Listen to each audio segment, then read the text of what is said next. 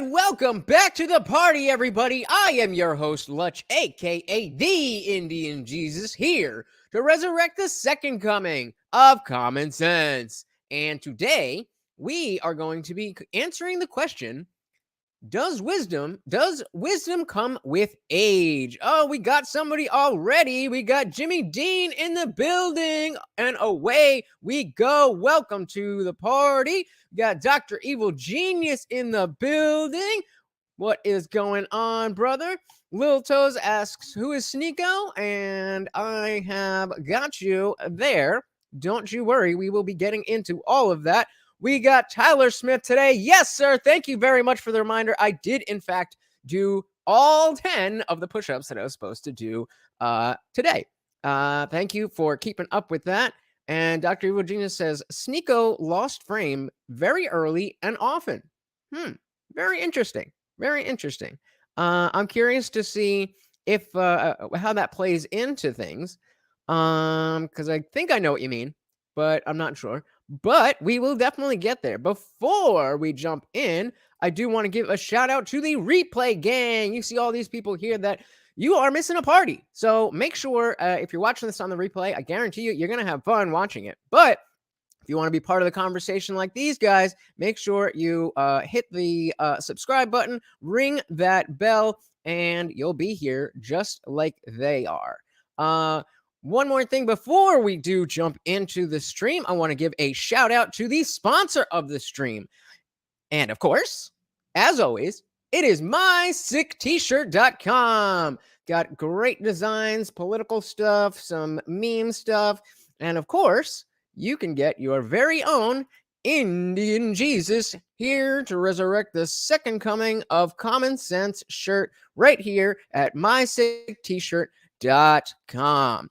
All right, so with that out of the way, let's jump into the question here.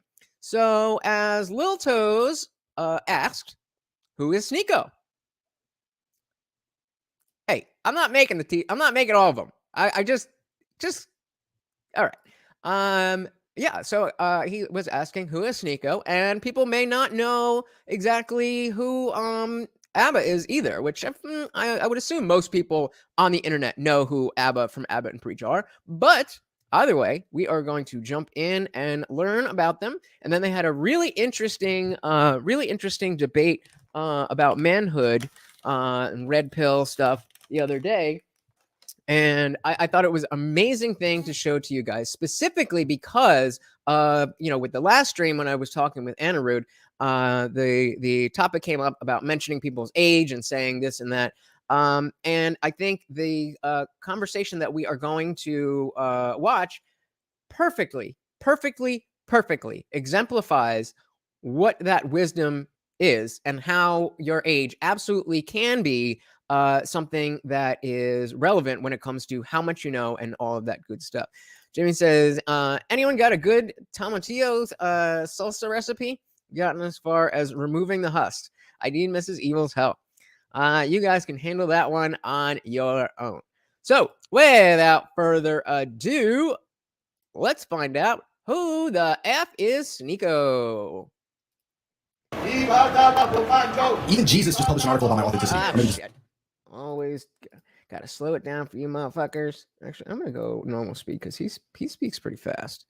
All right, take two.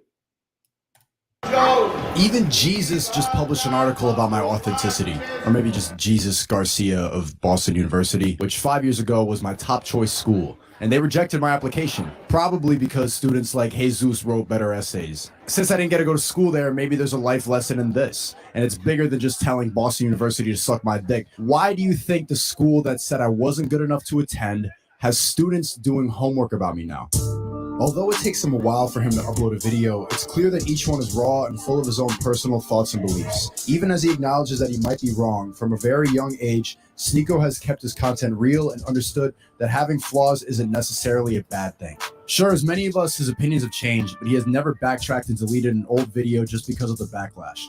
And that's something that, as long as there's no explicit reason, I promise you guys that I'm not just going to randomly delete videos because it's going to be really cool when I am fucking huge and you can come back and watch this and be like, oh my God, remember when Lutch said he wasn't going to do it? He wasn't going to delete anything. He really did. You'll be able to see everything, not only just the Indian Jesus stuff. I'm going to leave up the I Didn't Read Your Book podcast stuff. I'm going to leave up the All Really. So, I've been, hey, we got Up Your Ram. Glad to have you here as always. Welcome to the party. We are going over the Sneako and ABBA debate. First, just learning a little bit about Sneako. And as he was saying, yeah, he's been online for a long time, just doing this vlog style video essay type stuff, along with this thing he does called the 1 Minute Podcast, which we're also going to take a look at. Diving back in. Because of this, that his audience feels like they have grown up with him.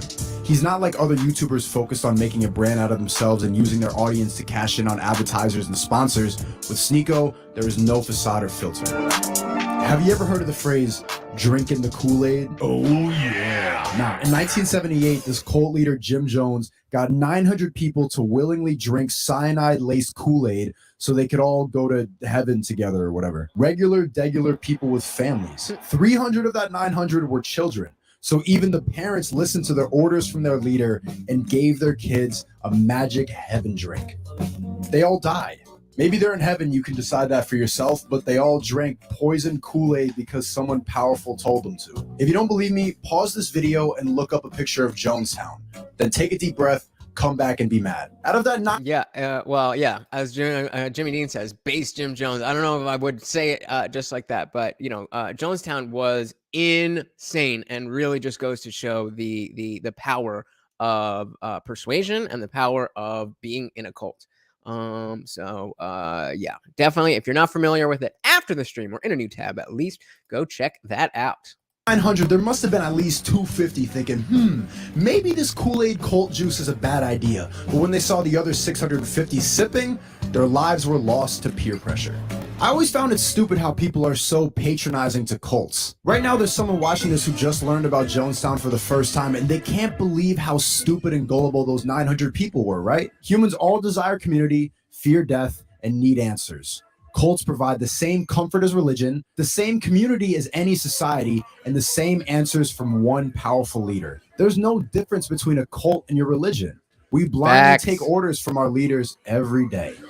Cults operate on the same system that all of you watching are into. You might find it ridiculous that 900 people drank cyanide Kool-Aid without hesitation, but almost all of you injected it.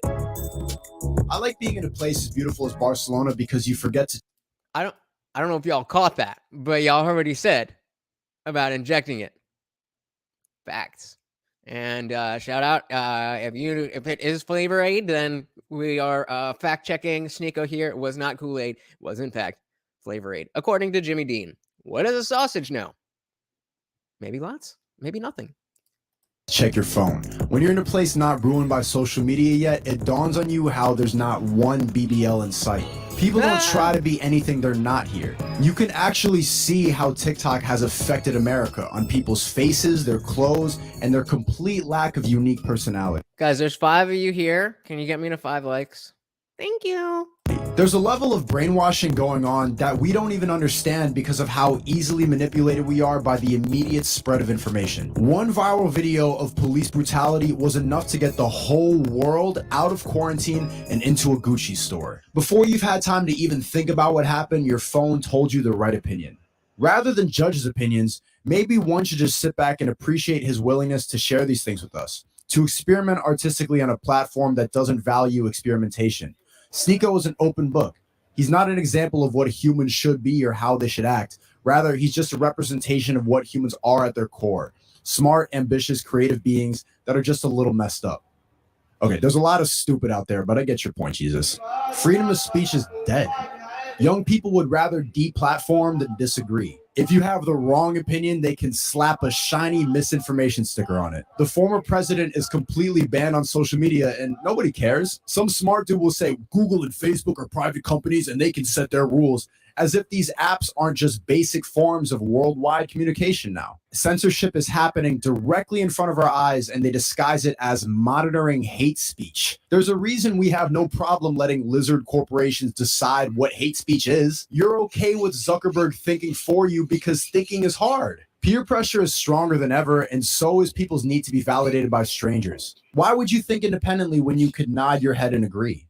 I'm traveling Europe right now and have done meetups in London, Athens, and Barcelona, and they've all told me the same thing. I don't agree with all your videos, but I've been watching you for years. You know who else you disagree with for years? Your friends and family. That's because I don't think and speak with any other motive than being truthful. The downside is I've accumulated the same amount of hate as love. The hate sits in the comment sections because you're not supposed to be authentic online. This guy seems just a tad too confident. I kind of want him to fail. He won't be on top for long. But in real life, so far, it's all love. There's no screen to hide your misery behind. In an age of media where people come across as one-dimensional, it's nice to know that Sneako is just Sneako. To know that there is someone out there who is willing to share their deepest and darkest secrets in the form of a well-crafted video. It's a gift.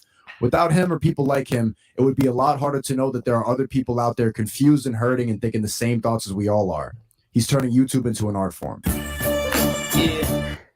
Don't drink the Kool-Aid. Or, as Jimmy was saying here, it was the Flavor Aid, and goes on to say they didn't do it without hesitation. He being Jim Jones, I assume, poisoned the kids first and forced most of the adults to do it at gunpoint. I did not know any of that. I'll have to take your word on that, but makes sense. But either way, point being is if you're in a cult, then you're just not thinking for yourself. Whether you're doing it, without hesitation, doing things to harm yourself without hesitation, or is at the end of a gun. So Little Toes, if you hadn't heard of Jonestown, there was this cult that basically, the details of what they believe and stuff, not too important, but it was a cult. They had this place called Jonestown, and they believed that if they followed their leader, then they would drink cyanide laced Flavor Aid and go to heaven. And Dr. Evil Genius is saying, yeah, most went unwillingly. I didn't know that. I thought this was all like, woo, let's do it. So maybe I need to look in. Maybe we'll do a stream about Jonestown. But today, that's not quite what we are doing. So I just wanted to show you. This is a lot longer than I thought it was. All right, well, we'll just watch some of it. I just wanted to show you a little bit of Sneako's 1-minute podcast, because he does do the video essays like this, but he comes out in this way a little bit more not authentic, but obviously that was a scripted video and this is on the street. So we'll skip around. We're not going to watch the whole thing. Topic. Oh, come on. How much do you lie? Never. Why? Never. How long have you been vegan? 5 years. Do you feel a moral superiority to other people? No. What do you think about meat eaters? The meat, not like the peanut. Brainwashed? So you do think you're better. If you think that everyone's brainwashed but you're a little better than everyone. Everyone was brainwashed but me. That's everyone. The meat eater? Like 99%, right? No, I don't think so. It's probably less than that. Okay, so you're better than 96% of people. Probably. But not because I'm vegan, though. Why? I'm an empathetic person. The title of this one was The Reason Men Lie. Choose to do and like the way I care about people is why I think I'm like a better person. Yeah. Does that make a lot of sense? You think you're so empathetic that it makes you better than other people? So you care so much about other people that you're better than them? Wait, I thought you were talking about jealousy. I help people. That's what I do. People are so jaded that they literally just like listen to like their own experience and then it clouds their judgment of other people. Can you give me an example? What's happening right now? What am I doing? You're not asking me about jealousy. You're asking me about my perspective, which has nothing to do with your podcast. So it's like, but it's all related. Because everybody has something that makes them unique and beautiful. I have no reason to be jealous because I love. Does everybody know who Sneako is? We can move on if y'all know who Sneako is. I just want to make sure. The replays and stuff. We're not gonna just ride with me. Ride with me, motherfucker. Love who I am. So love who you are and own your choices. There's no need to jealous to nobody. How much do you lie? Never.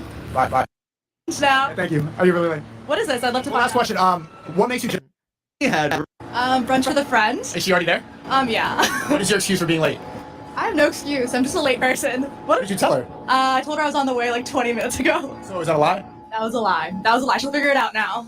Is that a justified lie? I think so. I think every New Yorker's late, so it's okay. So do you think that she knows that you're lying? Yeah. Yeah. So then why lie?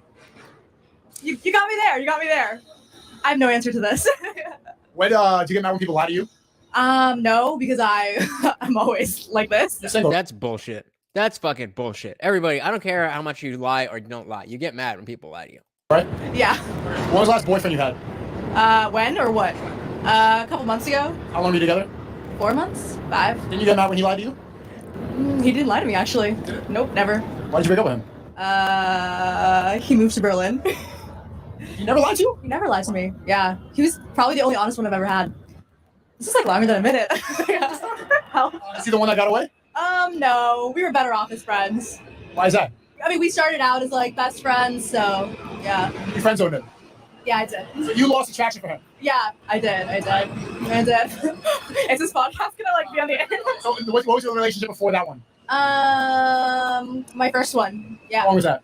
4 years. He was lying to you. Oh, he was lying. Yeah. Don't you see the difference? How you lost attraction for this guy who was not how the perfect guy, but then the man line, you love to be in the you don't treat me the right way, and you were attracted to him the whole time, right? Did you ever friend zone him or did he leave? I have no comments about this. Thank you guys. I should run to brunch now. Thank you. Are you really late? What is this? I'd love to One last question. What makes you jealous? Not much. Nothing. Yeah, no. Jealousy's dumb. Why do you think that 4-year Stop the boyfriend was cap. lying to you? What do you think his reasoning was? He was jealous of me. Oh, that's why he was lying? What was he jealous of? I don't know. I guess I'm You jealous. do know. Okay, fine. I think it's because I'm She just lied. a lot more secure as a person than him. And so I think he took it out on me because of that. And I'm just like a lot more successful, which eventually took a toll. So Lil Toes, I was actually going to skip this, but you can see that he starts by asking silly question and gets in a little bit deeper.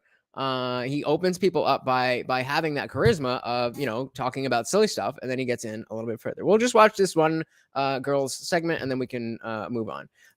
So is this dude supposed to be a red-pilled YouTube guy? He is, for the purposes of this conversation, yes. Yes. Just ride with me, guys. Ride with me. I can't give you all the information in the first 18 minutes. Just trust me. Trust me. Just trust me. So why do you think you were attracted to him the whole time? Because I was toxic.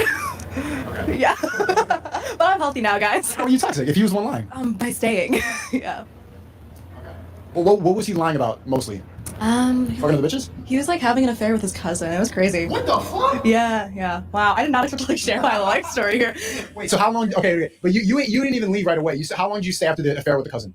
You stayed for at least 4 months. I mean, I was dumb. I believed in him. What was his reasoning? Like, oh, she's not like that. It's not. It was. He was like he denied it, and he denied it till the end, and then we broke up, and then they got together. Oh, wait, like blood cousin? No, they're not blood. They're like I don't know, like fourth removed. I don't know what it is, but it's like family What stuff. about the same reunions? Thanksgiving, kind of like yeah. It was lit. Yeah. Did you actually believe him, or did you just like the lie? I was naive. I believed him. Yeah. Don't do it. Don't. What made you realize he was lying?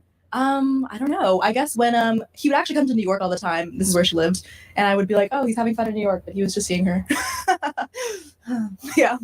It's just so insane to me that a 4-year cousin fucker gets more attraction than the 4-month honest guy from Berlin. The 4-month honest Berlin guy you got attracted to. Because it was, but I liked that relationship better, which is why it ended. You guys joined in the weirdest part of the conversation. Like, I promise we weren't.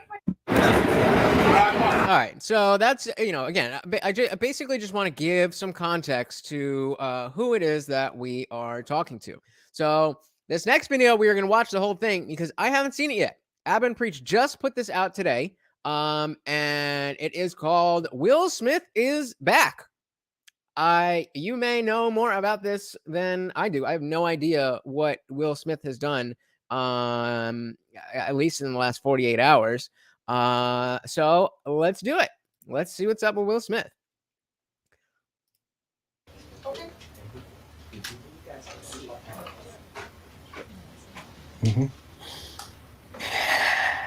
So it's been a minute over the last few months. I've been doing a lot of people. You also a lot of fair coin. Okay. Oh, this is from him. Oh, Jesus. Oh, no. Oh, no. why didn't you apologize to Chris in your acceptance speech? I was fogged out by that point. It's all fuzzy. I've reached out to Chris. Dr. Virginius, thank you for stopping by. Appreciate it. Make sure you hit that like button on the way out. Love you, brother. And the message that came back is that he's not ready to talk. And when he is, he will reach out. So I will say to you, Chris, I apologize to you. My behavior was unacceptable, and I'm here whenever you're ready to talk. I want to apologize to Chris's mother. I saw an interview that Chris's mother did, and that was one of the things about that moment. I just didn't realize, and I wasn't thinking, but how many people got hurt in that moment. So I want to apologize to Chris's mother. I want to apologize to Chris's family. How long ago were the Oscars? That must have been at least 2 months ago. Something around there, right? And now he's just have you guys seen this? I haven't seen this. Specifically Tony Rock. We had a great relationship. Tony Rock was my man. And this is probably irreparable. I spent the last 3 months replaying and understanding the nuances and the complexities of what happened. Someone said to me, I don't get why Tony Rock's so mad. Like, if y'all was friends, y'all can make it work. Life don't work like that. Yo, if you slap my brother on national television, embarrassing my whole family, you fucking dead to me. Apparently not, Jimmy. You think I'm gonna go up here and buddy up with you? It's not just my nigga got slapped.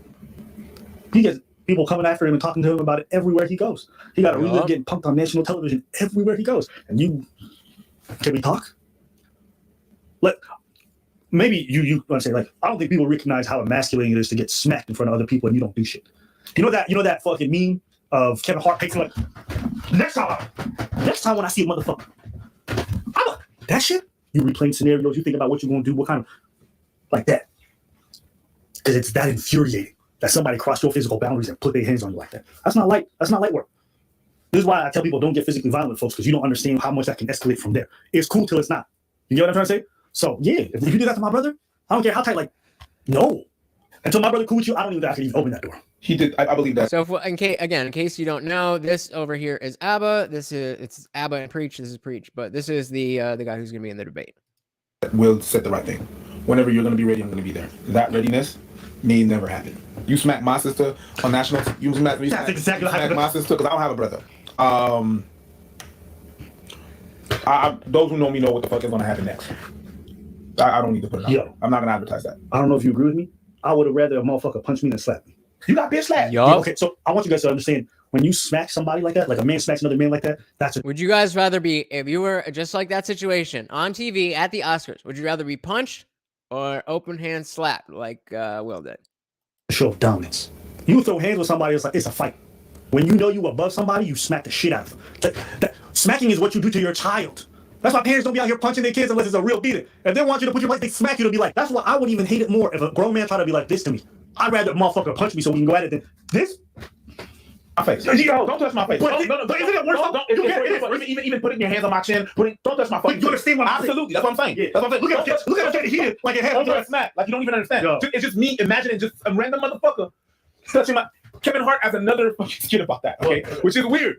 It's gonna be a but you understand. It's a funny skit to me. Now some people don't like Kevin Hart. I was like, you gonna smack me? No, it's not even that. It's whenever he has a bagel and he's in New York. And then a homeless person takes his bagel, but then a finger touches his lip and he loses his shit. I remember that. Shout out Kevin Hart, all right? In that moment. And I'm not gonna try to unpack all of that right now, but I can say to all of you, there is no part of me that thinks that was the right way to behave in that moment. There's no part of me that thinks that's the optimal way to handle a feeling of disrespect or insults. Will Toes, the level of awareness of what was going on to be able to catch a slap that you didn't know was coming, like I mean, we've all seen it a million times. Chris Rock had his hands behind his back. He was leaning in laughing because he had no idea that he was about to get slapped. That's why he didn't, back up or that he didn't know it was coming. So you can't, but I mean, what do they always say in the UFC? It's always the ones you don't see coming. After Jada rolled her eyes, did she tell you to do something? No. It's like, Isn't that even worse? Isn't that even worse? That she didn't even have to say anything. He was laughing. He was laughing when the joke came out. He looked over and he seen she wasn't happy. And she didn't even have to say anything. Which is relevant to what we're talking about today. I made a choice on my own, from my own experiences, from my history with Chris. Jada had nothing to do with it. I'm sorry, babe. I'm going to say sorry to my kids and my family for the heat that I brought on. You trying to protect your wife? And some people might see it as an admirable thing, like I said in the last video. But you trying to protect someone who constantly throws you under the bus publicly? Well, that might be a sign of loyalty to a lot of us. It just looks like you simping. We're gonna look at you. It's Was she protecting you when she brought you on the red table talk to talk about that entanglement? Was that protection? for the fact that you can't make her come. Oh, That's fucked up, my dude. Yo, listen. But some people make they think putting their shit out there. I don't put my shit out there. To me, I'm not gonna lie, Will just strikes me as a person who's a giver. And gives and gives and gives and gives, and that's where they, I And understand. it's not a bad thing to be a giver until You get somebody who just wants to take more than you got to give. boom, boom. It's like a well. If you don't let that shit run, there's no water for nobody to drink. Boom. Will look like somebody well dried out. Boom. Look at him. Don't he look like he pruned out? My doctor told me that I needed to get like more nutriments and more vitamins. So he told me to take some vitamins, and the vitamins. All the nominees, all the actors present, fuck all y'all can suck some dick. And I'll say this, for Hollywood, Vitamins. Yeah, vitamin D. need. Go about your day. This is a community. It's like I won because you voted for me. And it really breaks my heart to have stolen and tarnished your moment. Yeah, speaking of all the nominees, all the actors present, fuck all y'all can suck some dick. And I'll say this, for Hollywood to be so fucking virtue signaling about everything, the violence, blah, blah, blah. Y'all watched a grown man call somebody else on national television and sat in your seats and clapped for him vigorously when he got his award. Yep. Everyone passively endorsed violence against dudes just because they like the actor involved or because a woman was offended by a joke. That's what happened. So as far as all the other actors, I don't care if it's Denzel, I don't care who the fuck it is, they all sat in that room and gave him a standing ovation when he went and kept his award. They had time to reflect, see what happened, and everyone kept quiet. So anytime an actor wants to come out and say, guys, there's violence here, there's violence there, I'm always going to think back at that moment and how quiet everybody fucking was in that room when violence happened right in front of them. That's all I'm going to say. What would you say to the people who looked up to you before the slap, or people who expressed that you let them down? So there's two things. One, disappointing people is my central trauma. I hate when I let people down. What you said, the giving thing. Yep. Yeah. It hurts. And I don't want to pick psychologists, but it's something that often happens when an individual feels left out by either a family member or whatnot. So they feel like they need to give in order to be worthy to be like, you know what I mean? They need to fill that gap, like a bit of like I need to give so that people don't leave me. I don't need to not disappoint in order for people not to leave me. Like maybe that person left because I disappointed them. Sometimes it's something that's internalized like that. I don't want to play psychologist. I'm not one. I'm just telling you what I know about those situations that is very recurrent, and that situation is a bit similar. It hurts me psychologically and emotionally to know I didn't live up to people's image and impression of me. And the work I'm trying to do is I am deeply remorseful, and I'm trying to be remorseful without being ashamed of myself. All right. I'm human. why? You should be ashamed of yourself. That was very shameful. And I made a mistake. And let me unpack that. Trying to be remorseful without being ashamed. Let me ask you, is being ashamed a bad thing? Well, the feeling is bad, but it's not, I don't believe it's a bad thing. It's part of a cycle. It's a bad feeling that we have, so we link it to something being bad. So it's something being negative, you know what I mean? But it's a negative feeling, right? But in my perspective, when you're ashamed, so again, we're just showing you this because I want to give you the context. This is what they do. They'll take pop culture, politics, whatever it is, and they just give their thoughts on it. I just want to watch the rest of this because I haven't seen it, and then we'll get to the debate. There's a bit of shame in remorse, not all the time, but when in those kinds of situations when you are sorry about something that you did, there's shame in there. I think being ashamed Yeah, being ashamed is part of remorse because you have to go through that in order to be like, I'm remorseful because there's that feeling that I feel that I want to feel, that I know it's bad. So that shame that you have is the thing that's like, shit, I know, is the feeling that makes you know that the thing that you did was bad. Like, I didn't want to do that because I don't want to be the repercussion. So the shame is very linked to me. It's linked to remorse. It is. And it's actually essential for you to be able to redeem yourself. So you have to go through that step of remorse, of shame, to go through that process of remorse and be able to redeem yourself. But shame can be. So notice how Preach is not the well, let's put it this way, that Abba is the more articulate one, which is why he is going to be in the debate. Defined as a feeling of embarrassment, humiliation that arises in Not that Preach isn't a wise dude, just English isn't his first language. So relation to the perception of having done something dishonorable, immoral, or improper. By such a definition, 100% you should feel shame. And this is not to bash on you. I'm just trying to explain that, like, shame is not inherently a terrible thing. If you do something that is shameful, it's okay to sit in there and be like, I'm ashamed of what I've done. And then go from there to not have to relive that shame. I'm not saying you got to flagellate and do all this stuff, but I think shame is not necessarily a bad thing. And that's the thing, that whenever someone that does a crime and what they say is that they show no remorse. When someone doesn't show any remorse, you're not ashamed of what he did. He did what he did, and I did what I did. That's it. I'm not ashamed. Yeah. When someone's going to be like, "Hey, lock me up, I'll do it again," you have no shame. He's not ashamed. He's not remorseful. Yeah. So he's not able to redeem himself because he doesn't go through that process of being ashamed and having remorse. He doesn't. I'm trying not to think of myself as a piece of shit. So I would say to those people, I know it was confusing. I know it was shocking. But I promise you, I am deeply devoted and committed to putting light and love and joy into the world. And, what are you doing, Horny? if you hang on, I promise we'll be able to be friends again. The last part, I'm not really quite sure who he's talking to, and I don't know who he's talking. Sorry, I mean, if you want to finish the rest of that video, it is called "Will Smith is Back" on the Abba and Preach channel.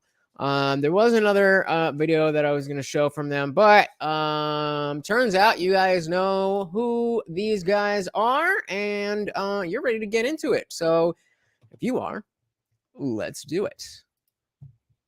Talking to your channel's doing really well, congrats. What have you noticed? Because you get almost 1 million views on every single reaction video. Like, you do social commentary on a regular basis. How's your perception of the world changed? Like, what's your worldview now? What's some stuff that you're thinking about that other people probably are not tapped into because of how much social commentary you do? If you're asking me what's changed about me, I think being around Preach, having the opportunity to, it's also like my time on YouTube has been interesting because I started really aggressively when I was around 26 and I'm 32. But that's been a really big transitional period in my life. I think I've become much more relaxed. I've just chilled out a lot more. I'm not as angry. I don't have as many issues. I'm in a much better place. You're making a lot more money. Yeah, I mean, that's only been the last year and a half. Before that, I was still making 30, 40K a year. So you have to notice how that's the first thing Sneako went to, is that, oh, because you got money, you're happier now. Like, okay, yes, but again, I'm stringing guys along because this is, I got this. Trust me. Take this ride with me.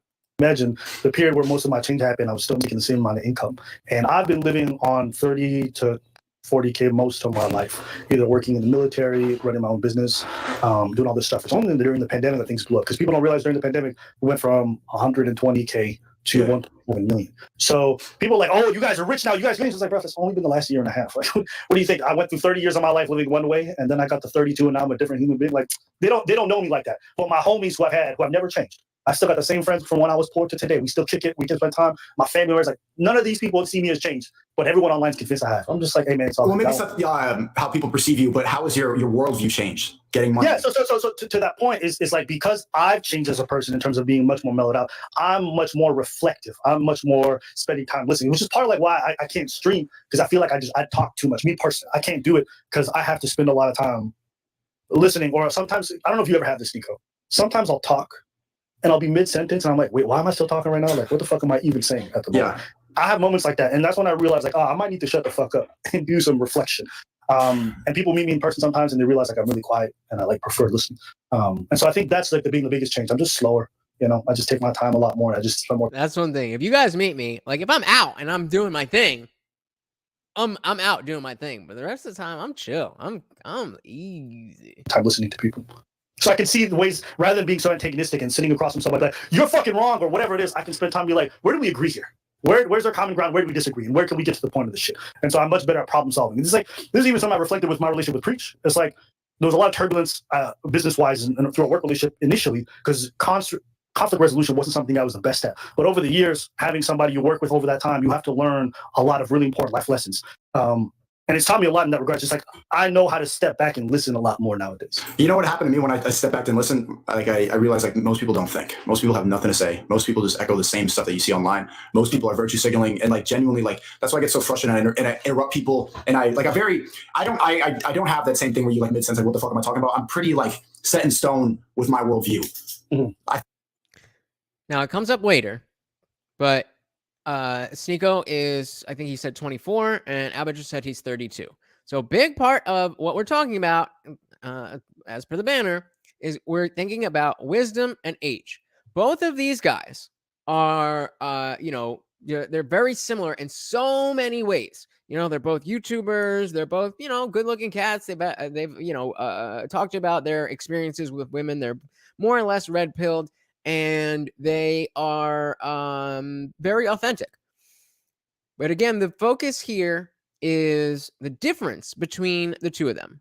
And we'll keep touching more on it as we go. But that's what I want you paying attention to. I genuinely think like I've taken the red pill. I see the truth of the world. And the red pill is bigger than just women. The red pill is realizing that we're all just pawns in this game. Mm-hmm. They're controlling us completely. And so because I follow that, and I don't see how anyone cannot see that like as a reality. Like the pharmaceutical industry, the banks, the government, everything is all a scam meant to manipulate and control us. So because I follow that, like I never find myself get off track. Like I stick to that because I don't see how that's just not the truth. It is the truth, Sneako. But the thing is, this is the way the world works. And when you just figure that out, you get a lot of red pill rage. But that doesn't help you. So instead of just being angry at the world, you need to figure out how to navigate these waters that are very different than you thought watching Disney movies growing up. Yet he's sitting here thinking, no, I got the answers. It's all a lie. Like, yeah, dude, we all know that. Truth. We can't trust the government. There is brainwashing. Social media is bad for you. TikTok is ran by China, meant to manipulate people and make them all like change their gender and believe in nonsense.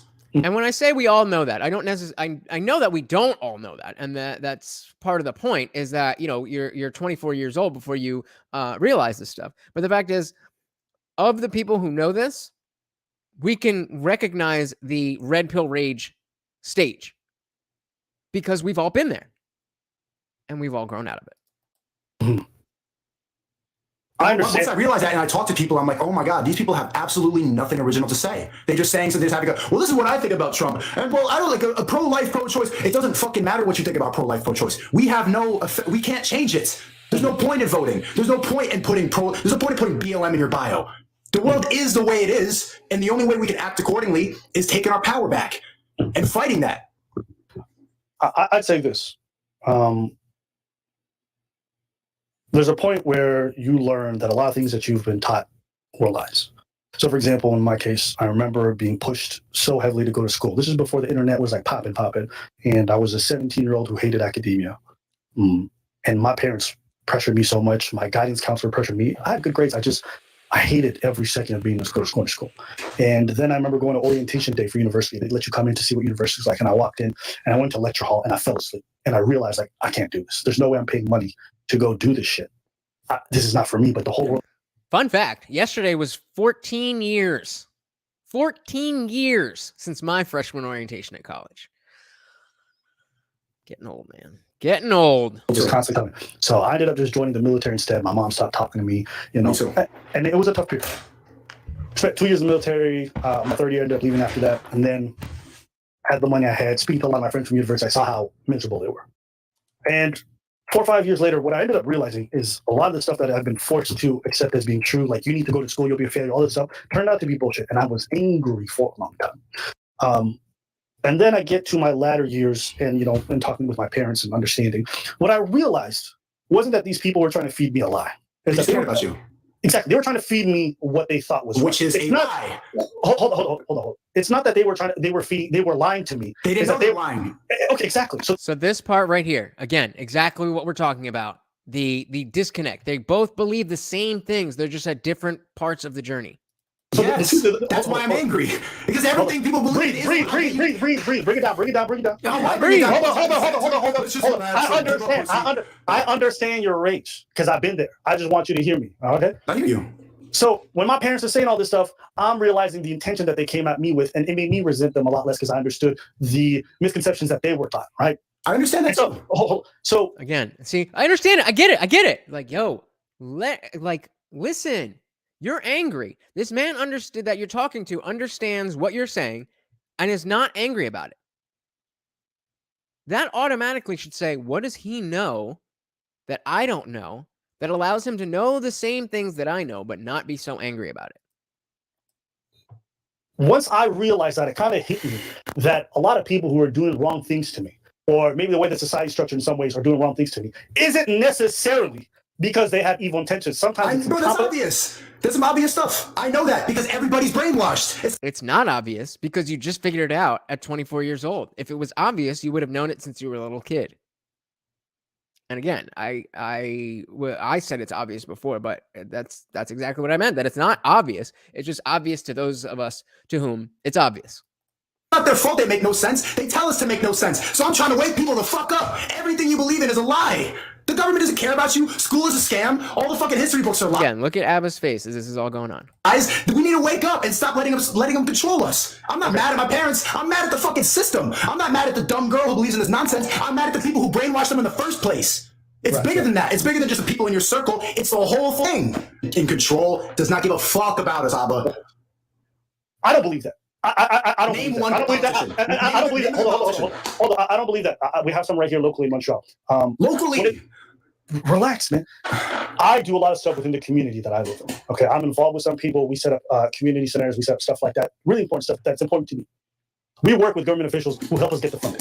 What I'm trying to tell you is, I understand your displeasure. I understand. Look at Sneako's body language again. The I know I've been saying again a lot. I realize that that's a new tick that I got to get rid of. But as I was just talking about how this man is sitting there willing to have a conversation with you and is not unaware of the things that you're angry about, but has seemingly found a way to deal with it. And all you're doing is trying to act like you already have the answers because you have some of the answers. This is the Dunning-Kruger effect playing out in real time. It's playing out in real time. He knows a little, which makes him think he knows everything. But it's not just about learning about the lies. It's about learning how to deal with them and not let it make you this angry. And the fact that you're like, man, the government's fucking up all this stuff. What I'm trying to tell you is that there are still people that you can work with that can do some change locally. What I think is, hold on. Breathe. I think people are so terminally online that they look at these problems on the whole and they're looking at the canvas, not realizing there's a small picture right in front of them. Okay. If you spend so much time online trying to solve the world issues, what you end up realizing is you can do nothing because the problem is too expensive. But if most of us focus on the shit happen in our communities, there's a lot more that we can tangibly do to make a world a better place. And I'm just going to finish on this last one, okay? I was very fortunate that when I was a young man, I had somebody who wanted to help me at a really pivotal point in my life, okay? Somebody who worked in the government. Now, when this person helped me, they didn't understand the kind of influence I would later have later on. But they unintentionally, by focusing on their community, helped breed somebody who in the future can help people on a larger scale. I think too many people are so busy, like, oh my God, there's a typhoon in Taiwan. Oh my God, Sri Lanka is going underwater. There's riots in Tibet. All this stuff. It's like, bro, you don't even know what's happening across the street. And there's been studies that since the advent of the internet and not just like the invention, but the ubiquity, is that a word? I think that's a word. But the fact that like since everybody's had the internet and we've all been plugged into these global issues, people are less happy. People are more anxious because there's so much more coming at us that we're supposed to care about that we just can't do anything about it. Back in the day, if it was outside of your neighborhood, outside of your state, you just didn't know. And yes, it's good that, you know, the world can come together and do whatever for certain things, but it also has an effect on the way that you view the world and the way that you view your life and the way that you go about day to day. And they always say, think globally, act locally, but people seem to skip that second part, and they just want to think globally, and then that's it. I mean, thinking globally is at least better than not thinking at all, but you gotta start somewhere, and trying to change the world is not the first step in any plan. You ain't been to your local community center to volunteer for 1 hour. People are spending so much time consuming everything everywhere, they forgot to just be in their own fucking house. So go deal with your family. That's why Jordan Peterson says, go clean your fucking room, okay? They're saying these things because we're always taking a global approach to everything, when really you just got to slow some things down. So that's... But from the top, they're trying to ruin the home. Divorce rates are at an all-time high. They're telling us to stay inside. Again, this is not anything Abba is not aware of. But you repeating it without a solution does nothing for anybody. Jeez, my attendance might be sporadic. Women came over and started filling the shot glasses all the way up. You do you, homie. You do you. I will not be offended. Even if we like go clean up the fucking trash on a beach, then they tell you to quarantine. Then they tell you to stay inside. Come on. Even if you go try to pick up trash on the beach, they're going to tell you to quarantine. That's not how that works, right? I mean, come on. You're reaching at that point. Ultimately, like, yes, you could do local stuff, but the top powers have more control. And like, yeah, okay, your local politicians, blah, blah, blah, the comptroller of Montreal, sure, but they don't have any power in the large scale. The people who control this the most have all of the money. And how did they get there? How did they get there? They all started somewhere. And Abba's point is, if you start locally, then now you have control of that local, you know, whatever, municipality, whatever region you're talking about. You have more control there. You have more say there. Then you move on to your county. Then you move on to your state. Then you move on to, you know, you have to start somewhere. And trying to save the world is not a first step in any plan that has ever worked to do anything for anyone.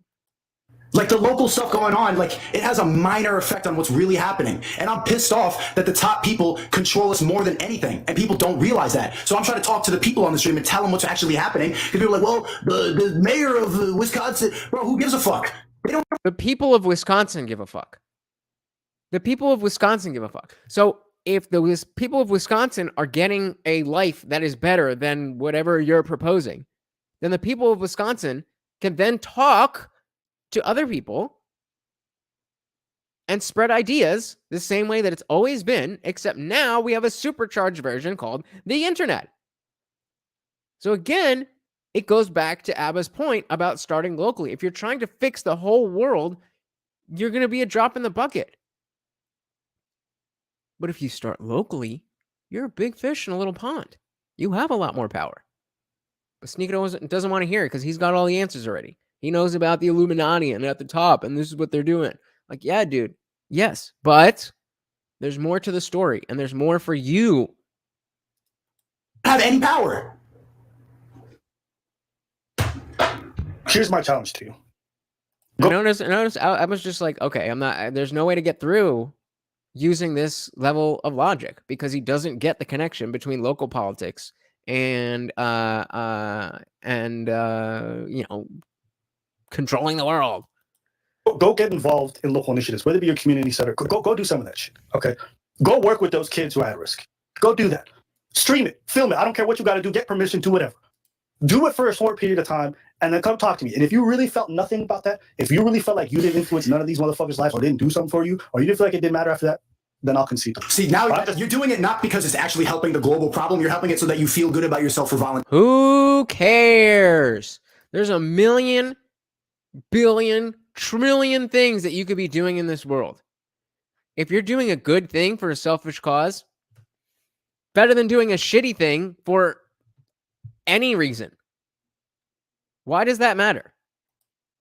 I did a good thing today. The problem doesn't change. We're all brainwashed. Yes, you feel good because you got a volunteer sticker and you made some soup for homeless people, but the shit is still happening. This is that black pill shit. That black pill shit. And it comes with the red pill rage. And there's a period of it where if you go down this road, there are people who will continue to, the further you go down this road of nothing matters, nothing can be helped, everything is shit. You, at the end of this road is a bunch of losers who think that they're so smart, but get nothing done.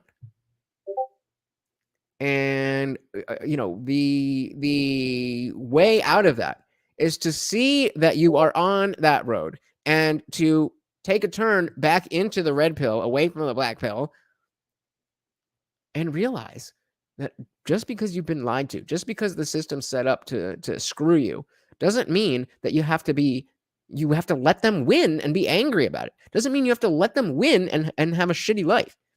You can still do stuff. And this dude's got 1 million subscribers on YouTube. So what you complaining about, bro? They're taking more and more control. And what they're going to do is tell us to stay inside again. Everyone's going to be scared, and we're all going to be shaming each other, and they're going to keep trying to ruin the home by making these women unwifeable and making the men sad. There's a bigger problem going on than soup for homeless people. I can't speak to what you've experienced. I'm going to just share one personal thing. That's it.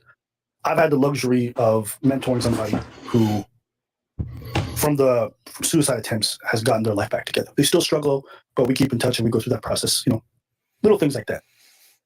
Do I do this for me? I'm sure some portion of it makes me feel good. Yeah. But I can't deny. Again, just yeah, I get it. Yeah. More stuff not to do, even if it's not a debate, just to let the other person know that you're not an asshole. Yeah, no, I get it. Yeah. Yeah, no, yeah. If you see me doing it, I'm doing it sarcastically because the other person's not listening.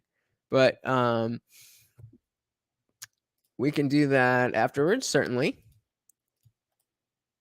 That I'm so happy just for them. Even if I never got to see them again, even if I didn't get any updates, just knowing that they good. I quit. That I think is important. I think community, I go in the subway helping others. To me, there's just nothing. I'm never streaming YouTube again. is cool Yo, because it's it says I not- get to just make see the other content and guy, people like, message me, and that's great. But it doesn't feel nearly as intimate or as impactful as the people. It doesn't feel. You're talking about like how you feel, but it does not solve the bigger problem. Hey, we got Jedi Mike in the building. What is good, brother? Glad to have you here. We are talking about the Sneako and ABBA debate. Glad to have you, brother.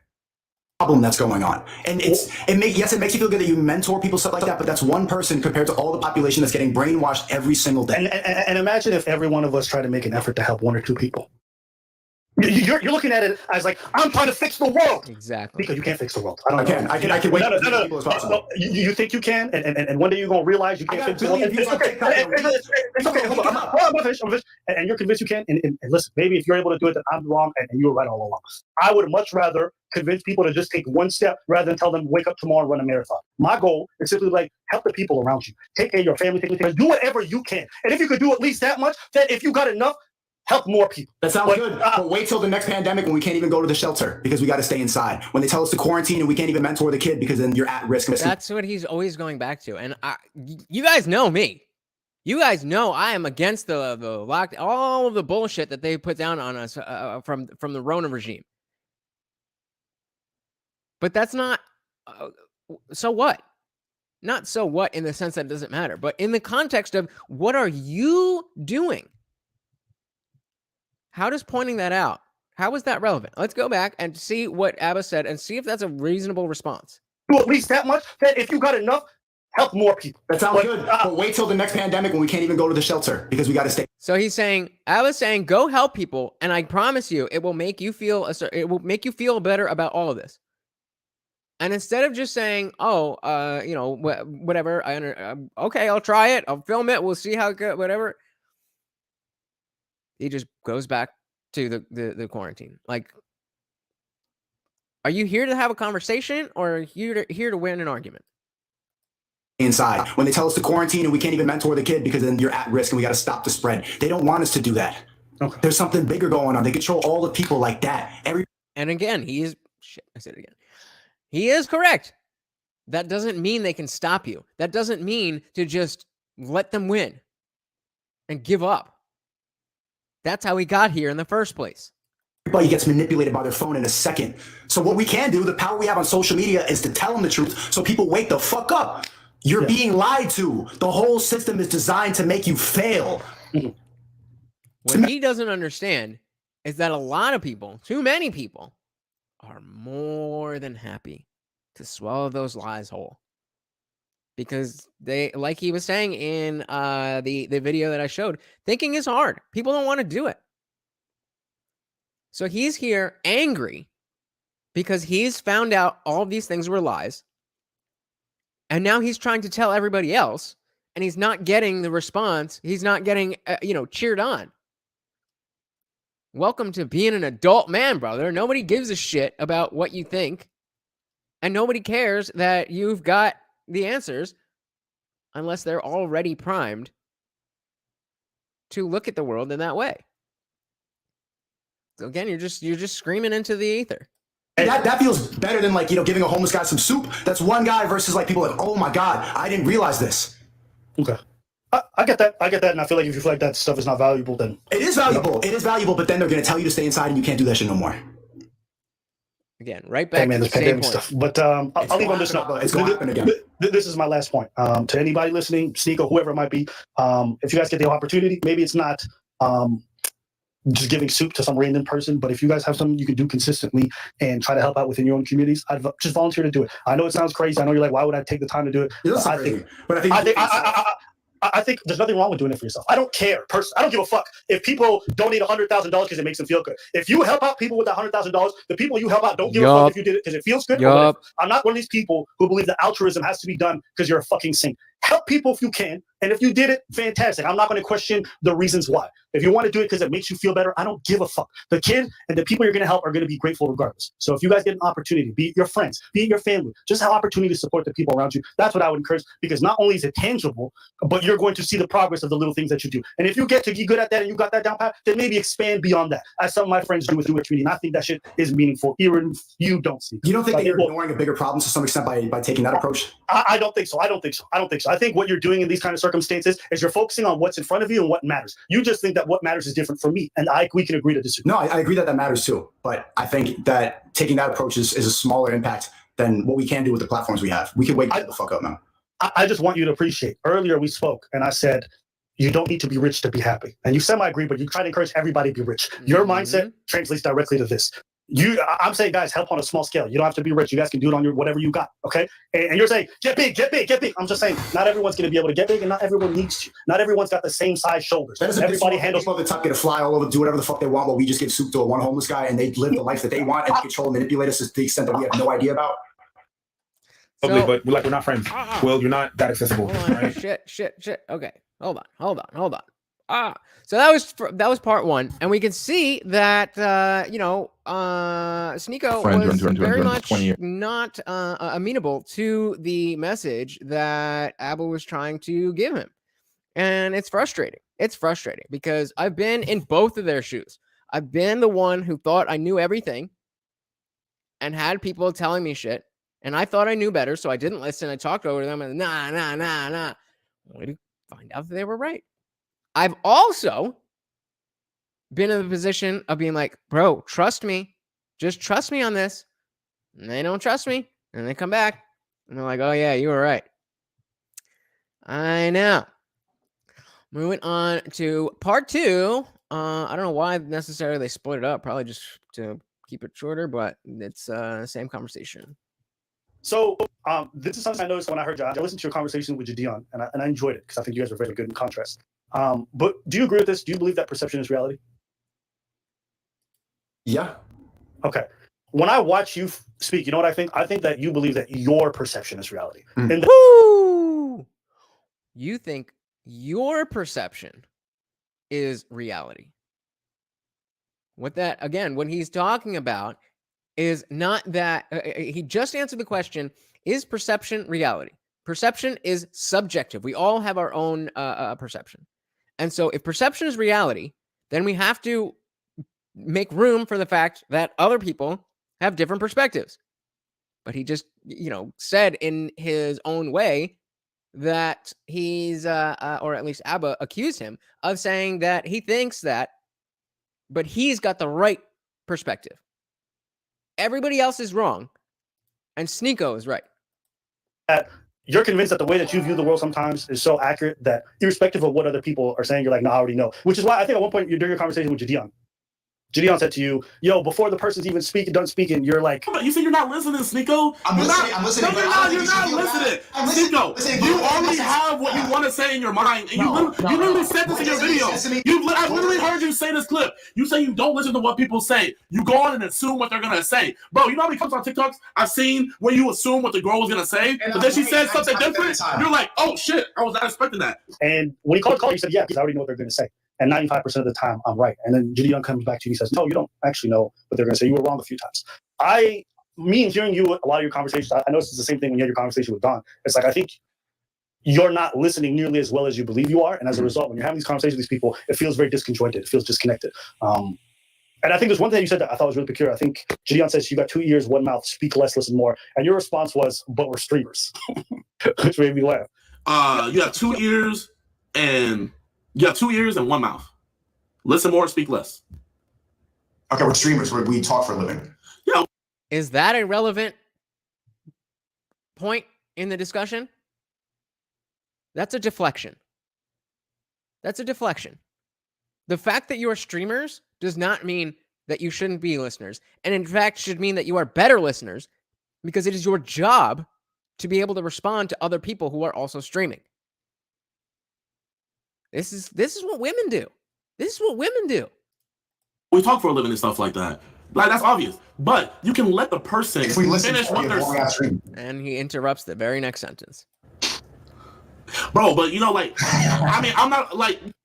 I think streaming is dope. I think you get up online, you talk for hours, you go through a bunch of stuff. But because you speak at such lengths and you don't have nearly as much time to take in information, sometimes you're not making much sense. Okay. I had the series. You've seen the 1 Minute podcast before, right, Abba? Yep. I have interviewed people on the street. You've done street interviewing for a long time too. The general realization that I've come to from interviewing people, and I listen to so many people. Like every 1 Minute podcast I do it once a week is like 3 hours long, and I talk to so many normies getting off the train every single day. I don't interrupt them. I let them talk. After years of doing it, years of street interviews before that, what I've come to realize is most people don't think.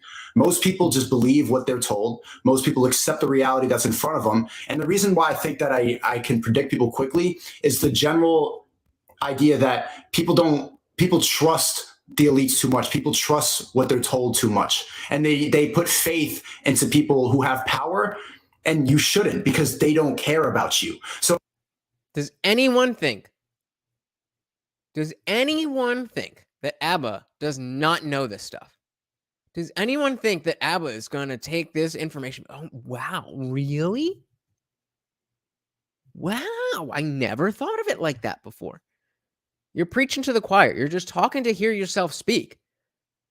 And because you know you're right about this thing, you assume you're right about everything. And again, I can say that because I've been there.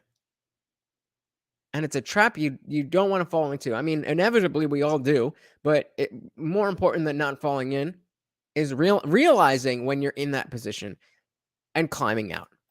Everyone is virtue signaling. Everybody has this false empathy. Everyone has a false idea. And my conversation with Gideon was annoying because he's defending people that are silencing him. He got banned on Twitch, and he's still defending the platform that banned him.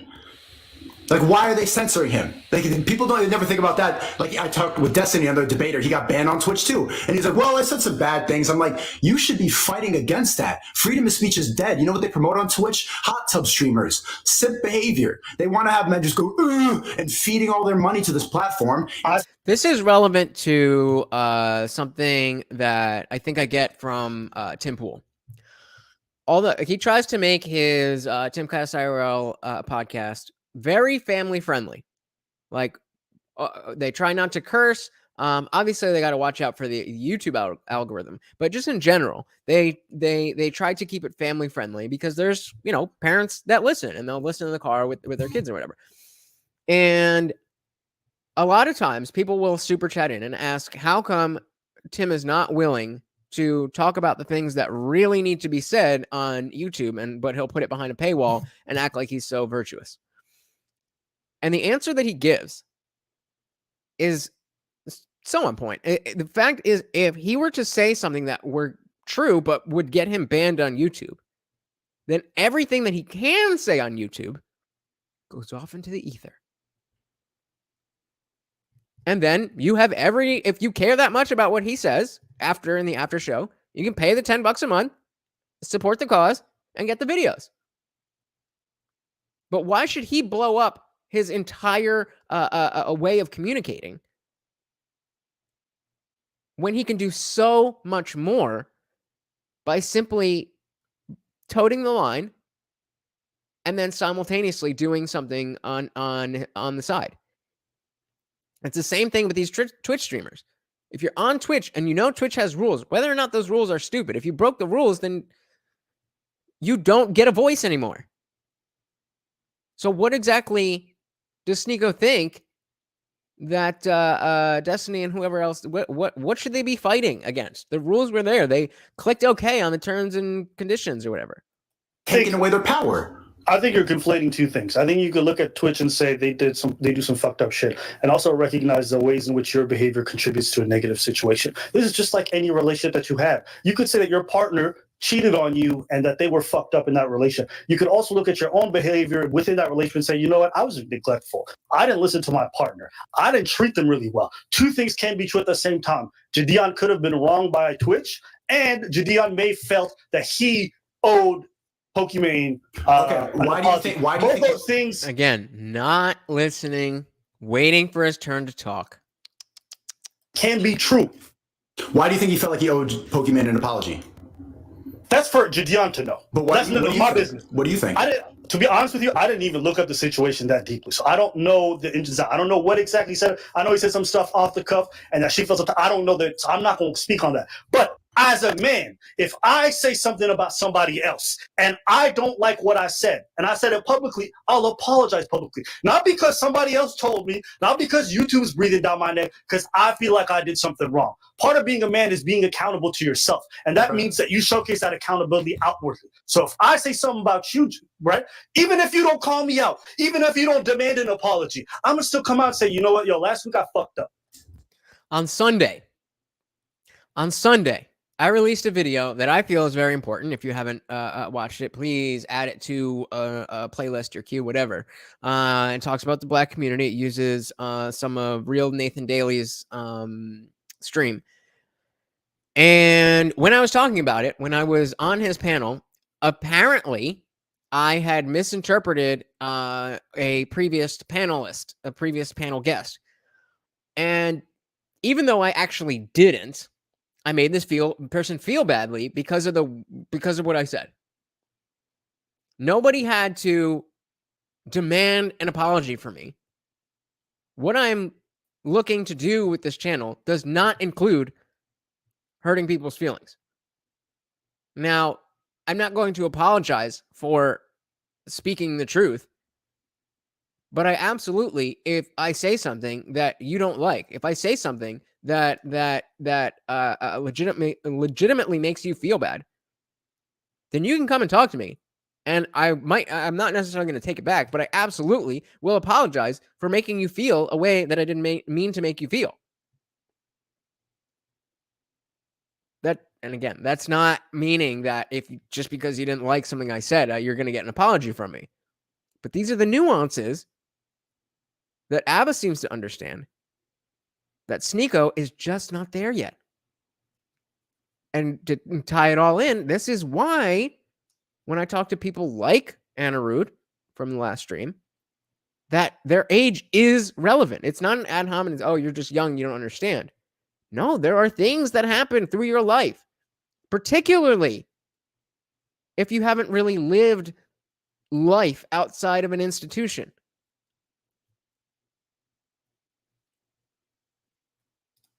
Does wisdom come with age? Right, I was talking about Sneako, and I said some shit that now I think is foul. Even if you're like, yo, it's not necessary, I'll still apologize because it's in me. You get what I'm trying to say? I think it's very great for so many people to look at themselves and be like, I was wrong, and we need more of that. Because too many people get up on these platforms and always talk about others. Oh, women are trash, women are trash. Nigga, you live in your mom's basement and you ain't showered in a week. Yeah. What's wrong with you? Yeah. Yeah, nobody wants to. Everybody's talking about others. Oh, the other gender's a problem. Oh, they're the reason why I don't get any. No, it's you most of the time. 95% of the time, you're the problem. That's why So I will not get on anybody who gets up on here and says, you know what, this is why I fucked up. And I want to hold that on me. You get what I'm saying? It's too much. It's too much everyone else. It's not enough looking inward. So that's what I would say about it. I agree. Chat is saying, what are y'all thinking in the chat? I'm not hearing anything. What are y'all thinking? that you're kind of, you ride the fence a little bit. I think Playback does the same thing. I think a lot of commentary channels, they want to go red pill, and they decide to take, like, if they make one red pill video, they'll balance it out by doing like a woke video in terms that you have more mass appeal. Do you think that's what you do? No, but why do you think that's what we do? Why do you think that we're doing that? So if you didn't really catch that, there was a video that Abin Preach put out specifically addressing whether they felt they were part of the red pill manosphere community, and they said that they weren't. They said that, they have their opinions that sometimes align with the red pill community, but they don't see themselves in that light. They don't agree with a lot of the tenets of the red pill.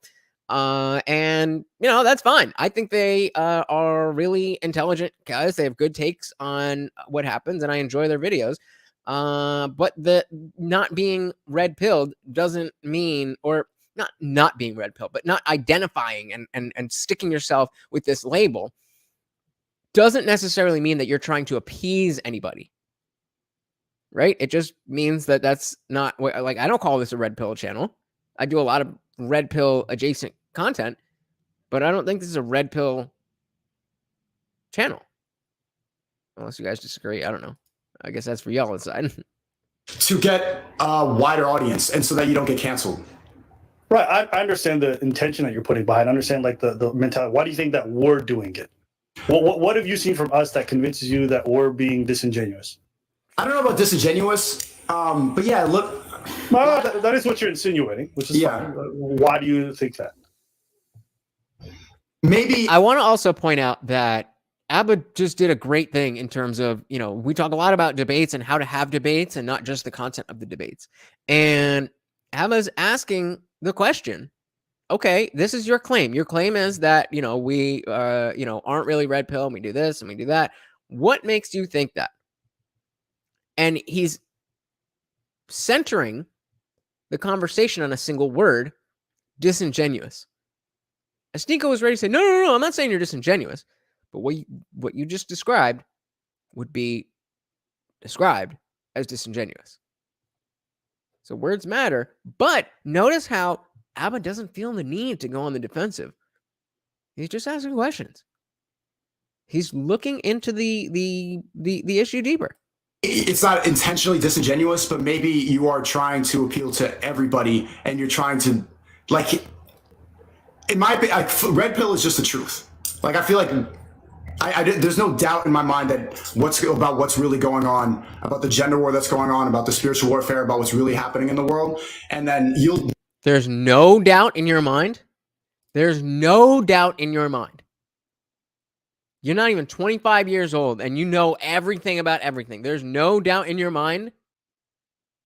Come on. Make some videos that kind of like tote the line. Mm-hmm. You see what I'm saying? And Playback, like, I talked to Agent, and like whenever I say that, like, they'll make a red pill video and then immediately make a woke video. And then he laughed when I said that, which if they laugh, then that's how I know it's true. Okay, that's a wild reach, but I get what you're saying. I would say to you, maybe I don't understand this.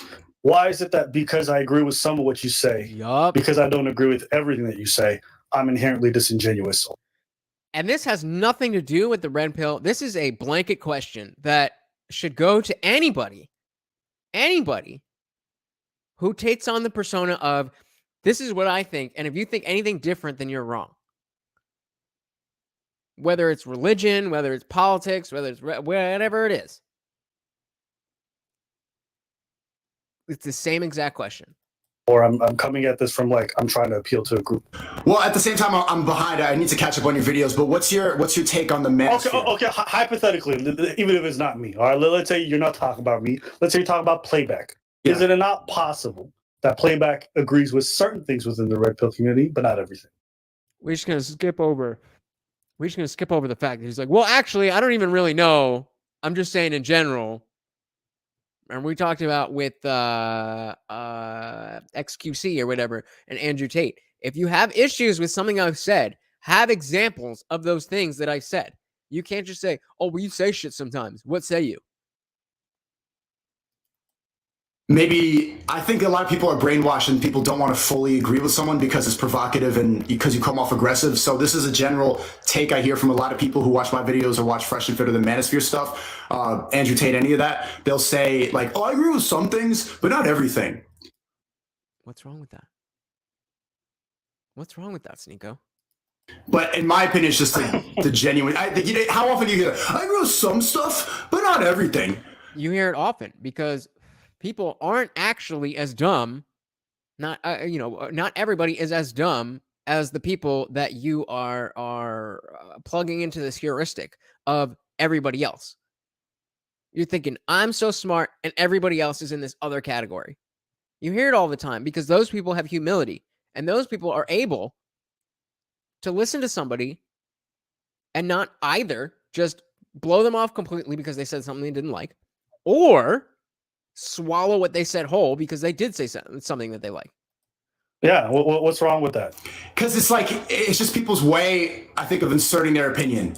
And it's just okay. How dare you have an opinion? I'm with you, Sneako. So here's a hypothetical. Right? I am not a religious person whatsoever. However, I do think there's some aspects of religion I think are really good. Be it the idea of that they formulate good communities, that they commune everybody together for Sunday church, just so people spend time together, that they give people a set of certain values, be it like love your neighbor, this and that. But when they talk about shit like stoning gay people, I'm like, maybe you lose me. Okay. I'm going to take this opportunity to stand in my soapbox and say that is exactly why we need to separate religious language from political and moral language. Those need to be different. People need to stop saying that religiosity is the same thing as morality. You will get more flies with honey than vinegar. Moving on. They talk about certain shit like, you can't fuck before marriage. Maybe you lose me. Is it not possible that I see green in certain aspects? Well, I think most of life is a middle ground. Okay. Do you think that there's a gender war going on? Well, no. Hold on. We switching topics right now. Can we not just stick to this before we go to something else? I agree with you. I agree with what you're saying. Okay. So then let's go back because you initially started this with you felt like me playing back a couple other groups of people were being maybe a bit disingenuous because we were trying to appeal to the mainstream. I guess the point I'm trying to relate to you is that me having been part of the pickup artist community when I was coming in as a young man and me learning from a lot of that stuff, there was a lot from that I could take that was helpful. And so I always repeat this stuff. And if you go through my videos, you'll see I repeat a lot of the same shit. I never said the pickup community is perfect. I said some of the shit that they taught me is fantastic. And I even repeat a lot of that stuff. But it's not because I repeated some of that stuff that I think everything is wonderful.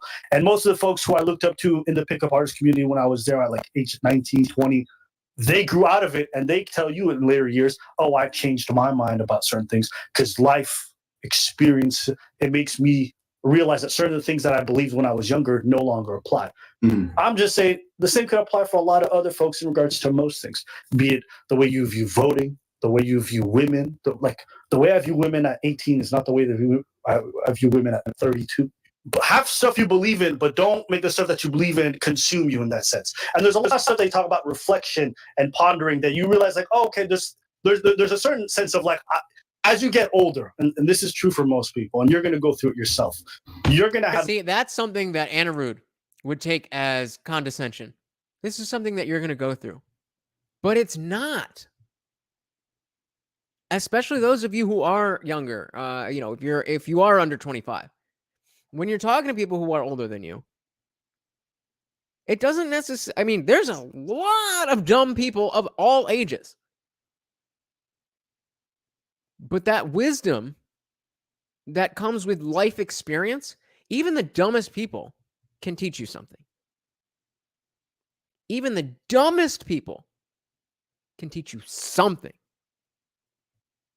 You have to, you just have to be willing to listen. a better view of yourself. Almost like you're seeing yourself in the third person. You know how you play video games first person shooting all the time? Playing a third person shooter is completely different because now you got your whole body in frame. You see what it looks like when you crouch. I think as human beings, we gain more of that perspective as we get older in life if we're reflective enough. And what I used to believe at 21, I no longer believe now at 32, just because life's experiences and my own reflections realize like that's not true at all. Maybe like, it's because again. Didn't even finish his sentence, and Sneako's already ready to jump in. more sedentary as you've gotten older. Like maybe it's because it's like you become less of that aggressive man that you were at 21. Like right Here comes the mental gymnastics. Just as Abba said, you think your perspective, your perception is reality. And so anybody who diverts from it has it wrong. So now he's going to do the mental gymnastics. Okay, you think differently than me. This is why. Not what you're saying to me explicitly as we're in a conversation. I know better. now I'm very like, I'm all about my testosterone balls, manosphere shit. And then maybe you're just 32 and you're like, man, let me settle down. Even if that were the case. What's your point? You like fucking Sneako? We all do, yeah. You like fucking you, pussy? Yeah. Believe it or not, that shit gets old. Nah. 100%. Nah. 100%. And I could point to you hundreds of players who are online right now who have videos of them telling you new pussy gets old. In fact, how about I tell you this one? And this is something even Andrew Tate says. This is something even Andrew Tate says. All right? Sex becomes overrated after time. No, it's overrated now. Yeah, it's like Sneako. Talking out of both sides of your mouth. he says new pussy's like, why do you think that is? Because you get used to it. It becomes like when you eat the same food over and over again, it becomes boring. So we know that he just demonstrated he understands the concept. That's why you get new. That's why you get new pussies. So you spice it up. Or keep upgrading. But guess what? After you had enough new pussy, there is no more new pussy. No, you think that. After you've had a few dimes, you realize dimes ain't nothing. After you've had... Now listen, I am not claiming to be somebody who has experienced, I don't really feel like I need new pussy.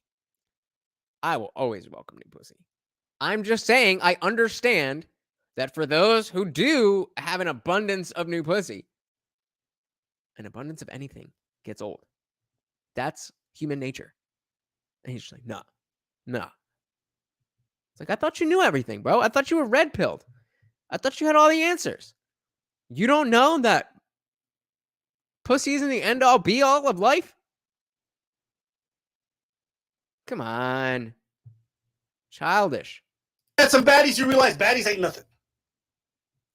So what do you? Why do you think so many of these dudes, as they get older in life, they stop talking about this shit nearly as much? Because they get older and they're less testosterone. It's not even that. It's you realize, like, bruv. And you see that. You see that. Yeah, well, actually it is. The payout ain't worth the work in. Because you get tired. You get older, you don't have as much energy. You get, It's like, even if you had the energy, because it's not worth the time. You know, there's a video. I like, maybe you don't give a fuck about his opinion, but no, I do. I thought it was great. It's one with Shaquille O'Neal. He talks about his divorce with his first wife. And he's It says Shaq reflects on divorce and mistakes. The Pivot podcast clips, if you want to check that out. Like talking about like how, you know, he was fucking left, right, and center, and she was giving him kids. And at one point during this period, he got caught cheating, and ended up fucking up the marriage. They get divorced, and now, you know, Shaq is, I think, closer to 50. And he says something that I thought was so telling. He says, looking back now, I realize like I was the one who fucked most of that up.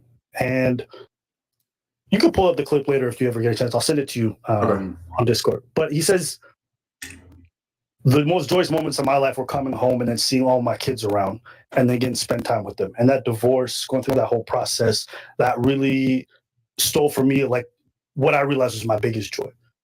I spend time with my nieces now. I spend time with my mom, taking her out to dinner, you know, showing her good stuff. And I realized like that's the stuff that matters for me. I've had pussy. I've had enough of it for a lifetime that I'm like, bro, if I get new one, it's not even.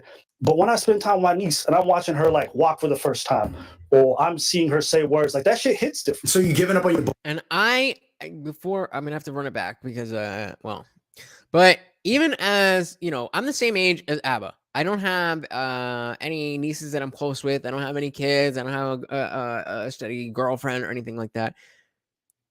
But the fact is, I can relate to what he's saying. And the sentiments of what he's saying make absolute perfect sense to me and don't need to be undercut by, well, that's because you're old. That's because you have less testosterone. That's because this, that. It just makes sense. And hey, we got Miguel in the building. Welcome to the party, buddy. He says it takes months of sex before you can even figure out what really works with that person and yourself. You're missing out on a lot by jumping around. I would tend to agree with you. I was never really a spin plates kind of dude. I had a serious girlfriend in high school, and I had a serious girlfriend in college. And I did my thing, but for the most part, I much prefer that version of sex where you're legit connecting with someone, and call it soft or gay or whatever. But I'm not saying I don't like random hookups. I'm just saying if I had the choice, 1000% of the time, I would rather sleep with somebody who I am comfortable with, who I like as a person, who I know likes me as a person, who and who I know is attracted to me, as opposed to just somebody looking for a dick. You know what I mean? Like, I completely agree, Miguel. I completely agree. balls? It's not even that. It's like, All right, let's run it back. I've had experience walk for the first time, or I'm seeing her say words, like that shit hits different. So you giving up on your balls? It's not even that. It's like, I've had experiences where the pussy was just like in front of me on the platter, and I'm like, bro, I just want to sleep early today. Yeah, you're Like, getting tired. You're getting older. Like, that's just like, I'm too tired to fuck. I don't understand why Abba's not like just acknowledging that. Like, yeah, I'm getting older. I've been doing this. I've been in the streets. It gets old. That's not the point. You're going to get older too, Sneako. You're out in these streets. You're going to be in the same position. What does it matter? What does it matter if it's because you're old or because you're just... The fact is, this is your future. You're staring into your future. And you're trying to argue with it from the past. Come on. What? Well, it's. But if I was faced with the same choice, if I was to see family or things like that, I wouldn't make that same decision. What I'm trying to tell you is your priorities shift as you get older. Yes. As you start to Is get it your realize priorities shifting, or is your testosterone just dropping? No. As a man, your testosterone doesn't drop until like you're 40. Tate's older than you, and he's still on like get pussy shit. I mean, he's talking about how it gets. He's boring. not. Which exactly. It has nothing to do with being too old or being too tired or not having enough testosterone.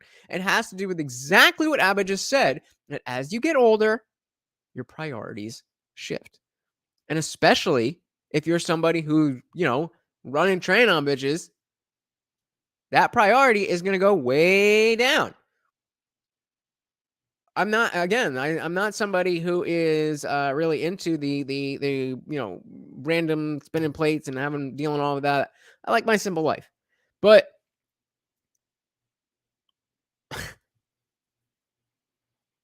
like even when I was 25 and I was single, I put a lot more effort into talking to girls and trying to get with girls because I cared about it more. Now I put virtually zero effort into it because I just don't care anymore. Some hot chick comes, knocked on the door and say, "Hey, I'm here to suck your dick." Then please come on in.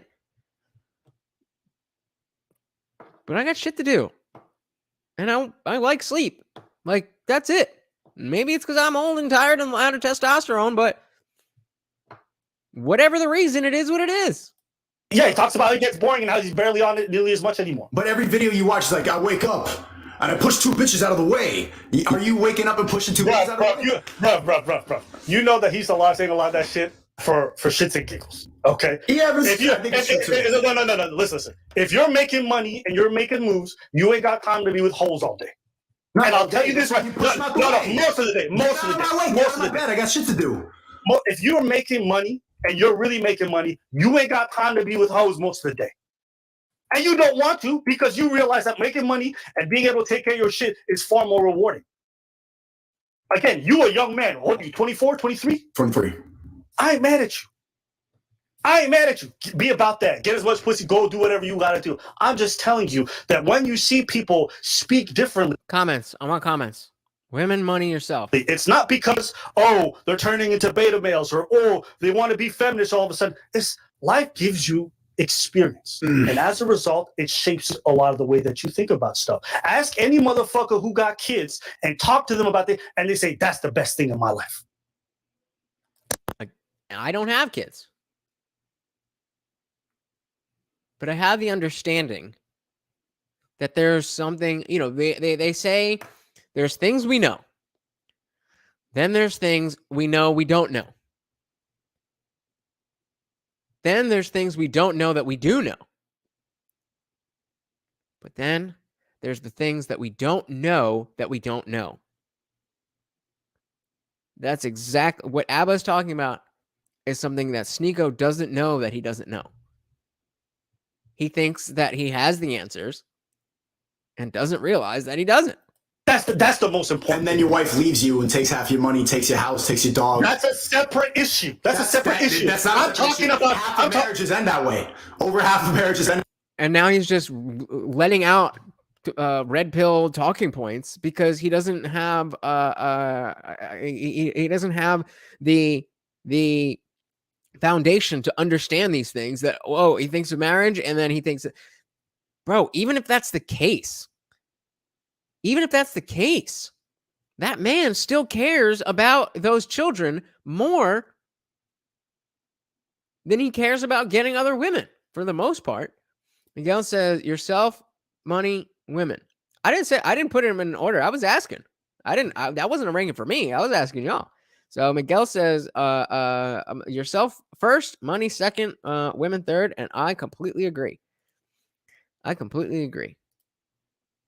That, like, yeah, you have kids and everything. I'm talking about divorced dads who have kids and tell you, I would never give up a day with my kid to go be with a hoe. He says, they'll tell you, I always prioritize my children. It's not because they became beta simps. It's because they understand what's more important in life. What I'm trying to get to you as a point is life experiences, things that come to you, be it children, be it family, be it whatever the fuck it is. It changes the way that you view priorities in life. And so every time you hear people speak from a different perspective, it's not their betas or whatever. It's just that life has just changed them through experience. That sounds boring. I don't want to be, when I'm 32, I want to be fucking double the bitches I'm fucking now. I want to be having. I want you guys to find a pen, whatever's the closest to you. Write that when Sneako is 32 years old, he wants to have twice the bitches he has now. This man is still online after the video that Liltos just sent that we're going to check out after this. If he's still doing his thing, I would bet a significant amount of money that just like everybody else except for Fresh and Fit and Andrew Tate, that as you get older, your priorities change. You don't care about that anymore. You're a child. That's why you care about that. I had for those of you who don't know, I'm a private dog trainer. I had a lesson earlier today where we met at the park and some kids were playing with Pokemon cards. And he dropped the stack of them, and he went all over. And he was like, "Oh no, they're gonna get scratched!" And first of all, I didn't know Pokemon cards were still a thing. I was rocking Pokemon stuff back in '97.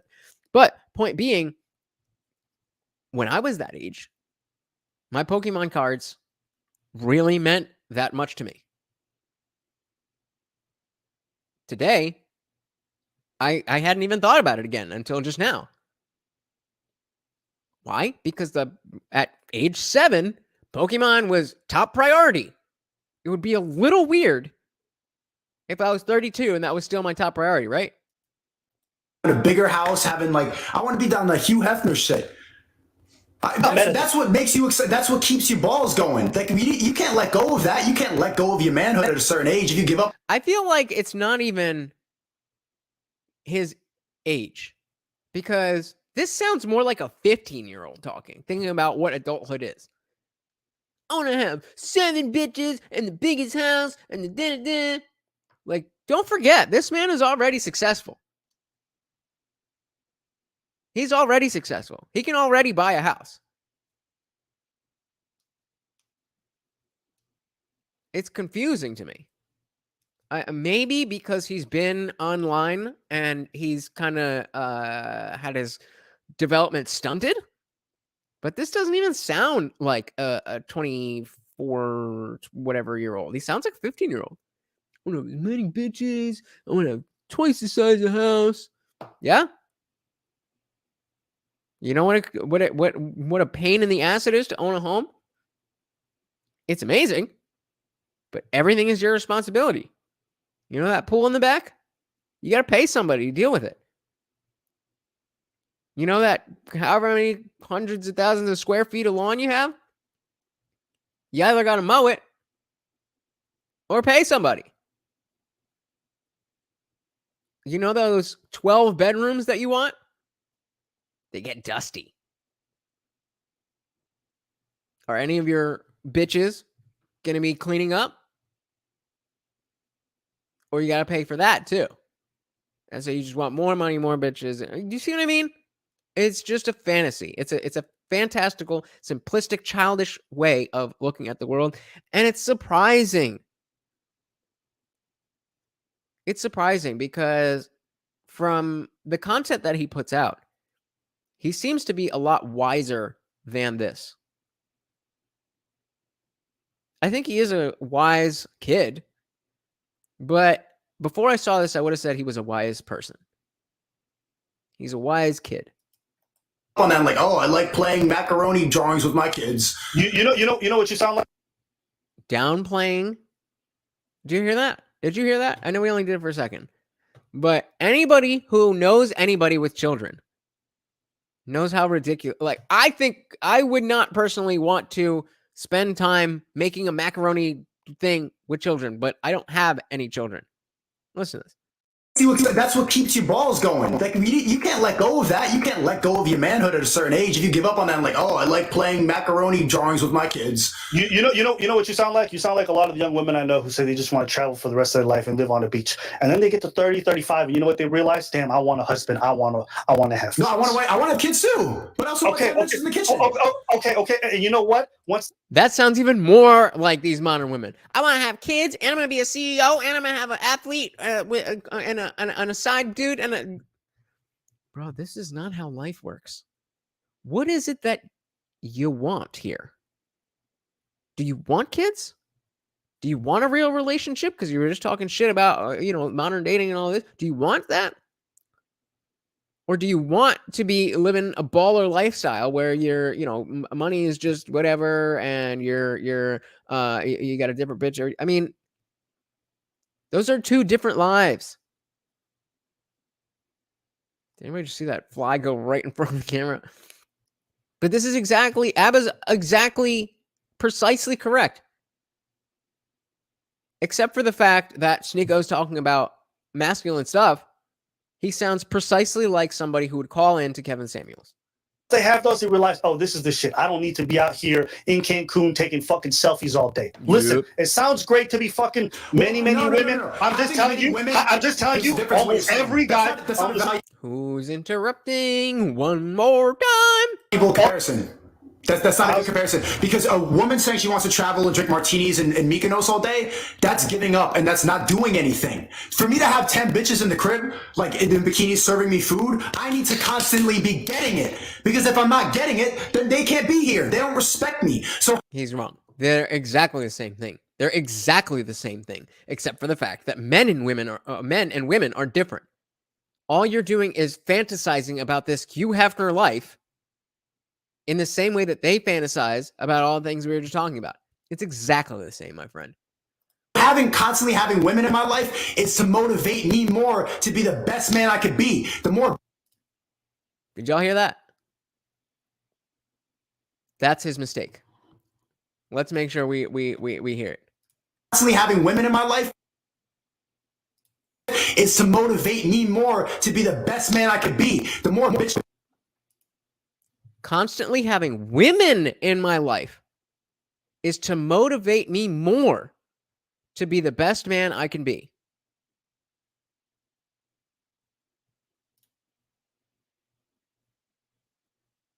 That is how you fail. That is how you find yourself at the end of a long road of, drugs, useless sex, nothing that you want. Everything you think you want. You run through it, and it doesn't last. You should want to be the best man you can be because you should want to be the best man you can be. What does a woman have to do with you being your best, the best man you can be? That is simp shit. That is beta shit. You should want to be the best man you can be because that's what a man does. You should want to be the best man that you can be because that is what a man does. And whatever that looks like. It doesn't mean you have to have all the money and all the... No. Just whatever the best thing you can do, that should be your goal. Full stop. I got, the badder bitches that are here, the more I'm going to keep on going. Women motivate you. Okay, listen, I'm not mad at you. And like I said, I think this just comes down to a different age. So I'm not even going to try to convince you anything. All I'm going to say is this. You're going to have experiences with your friends. Y'all going to go to maybe a specific day. You'll take a trip. Maybe y'all watch a movie. Y'all having a laugh. And that's going to be a really valuable memory for you.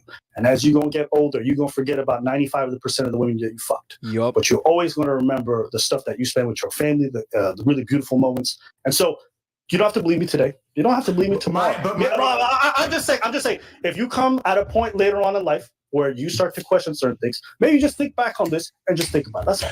I don't think you got to agree because you're not at that point yet in your life. I'm not mad at you. I do agree. That sounds appealing to me too. Going and watching a rom-com, cuddling up and she puts your legs on top and you have a candle lit. That sounds great. But nowadays, he says that. But I don't feel like I feel like that's lip service. Have you ever really been in love? Then all of that corny shit is legit as fuck. Especially young love. Oh my God. I was talking earlier about how my college orientation was 14 years ago from yesterday. I saw it on the Facebook memories. That's where I met my college girlfriend. We were together for 3 years. Orientation. Would not suggest this for other men, but orientation. I saw her and I was like, her. Let's do this. And I worked on it for a couple months. And everybody was like, yo, she's not going to go out with you. We're together for 3.5 years. I don't suggest you spend your college that way. But I don't regret a second of it. It was deeper than I think anybody had even fathomed to experience at that level of anybody that I knew. I knew a few people in relationships, and I can't really compare, but it very much seemed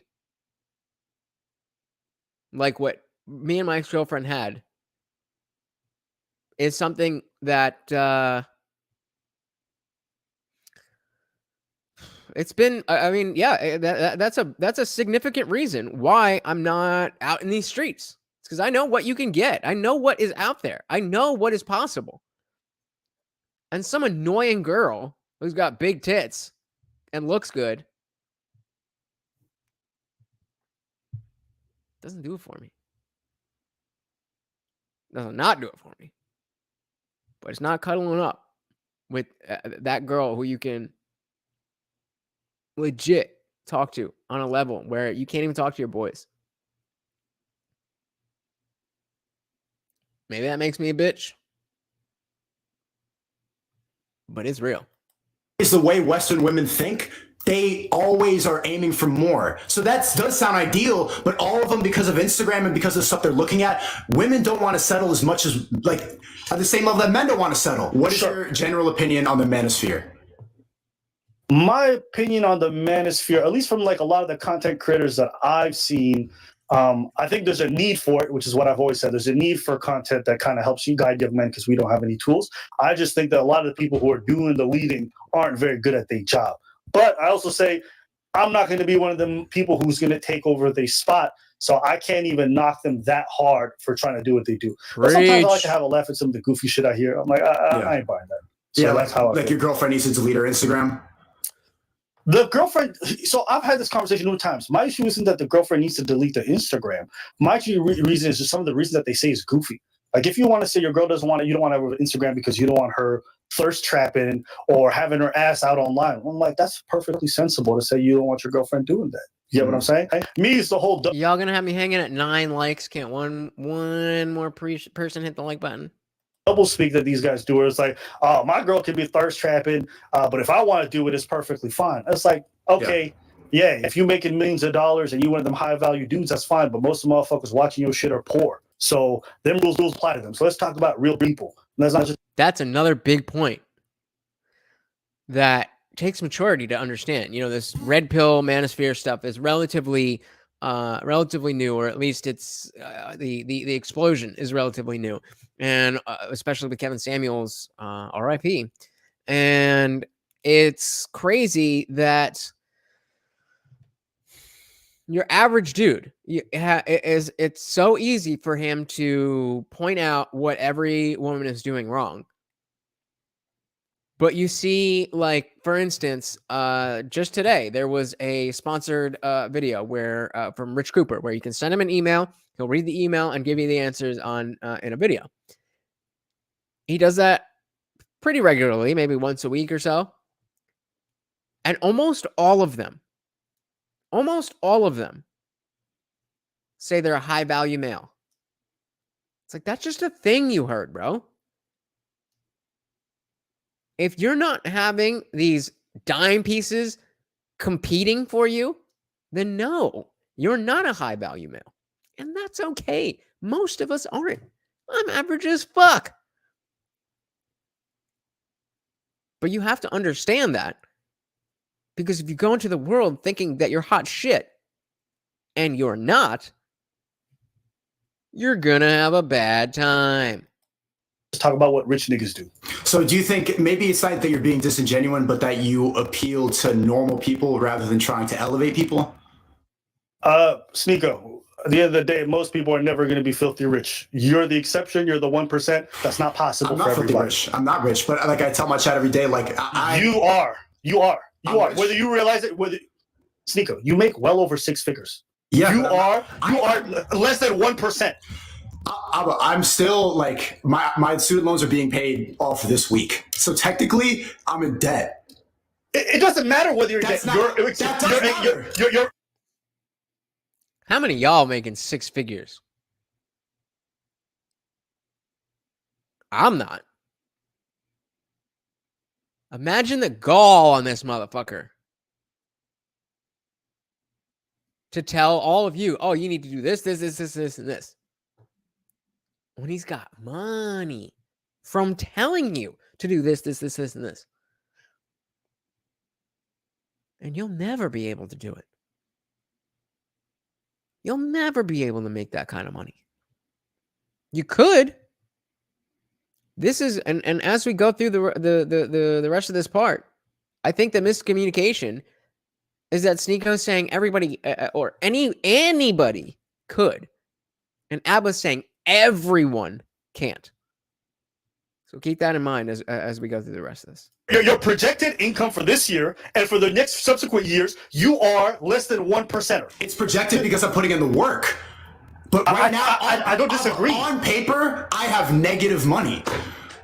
I'm not disagreeing with you that you didn't work hard. I'm not saying that. What I'm trying to say is the rules of dating that exist for you as somebody who's making a lot more money, who has a lot more flexibility, are not going to be the same rules of dating that exist for the everyday person. Do you understand that? Okay, that's fair. But shouldn't we encourage men to strive to be high value men instead of just accepting their place on the totem pole? This is where the red pill stuff is scary.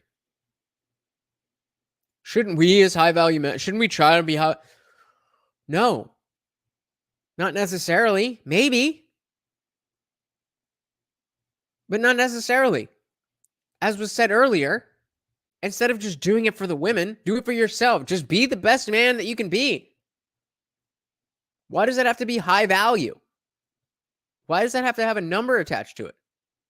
If it does, great. But everybody can't be that. And if you're saying everybody can, then you're saying those who aren't have failed. And that's simply not how, I mean, that's not how the world works. No, I don't think you should be pushing people to strive to be that. Men should be complacent? Because here's the thing. It's one thing to say, hey, guys, if you want to get to this level, cool, congratulations. Most people are never going to get to live that life. But they You should try understand to. A lot of guys give, okay, but here's my problem with it. A lot of guys give up, and instead of admitting where they're at or trying to improve, they make up excuses for why. Like they'll say, That's fair.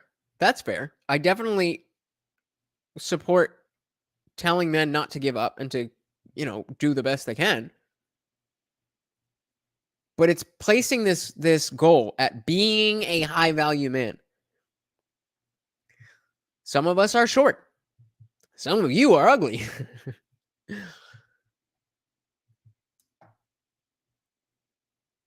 Just be the best man you can be. It's difficult. It's not that difficult, and it's certainly not that complicated. the crypto guys that I'm doing videos with, they got lucky with their investments. It's like, no, you don't get lucky. Like, being smart puts you in lucky positions. Everybody can get it now. The internet allows everyone to be rich. You're making that face, but money now is all numbers on your phone. Again, doesn't this sound like a 15-year-old talking? Like, yeah, we understand that, Sneako. It's still not that simple to just make money. I mean, I assume this was recorded recently. Crypto is in the fucking garbage right now. So unless you're sitting there day trading on fucking 0.5%, you're in the red right now. Is anybody here have crypto and is in their portfolios in the green? Anybody? Okay, Sneako, you understand that the whole principle of rich is the whole idea of abundance? That if you have an abundance, somebody has to have less? Yeah, but everybody watching this stream has an internet connection. So we all have the capability to get there. We all have the capability to get there, but it's only the resources are finite. It's not possible for everybody to be filthy rich. It's not possible. It is. It is. If they have a phone, it is. There's no excuse anymore. Again, they are having two different conversations. Sneako is saying anybody can. Abba's saying everyone can't. There's a difference. Anyone can get rich. Everyone cannot get rich. With a phone connection, all the information's online. All the stuff that I've learned about how to make videos, about how to make money, have been from YouTube tutorials. Everything. We all have the capability to get rich. And like, I think you saying that is like encouraging complacency when, because it's getting so much harder for men, we should not encourage that behavior. No, that's not what I'm doing. I'm not trying to encourage people to be complacent. What I'm trying to tell you is that the paradigm is all fucked up. The idea that everyone can be rich is not backable by any fucking economist in the world. Nobody would ever say everybody could be rich. However, what I am trying to say is you don't need to be rich to lead a good life, to live a life of happiness. There you go. I don't know about you and where you've lived specifically, but I've had the luxury of living all over. Even in the States, when I go to the South, a lot of people out there aren't talking about being filthy rich. If they can have their home, have their farm, have their land, have their guns, have their wife, they're happy. Not everybody needs to be quote unquote rich to live a good life. Myself included. I am so much happier since I've just chilled the fuck out and just tried to simplify my life. Not trying to, like impress people on Instagram or, feel like I gotta go out this night because this person wanted to and that person the next night and I gotta keep. I'm doing my thing. And there, you know, if you're with it, then you're here. And if you're not, then you're not. And if you're not, you're missing out. And don't come crying to me when I got a million subscribers. And when you sell this paradigm to people, you're inherently making so that vast majority of your audience who buy into this will always be unhappy because they'll never be able to reach something that is not it's not feasible for everybody. Why so is what it I'm trying to for everybody, if we all have a phone and interconnection and we could all download Coinbase, Gemini, we could all make content, we could all there's an e-com, there's a million fucking ways to make money online. This is coming from the same guy who less than an hour ago was saying the institutions are all lying. It's all fucked. They're keeping you down. They're not going to let. You can't have both, bro. You cannot have both. Either we can all get rich or the system is keeping everybody down. Both of those things cannot be true. I think you'd have to probably sit down with an economist for him to break down all the numbers for you. Why?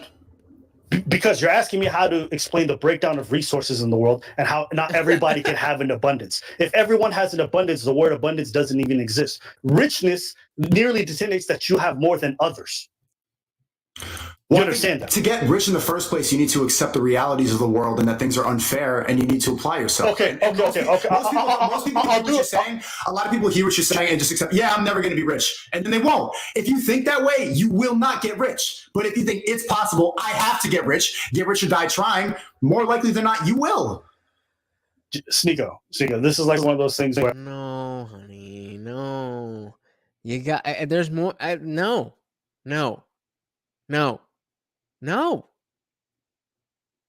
There's more to getting rich than wanting to be rich. There's a lot more to getting rich than just wanting to be rich. I feel like people think everyone's the main character. Okay.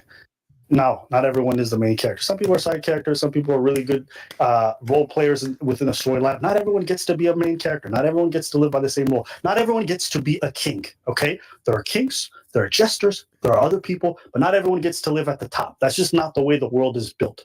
But the world for average men now is getting harder and harder. Like, the average man is invisible now.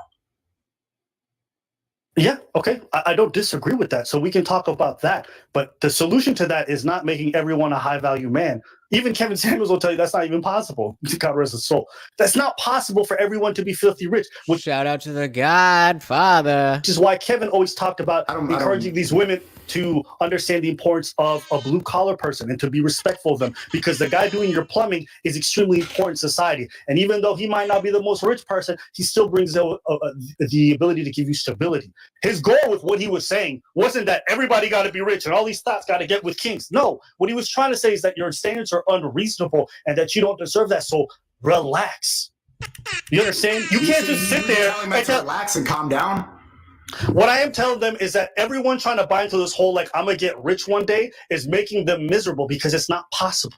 So how is it not possible? Like, I don't understand. You're telling me to ask an economist, but you're also saying you just give up. It's not possible, but it is. If you have a phone, Okay. So point me to one place on the society where everyone's rich. Where's the society on the planet? Applies himself, because look, the rules of the game now, all of capitalism is. Look at that smile. That smile was like, oh, honey, sweetie, baby, you have no idea what you're talking about. Game. And since birth, they suppress you and tell you to go into these worlds, go into dead end school, get this job here, do this, take your meds. And so instead of like realizing that they can get rich if they apply themselves, they give up. It is possible, but the game is rigged against them, so the rich get richer and the poor get poorer. How many people think that Sneako, on his lonesome, came up with the notion the rich get richer and the poor get poorer? Or maybe did he hear that from somewhere and he's just repeating rhetoric that has nothing to do with what Abba just said to him? Look at that face on Abba. Saying, come on. Okay. So that's not true. Are you saying throughout all of society and all of world history, the reason why there wasn't an entire society of rich people is because they didn't work hard enough? is because not because they didn't work hard enough, but they've been brainwashed to think that they need to relax and calm down, that they need to accept their place in society instead of striving for more. And the reason they think that is because the people at the top do not want those people to challenge their position. But I'm saying, fuck those people. Fuck them all at the top, touching kids on islands. Suck my dick. I'm going to get there. I don't not with the part with the kids, but I wanted my own island with some bad bitches. Okay. Fuck you getting everything, taking privates all over the world, telling me what I can and can't do, what I should inject and what I shouldn't inject, telling us to quarantine because of some gay STD from monkeys. They're going to keep us inside again. You know that? And now I see it. I thought everybody was going to think that the monkey shit was a joke. And now people are like, why are we locking down again? That mentality is why so many people aren't rich and why people think it's not possible. Yes, Sneako, you are correct on that. But that aspect is not going to change. As you said yourself, doing the 1 minute podcast, you talk to normies all day, and they all have this same, the same, and now I'm paraphrasing, but the same NPC vibe where they just spit out what's been told to them, like somebody else in the stream.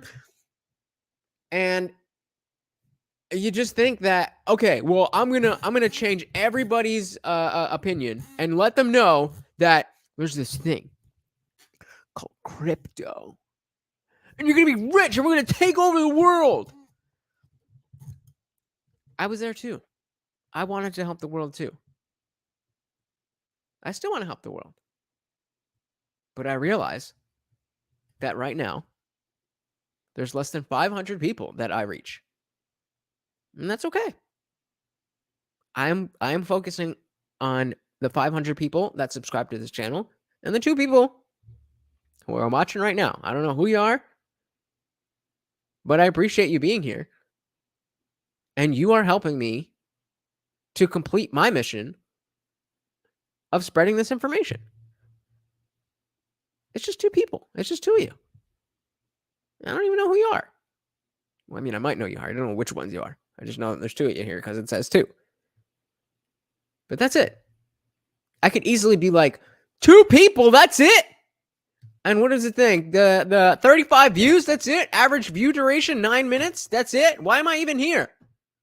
Why am I even here? Because even if the people who are bouncing in and out don't get it, I know that I'm offering something of value. And it's just a matter of time before the people who are willing to accept that value, which is not everyone, find me. The people who do care are looking. The people who don't care just don't care. So you think that if people aren't rich, they're going to be miserable?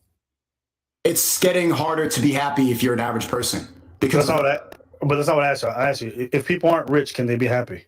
They can, but they also need to be complacent to some extent. And I'm the type of guy where I need to have complete freedom to be happy. If I feel any restrictions on me, and I think a lot of men naturally feel like that. If someone's telling you, how would you know that? In what respect have you ever not had complete freedom? You're a fucking YouTuber who's been doing this since you were a teenager. What control have you been under? Have you ever had a real job? Have you ever worked retail? You ever worked in a fucking restaurant and you're the only one there on a lunch shift that is crazy busy for that nobody expected, and you've got 10 tables? Have you ever done that? I'm not even getting into shit like construction or anything like that. This is the kind of shit that you need to pay attention to when you listen to people who sound like they're saying legit shit. They might be. A lot more. They might be. They might be preaching. But you have to understand the limits of whoever it is that you're listening to, regardless of what the topic is. And at least for me, this is why I'm showing this to you guys, because I assume that you guys are, kind of on the same level as me. You care about the same stuff. You think about the same stuff. And I've been watching Sneako for, I don't know, maybe probably a couple years, give or take a year. I really don't remember how I discovered him, but it always felt like, even though he was young, he was on top of things. He understood things. And this is very eye-opening. As for Abba, this only puts me further in his corner. He's very well composed. He's listening. He's engaging. And look at this comment here. Look at this comment from Sneako's thing. It says, "You're sheltered and rich, Sneako, LOL." Exactly.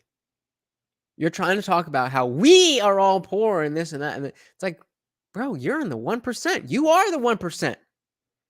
It's you. But it's not about the 1%, is it? You don't know what it's about. You're just talking out your ass.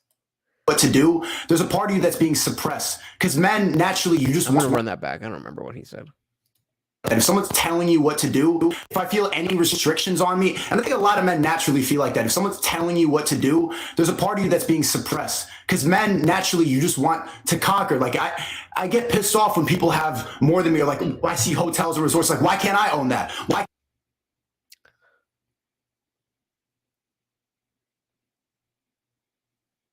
Envy.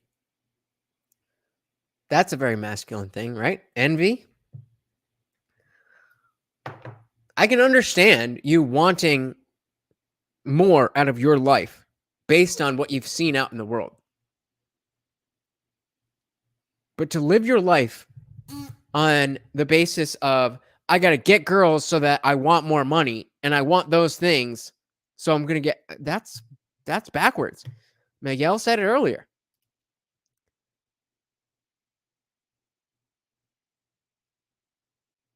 It was from 8 o'clock.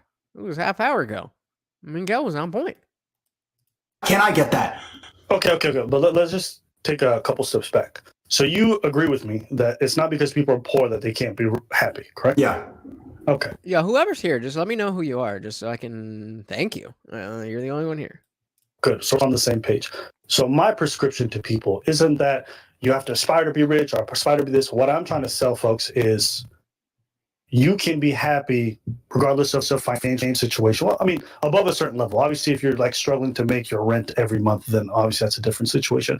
But past like 40, 50K in most cities, not every city, you're going to be okay. 50K. So now listen, maybe not you. 50K? Oh my God, 50K? Look at that face. 50K? I don't make 50K. I don't make near 50K. Well, I make near 50K, but it's not a lot of money, but it's enough to live on comfortably. And he's scoffing at it at the same time as trying to connect with the people and tell them that he is one of them and that they can be like him. And that may be true. But he certainly doesn't have the skills to articulate the difference between where he is now and where his viewers are now and how to close that gap. It's very clear that he's lost touch. He is way out of touch. Work, okay? But if you take 50K and you go to a lot of major cities, yes, you'd be good. Okay. Really? So yes. Really? Yes. So past a certain point, what I want to discuss is what are the things that lead people to be happy outside of money? I think we have such a fixation on material You goods. need a good relationship. You need freedom. You need to be able to do what you want and speak your When you mind. say a relationship, what does that mean? A good relationship with the people around you, your friends, your family, and your woman. Okay. All right. So Women. community, right? Yeah. Okay. Now let me ask you, of the two things, let me know which was more important. Do you think it's more important for somebody to have 50K and have a good community, or for someone to have $1 million but have no community? Which one do you think is better? 50K with the community, it probably yes. But, Okay. And can I respond to that? They are trying. But exactly, before he does that, exactly. You get it, but you don't. You can see that you would rather have the 50K and a support system and a family or whatever. Where's the disconnect? Where's the disconnect? Have $1 million, but have no community. Which one do you think is better? 50K with the community, it probably yes. But, Okay. Can I respond to that? They are trying to separate community now. They're trying to divide us more than ever. You know what they did during the COVID? They said to not discommunicate with your family who didn't take this. Don't talk. They. Did you listen to they? Did you listen to them? Then what are you complaining about? Either you listened and you are just what you're railing against, the people who are just mindlessly doing what they're told, or if you didn't listen, then you got no issue. Exactly. Wiltos, thank you for hanging out, brother. Yeah, I mean, it's sad that this is how he thinks, mainly because he is talking to so many other people. However, I do feel confident that this conversation is actually very helpful to him, and hopefully it will have a serious impact on his content and his life.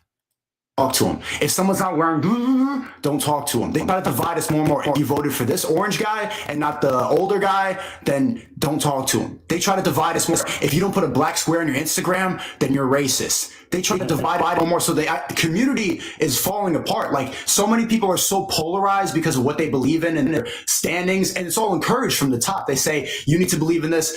Like, you need to put Ukraine in your bio, put this GoFundMe, and everyone's just like, is so political that there's a lack of community. And that's why I need to get Quick story. I saw while I was driving today a yellow and blue sign that said F squares or star.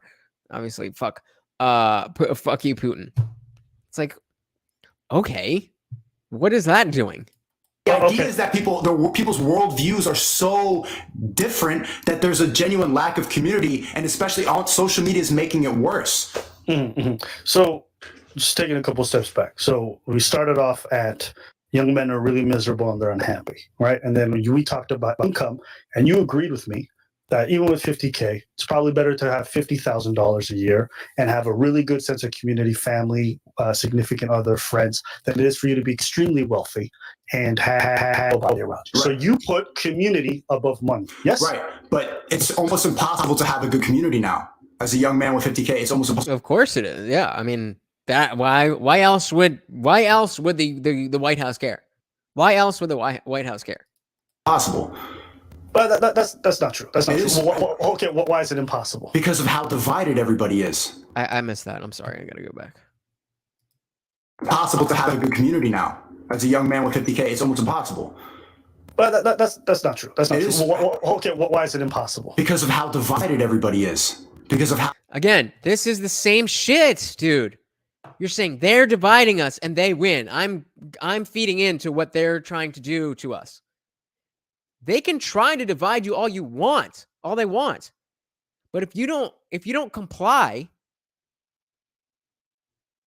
then you're good. This is still America. I was Canadian. And I mean, I get it. New York City is a whole other thing. But it's still America, my friend. Just because these people, those people, and that people want you to do X, Y, and Z doesn't mean you got to do it. Yeah, a lot of people are trying to get a lot of other people to do a lot of stuff. What are you doing? What are you doing? That's the question. He's talking about how everybody, it's impossible to do this because everybody's divided. Well, bring people together. Going back to the local thing, hold something in your borough of New York City. Just hold a little meetup. Why can't you do that? Yeah, I know, Little Toes. That was bad, and I'm worried about how that's going to impact our government. And I mean, there's just too many guns that I don't think the US could ever do that. They absolutely want to, but I don't see it happening. Like logistically, they would have to go home to home, armed and ready to fight. And I don't see America doing that. I mean, in the most simplistic way, let's just say I don't see Biden having the balls to call for it. Oh, they literally say stand 6 feet apart. There you go, separating community. Cover your face. Now that's conspiratorial shit. That's conspiratorial. I've basically, since Rona started, become what is known as a conspiracy theorist, even though all those conspiracies turned to fact. To say that they wanted to do social distancing because they want to break up the family, they want to break up community, that's kind of silly because they're not doing it anymore. People were listening. Social distancing was a thing. The thing that comes to mind, do you guys know that show Hot Ones on YouTube? They started, there was one circular, it's a show where they bring on celebrities, they eat super hot wings, and they do an interview. They used to do one round table, and the host would sit on one side, and the celebrity would sit on the other. So social distancing started, and they just started putting two tables. So they would put two tables, and the host would sit over here, and the celebrity would sit over there. And they just found, hey, it's actually kind of better like this. We got a little bit more room to breathe. We're close enough. Like, that's the remnants of social distancing. I haven't seen a mask mandate in months. So what are you talking about, bro? You're just going back to the same thing. Yes, I am right there with you. All of the lockdown mandate stuff, all of that was bullshit. But that was a period in time. That's not a persistent thing. And the waking up that you're talking about, people are waking up to the Rona regime and what it really was. Well, so it says, Sneako, are you purposely misspelling his name? Because it's just like Sneak. Oh, I don't know if you care. I don't care, but I was just curious. Sneako's streaming right now. His title, really? Is that real? Or are you joking about this? Yeah, for real. Because we can jump in and see a little bit about what he's saying. I can't talk to you. Don't look at me. Put a shield over you. They're dividing people. They don't want you to have community anymore. Sit in this seat and take away the chair in the Look at this. Come on. middle so you can look at someone else. Okay. I don't disagree that during the pandemic it's probably hard to have. And there's another one coming. There's another. The monkey thing just started. The world, WHO just declared it. And if it turns out to be an extended thing that we're going to deal with for many more years to come, I think you'll have. Well, hey, we will see. And if you do, then I will concede to you that. Although I'm conceding to you. I'm saying you're right. Okay, breathe.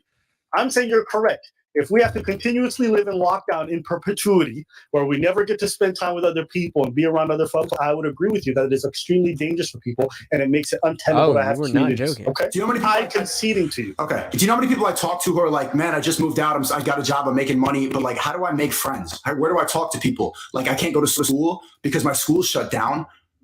Okay. Well, listen, I can't speak about everything. I know you say it's all connected. So for me, it's too large in scope. What's your idea about the government? Do you trust the government? I trust it for some things and I don't trust it for others. I think the government fucks up in some places and it does well in others. That's how I kind of view it. And so if you want to go think case by case, fine. But, government operates in different branches. It's hard to say the government. It's like saying, do you think the shoe industry is good? It's like, well, what company? Some companies are worse than others. Some of them are ethical. Some of them are not. You can't just go. I feel like when I hear you speak so broadly. I don't know what is your top. What do you think about women? What does that mean? Like, you have to be more specific. And so that's what I'm saying. Let's just focus on one thing. Beautiful. And this is real. So this is the end of this video. I was kind of just gonna give my thoughts, but let's see what the motherfucker's talking about. Let's see what our friend is talking about. We'll back it up a little bit so we can speed it up. Oh, he's just okay. Yeah, let's see where he started.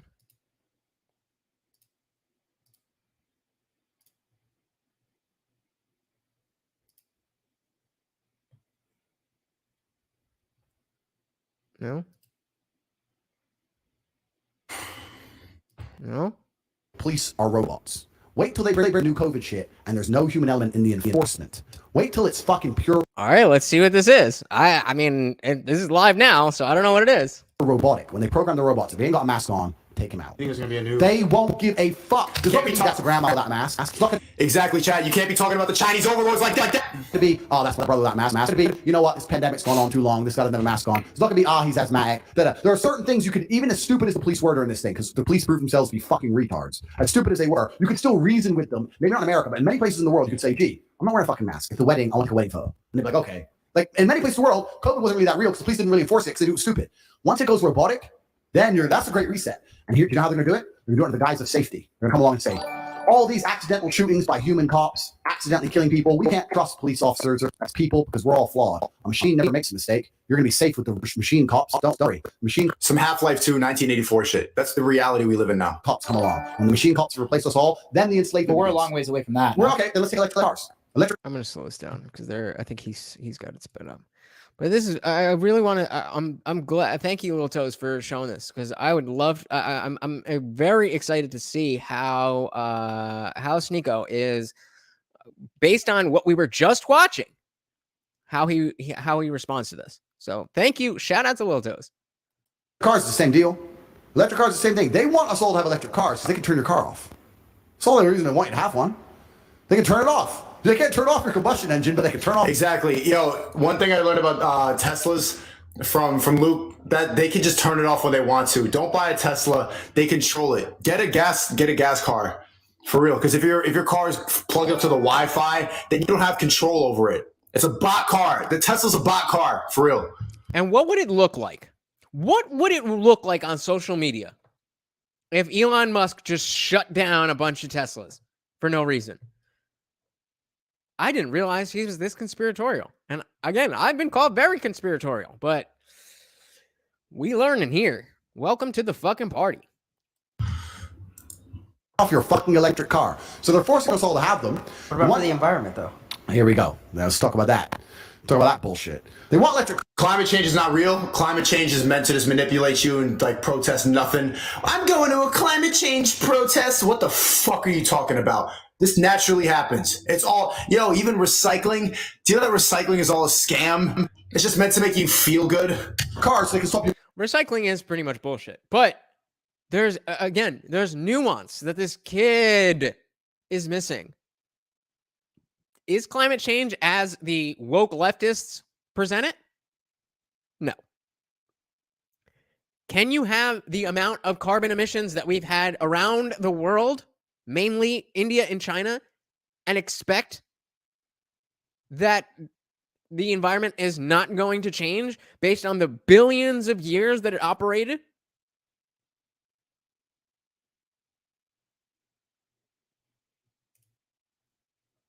Boom. Rome ended in an instant.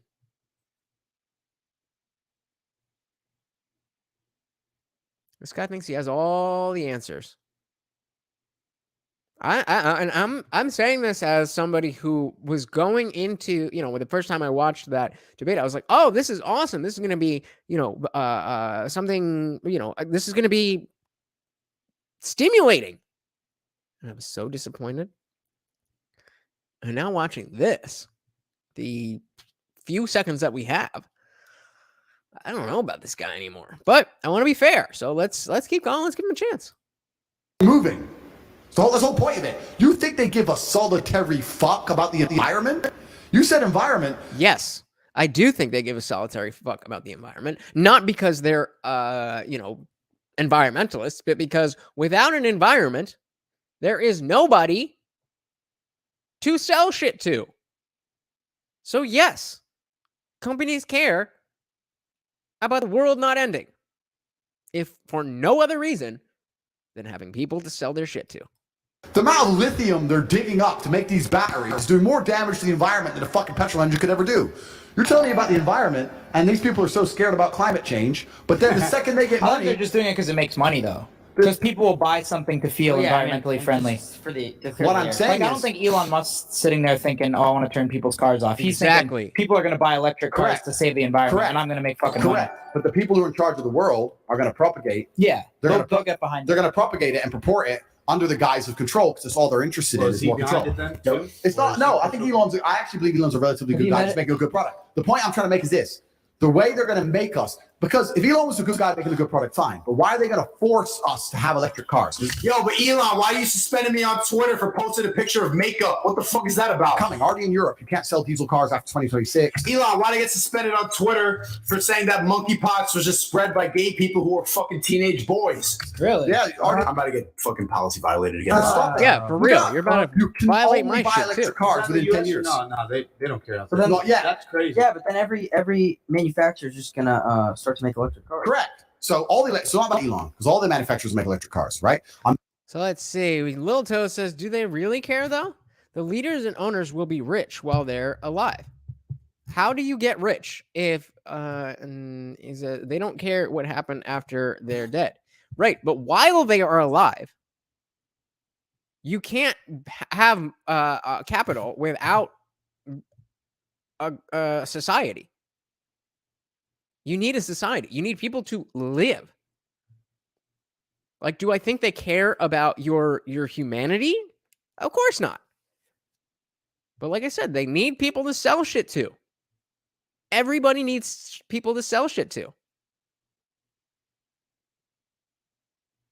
And it's people like Sneako who think that this is some, I mean, look at the title of the thing. The Matrix is real.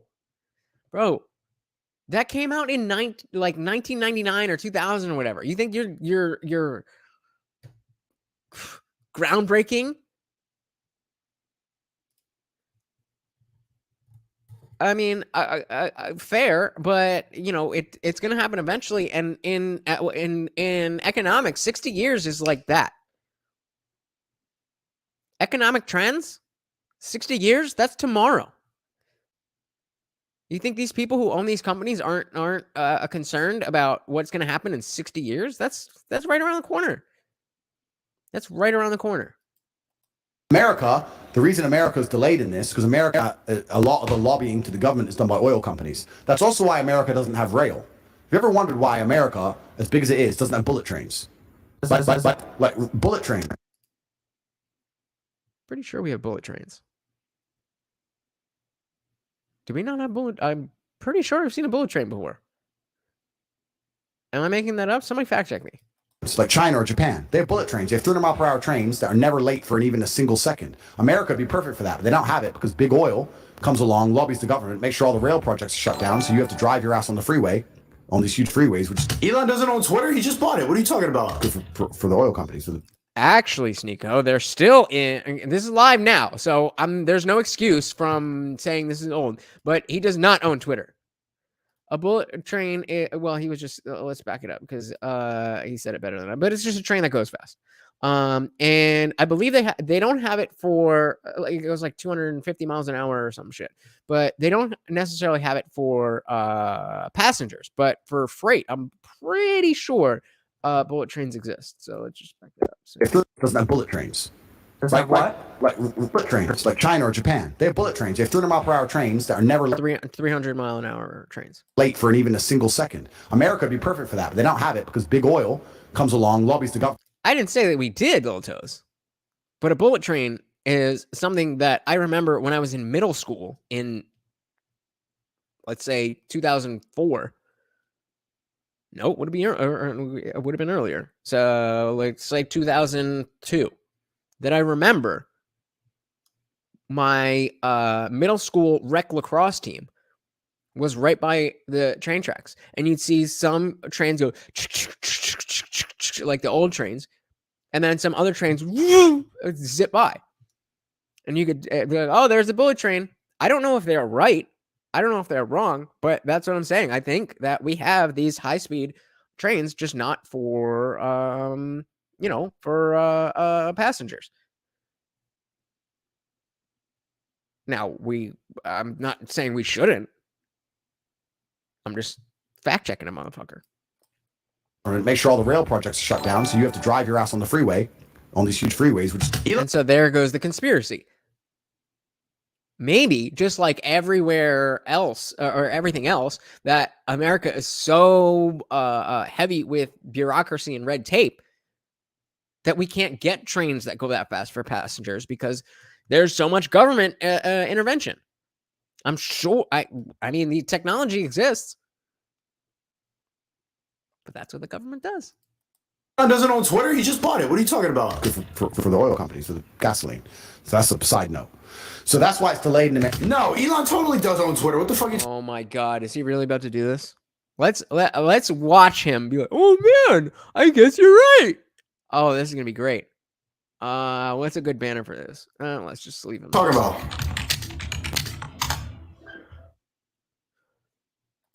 First of all, who the fuck doesn't use dark mode? If you don't use dark mode, you're a sociopath. What are you talking about? Oh!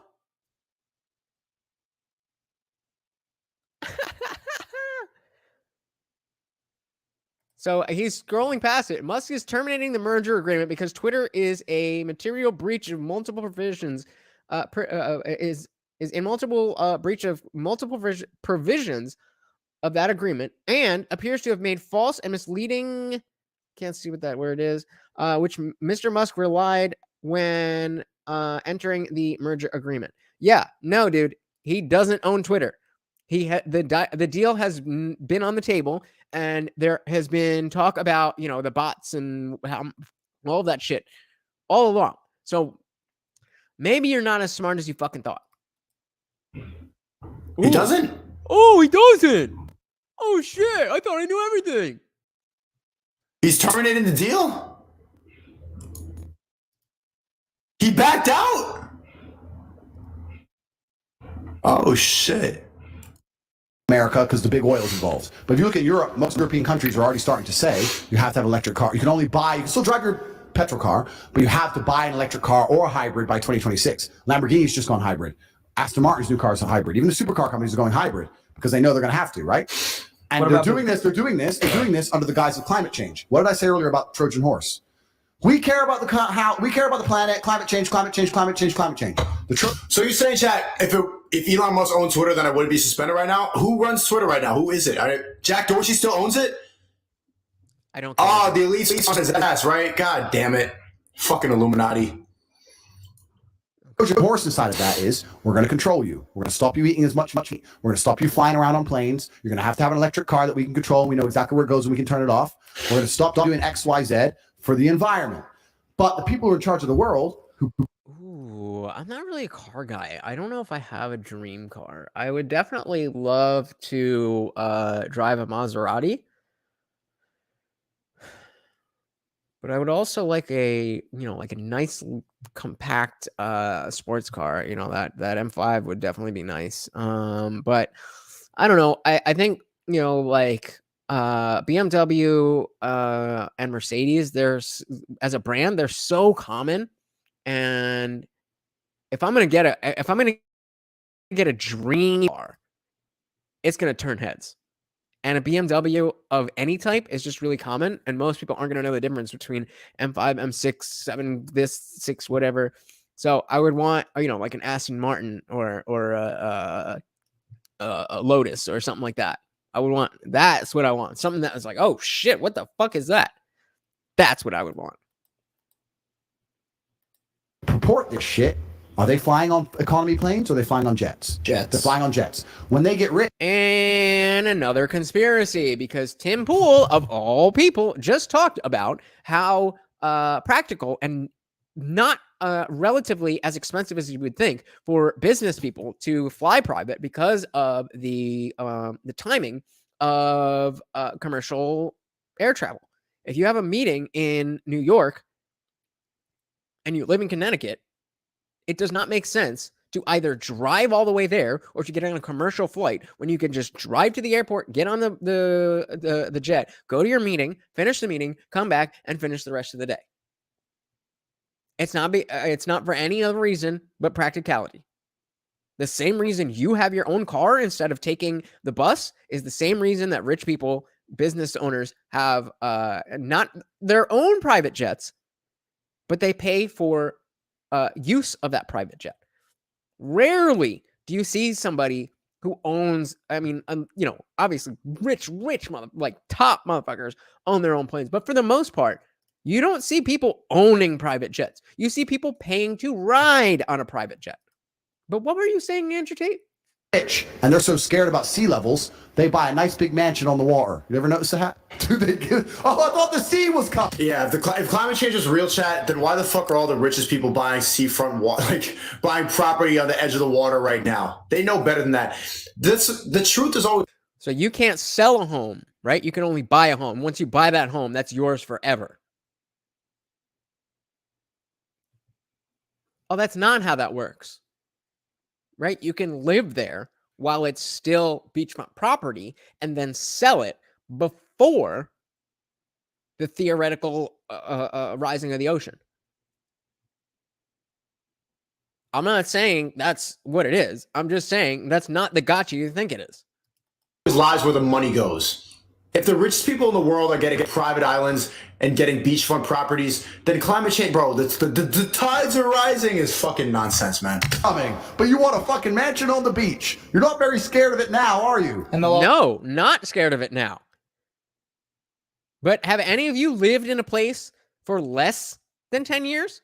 Because I have. Could do a lot in 10 years. Also have armed guards and say that people can't have guns. So this is what I'm saying. All of these things that the Matrix purports, it's all fucking bullshit because the people who are actually fucking involved in purporting it are not concerned by it on any level. And they're going to come along to you and say, for the environment, don't eat meat, drive your electric car on Tuesdays, the only day it's going to turn on. Fuck you, you're a peasant, you're a slave, you're a peon. That's what you are and that's what you'll be. If you try and go to the protest about being a slave, we will shut your electric car off. Fuck you. Fuck yeah. Slavery's coming. And if you resist too much, the kill bots are going to turn up to your house, fucking drag you to Gulag Center number 7. That's the future of humanity. We're living one of the last free times. Sounds fucking lit. It's coming. Right. It's coming. Mind fucking you. Well, should we wrap? Andrew Tate, you're the fucking man, bro. Yeah, you're the man. Thanks for hanging out. This was by far, how long was this, boys? Like 2.5 hours. 2.5 You're the hours. fucking man, bro. We usually go for like 1. Oh my God, 2.5 hours. I've been here for 2:37. Shut the fuck up. 1:15, right? Yeah.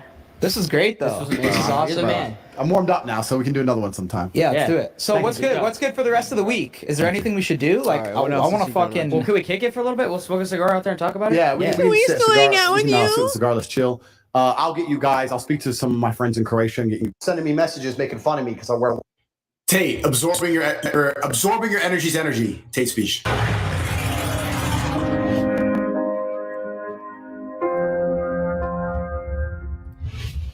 Right, people keep sending me messages, making fun of me because I wear my shirts open.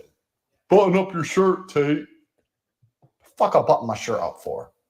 Let me explain something to you. I wake up. Let me explain something to you. A man that buttons his shirt is a man that's held down by the system. A man who feels the need to button his shirt is a beta. Only alphas, only top G's open their shirts In the morning. And I generally like Andrew Tate. I don't think he's this horrible, awful person. It's just, what the fuck are we watching? How is this really happening right now? And I check the bank, and I'm rich.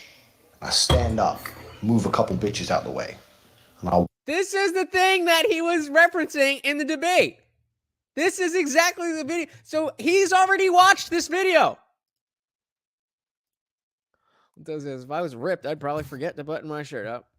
I mean, sure, okay. It seems weird to me that people even are saying that to him. Especially as a former kickboxer who did his job without a shirt on, kind of feels like 3 people were like, oh my God, dude, like, button your shirt up. And then he's like, listen, the whole world can't deal with my chest. But as a top G, why should I button my shirt? Get the fuck out of here, dude. Like, come on. Hey, we got JH in the building. Welcome, welcome. You missed the early debate, but now we are watching Sneako watch videos of Andrew Tate and get sucked down the rabbit hole, and it is hilarious. Welcome to the party. Walk to the bathroom. The question is, why is his shirt open? I look in the mirror. I'm built like motherfucking Hercules. 1 second. I gotta go check it out right now. I gotta go check it out right now. Fuck up. Quiet. Again. Ready? Does anybody think that... Oh, little toes. I don't, because now I can talk to you guys without him derailing the entire show. And I mean, I guess he got scared. I don't know. But yeah, does anybody think that wasn't staged? Come on. Just adjust your shirt. So he's not only wearing a lapel mic, there's a camera there, and that's exactly what we just did, JH. You just missed it, but you know, the replay is there. I'd love to hear your thoughts in the comments afterwards. But yeah, that's exactly what we just finished. And then Lil Toes was saying that Sneako was live, and come to find out, he is now watching the same videos that he was quoting in the discussion with ABBA, talking about, oh, moving bitches out of the way. That was this video. He's already watched this video. And look at the look on his face. He's like, oh yeah, I gotta gather all this information. And again, my decision is up in the air at the moment. But before we did this, I was a fan of Sneako. Little Toes trolling over here. I was a fan of Sneako. And, you know, they say don't meet your heroes. I wouldn't call him a hero, but, you know, you see him in long form instead of a scripted video, and it's quite a bit different. Okay, ready? Perfect. Action. Been ready, Playboy. People keep messaging me with some jive. Tate, why are you always wearing your shirt open? Wait a minute.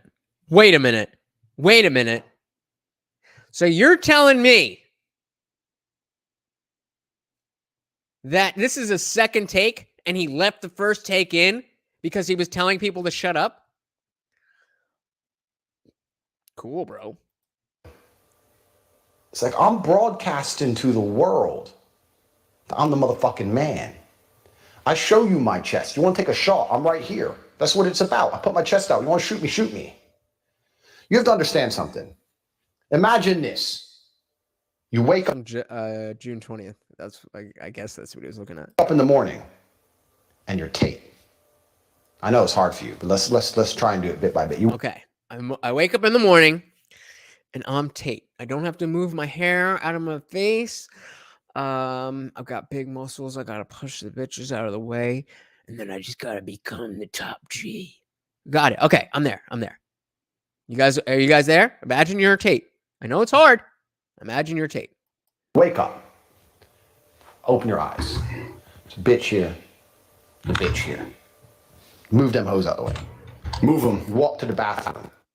So he said it twice. He already said that in this video before he went, and then they didn't cut that part out because he's just such a top G. Get the fuck out of here. Same way that that in the debate with XQC or whatever that guy's name was, does anybody really think that he randomly had a massage planned at 5 a.m? Or was like, hey, I'm going to be on camera. I need to make this look good. Bring me a cigar and a woman. Doesn't really matter what she looks like. Just make sure there's a woman in the frame.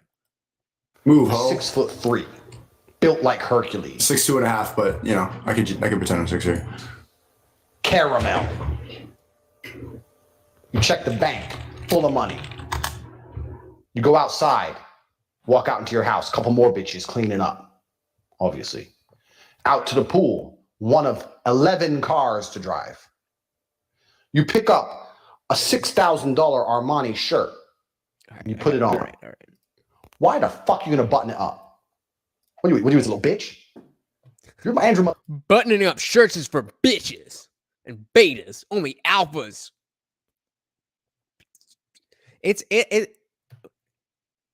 I'm not unfamiliar with Andrew Tate's content, but seeing Sneako watch it is really opening my eyes as to how kids, I'm going to call him a kid, how kids eat this shit up.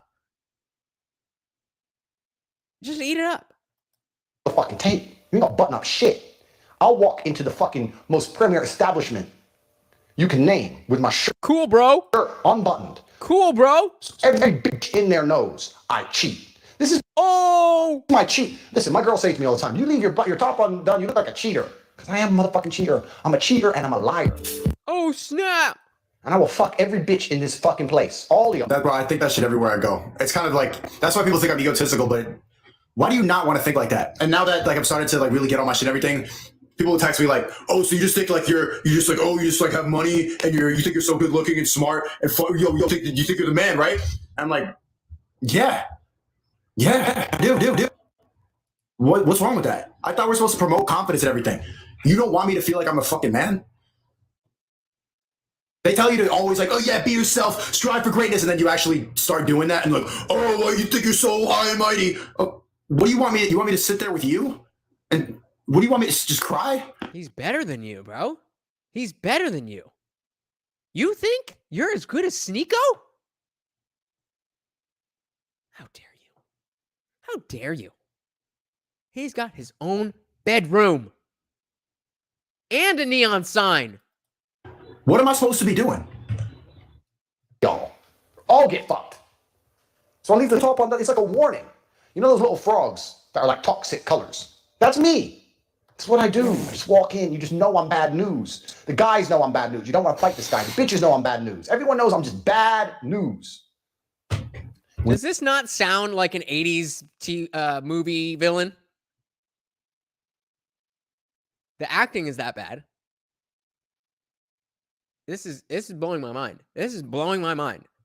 I'm not even gonna lie. I don't even care if you guys are enjoying this. I am having a blast right now. You put a shirt on.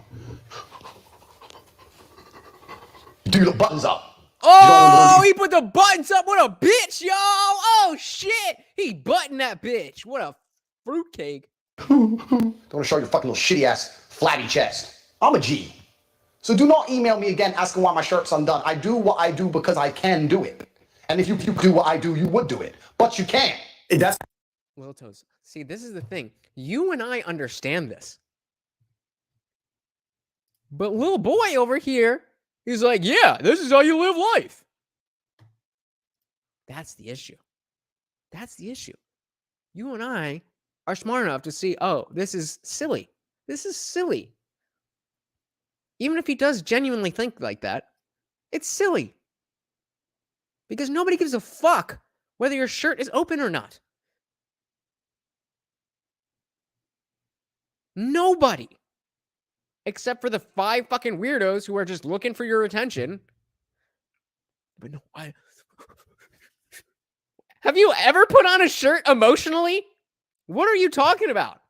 That's why people get mad about it. Now that I don't give a fuck. Like every day, people see that I'm like just talking shit, having fun. I hear like, well, why aren't you just more sensitive? You kind of like, I don't like what you said about that. And then you tune in every fucking day and keep watching. What do you want me to do? There's a thing called hate watching, bro. The reason that they're like that is I think it's jealousy. That they're just like Trevin, unhappy with their life. And so instead of trying to improve, people get stuck in complacency.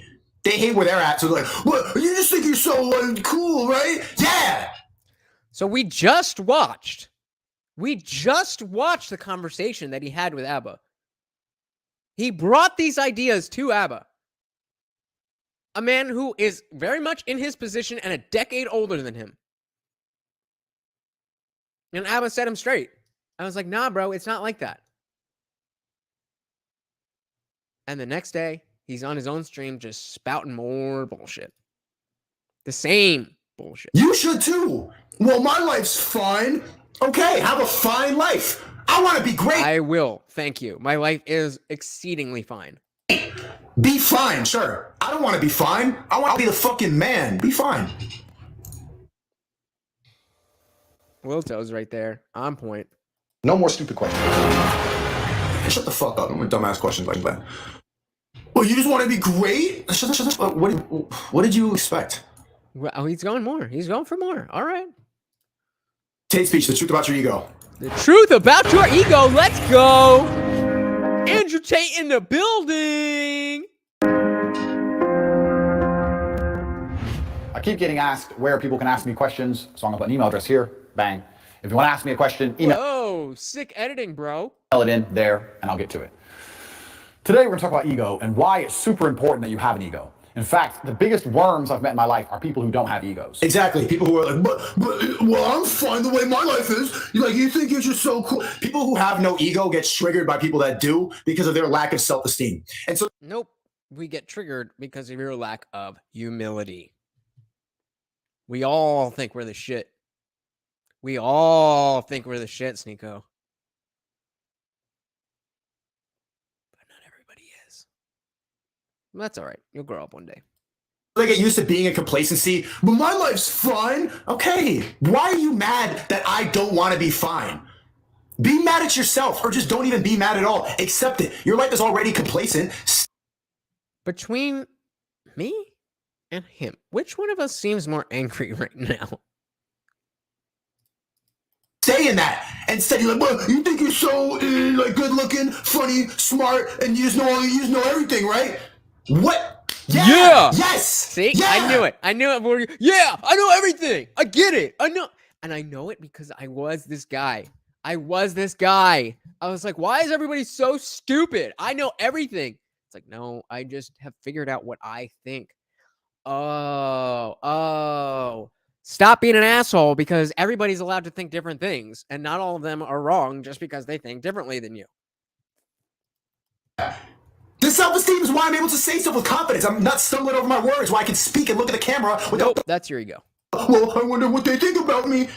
You need self-esteem. It's good for you. Ugh, guys who don't have it are like, well, oh. 13 Petty, no, you are not the only one. We got Lil Toes in the building. We got JH in the building. Trevin was here. We also got Jedi Mike in the building. Jimmy Dean was here.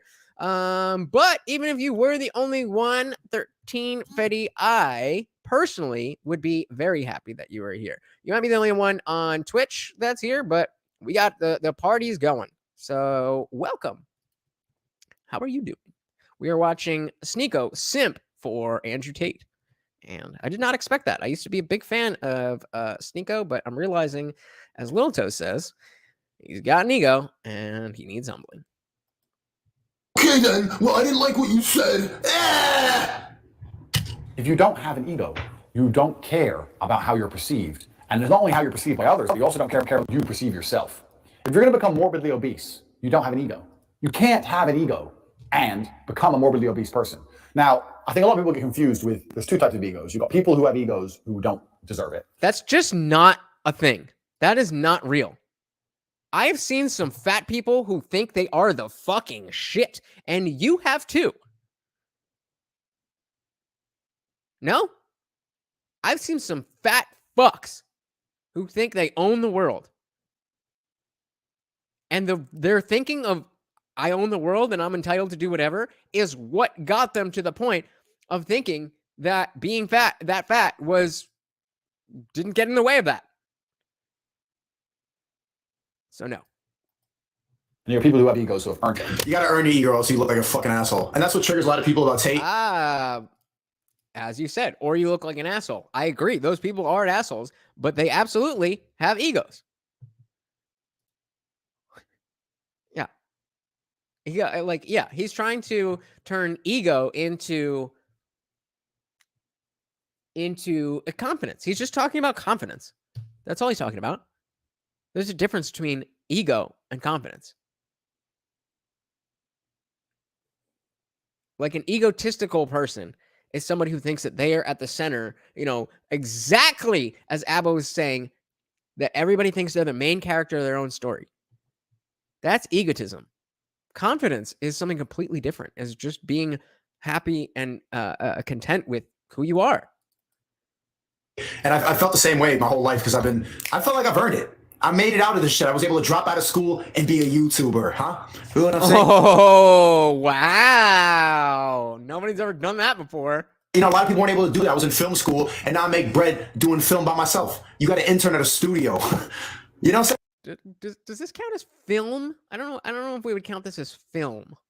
Man, I really did this shit. I had when I hit 30,000 subs, I was 14, 15. And then I remember my school found out about it. And yo, he's not just a nerdy Asian kid. This actually guy's doing something. I'm yeah, I actually do this. I was making money as a teenager on YouTube. And I felt what I'm saying? I'm talking my shit. I'm not even limping on YouTube either. I'm just doing what the fuck I want to do.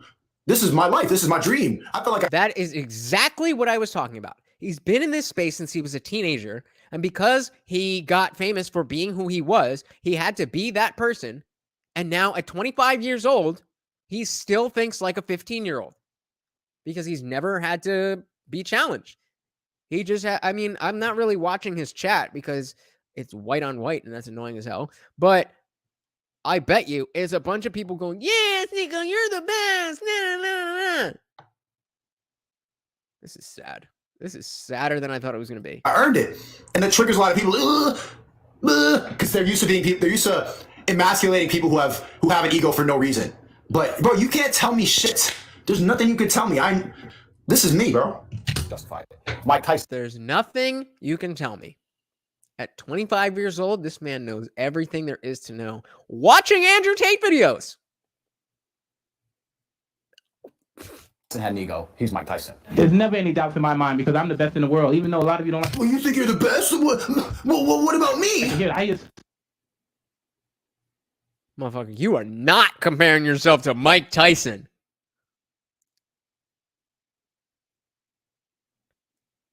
I doubt. How many subscribers does this channel have? 375K. That's pretty significant. Oh, where are we? That's pretty significant. Well, you can't see it anyway. 375K subscribers. That's fucking goals. But that's not even the top 100 channels on YouTube. You, my friend, are not Mike Tyson. Mike Tyson has earned the right to call himself the best. Especially in fucking 89 or whatever the fuck this was. This month. It's fact. I'm the best. You know what I mean? Sometimes I don't want to believe it myself, but it's the truth. I'm the best. How dare them even to challenge me, these fighters? You know what I mean? You know what I mean? With their primitive boxing skills. You know what I mean? They're as good as dead. I'm the most brutal. The irony of somebody who actually has earned the right to have an ego. And then this kid's saying, see, I've earned the right to have an ego, just like this.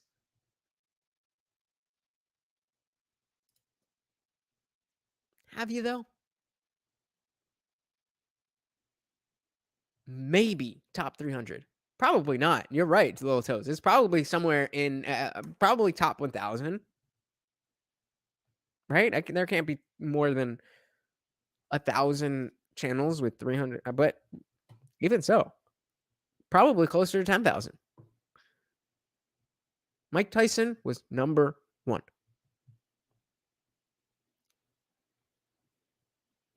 What did Little Toes say earlier?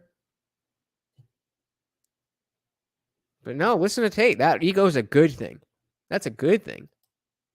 She's the most ruthless champion there's ever been. There's no one can stop me. I'm the best ever. There's never been anybody ruthless. There's no one that can match me. My style is impetuous. My defense is impregnable. And you see other people around him who are forward-thinking and supportive. They're like, yeah, talk your shit, Tyson. Hater. Yeah, because he can back it up.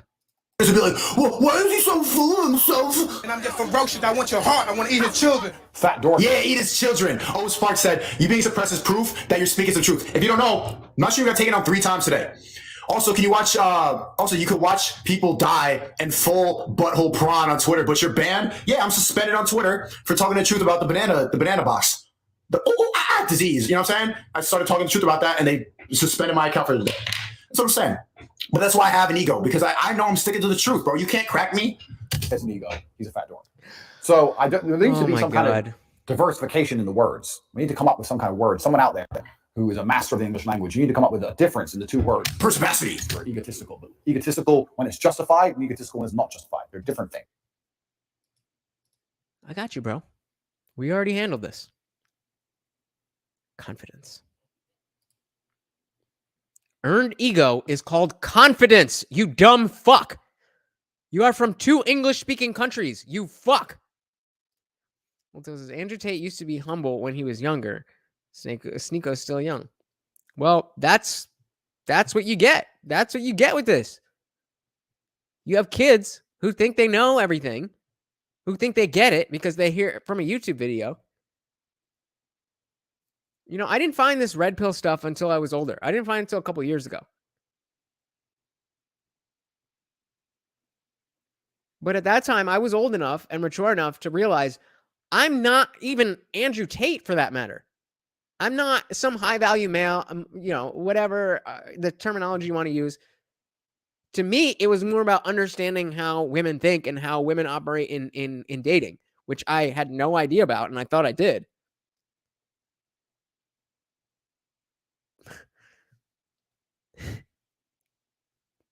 This is sad. This is sad. It's like watching a car crash, but I don't want to stop. And it seems like you guys are down for it, so let's go. I guess what's going to happen there, now we're going to go down this. You know what lame people say on the internet? You're like literally the behavior of a narcissist? So what? What's the difference between confidence and narcissism? What's the difference? It's just like a worse word? You're like literally obsessed with... What's the difference between confidence and narcissism? Well, confidence is believing in yourself. Narcissism is not caring about anybody at all and then doing shit that will hurt other people because of the fact that you don't care about them. That's the difference. But I wouldn't expect you to know that, young buck. Okay, but bro, maybe you should be a little more in love with yourself. Are you like in love with it? Yeah, I'm in love with myself. I'm dope. I'm the fucking man. I'm the shit. What do you want me to do? Like, honestly, what's the alternative? Well, that's a good point there. That's a good point. Well, I think that's... It's crazy. It's crazy that people actually watch this, like, on the regular. Like, oh, Sneako's on. What else could this be? I mean, I already tried. I don't know what else I could do, but... yeah, I definitely agree with that one. Oh, that's boring. Yeah. Rabbit holes. People are going to start saying, well, his ego doesn't deserve to be justified, and there's going to be an argument of proof and blah, blah, blah. But whatever, that's not the point. I'm discussing egos of people who deserve them, people who have justified their ego. Because I believe I have justified my ego, and I do have a massive ego. I have an ego. Who justified based on who? Based on who? Or based on what metrics? What is a earned... What is someone who has earned the right to have an ego versus not? Or you're just saying things. Happens a lot on this channel. Dumb people just saying things. I like me. I like that I am me. I think I'm the fucking man. I think I'm cool as fuck. And I'm happy with that. And this guy just thinks he's like so cool, but that's actually kind of lame. Why, like, you think you're like just so cool? Ooh. The nuance is being happy with yourself versus feeling the need to make a YouTube video to show everybody else how much you love yourself. But he's eating it. He's swallowing whole. He's taking Tate. Glop, glop. Why don't you play Fortnite and vape with me? I'm happy to live my life this way because I find it a source of motivation. I would never let myself get out of shape because then I couldn't view myself the same. I view myself a particular way, and that requires me to be in shape. I would never allow myself to become poor because I view myself a certain way, and that requires me to have financial assets. I view myself in a way that requires me to push hard to succeed, and it makes my life better. People often talk. Well, not everyone can get rich. You think it's that easy to just get rich? Well, I'm happy off of $35,000 a year, and I watch Abba and preach, and they say the right thing. The cope is so hard. Who are you arguing with, bro? You're on a stream by yourself. Do you know what the word projection means? You're on a stream by yourself. Who are you arguing with? Because they're nuanced, but not everyone can get rich, because then if everybody's rich, then no one's rich. It's not possible. Shut the fuck up. Everybody can get rich if you have a phone. That's some bullshit. You know what? Who's not going to get rich? The fucking dummy who says it's impossible for me to get rich will never get rich. That is not what Abba was saying. Again, I think they both missed this. But Sneako was saying anyone can be rich. And Abba was saying not everyone can be rich. But, you know, nuance. Yeah, you're absolutely right. That might be what's going on here. That might be exactly what's going on here. And I'm here for it. You know who does get rich? People who believe that they can. It's really that simple. If you believe in that mindset, you'll just, okay, there you go. That's your life. If you name yourself after how fat you... Oh, wait, I just seen it. Someone who's like L streamer. I just seen it in the... mindset? Where is it? You'll just, okay, there you go. That's your life. L streamer, loser. Even your own fucking streamers are like, or even your own fucking fans are like, bro, what are you doing? If you name yourself after how fat you are, Papa Gut, I'm fat, then you will be fat forever. And you know what the fat people start saying? Maybe you should go to therapy. You seem like a little unhinged. No, I'm just not slow and lethargic like you. You talk slow, you move slow, you sit down and are slow. I don't want to be like that. Cope. You go to treadmill. Don't tell me to go to therapy. Cope. You fix your life before you start getting on a moral high ground about how to talk to other people. But that's what the internet's done. It's given given them an opportunity to tell people what they should be doing in life. And every day, Chad, I'm going to tell you, there's going to be people in the comments saying, take your meds. Suck my dick. I'm going to keep on streaming, and they're going to keep on watching, waiting for me to go crazy. So I'm going to keep on bobbing and weaving. I'm going to stay focused, ignore distractions, and let them keep chatting. Because I ain't stopping, pussy. Oh, what a gangster. I'm trying to... Hey, we got Mike Smith in the building. Welcome to the party. Sounds like you're talking to each other, but glad you are here. We are making fun of Sneako. About downward spirals. He got in a downward spiral. He lost his girlfriend, then he started drinking, then he lost his friends, and he drunk more, and then the downward spiral. You know what else is real? An upward spiral. Yep. He started training more, so he had more energy, he started working more, started making more money, and then he went to a better gym, and then you catch momentum just like...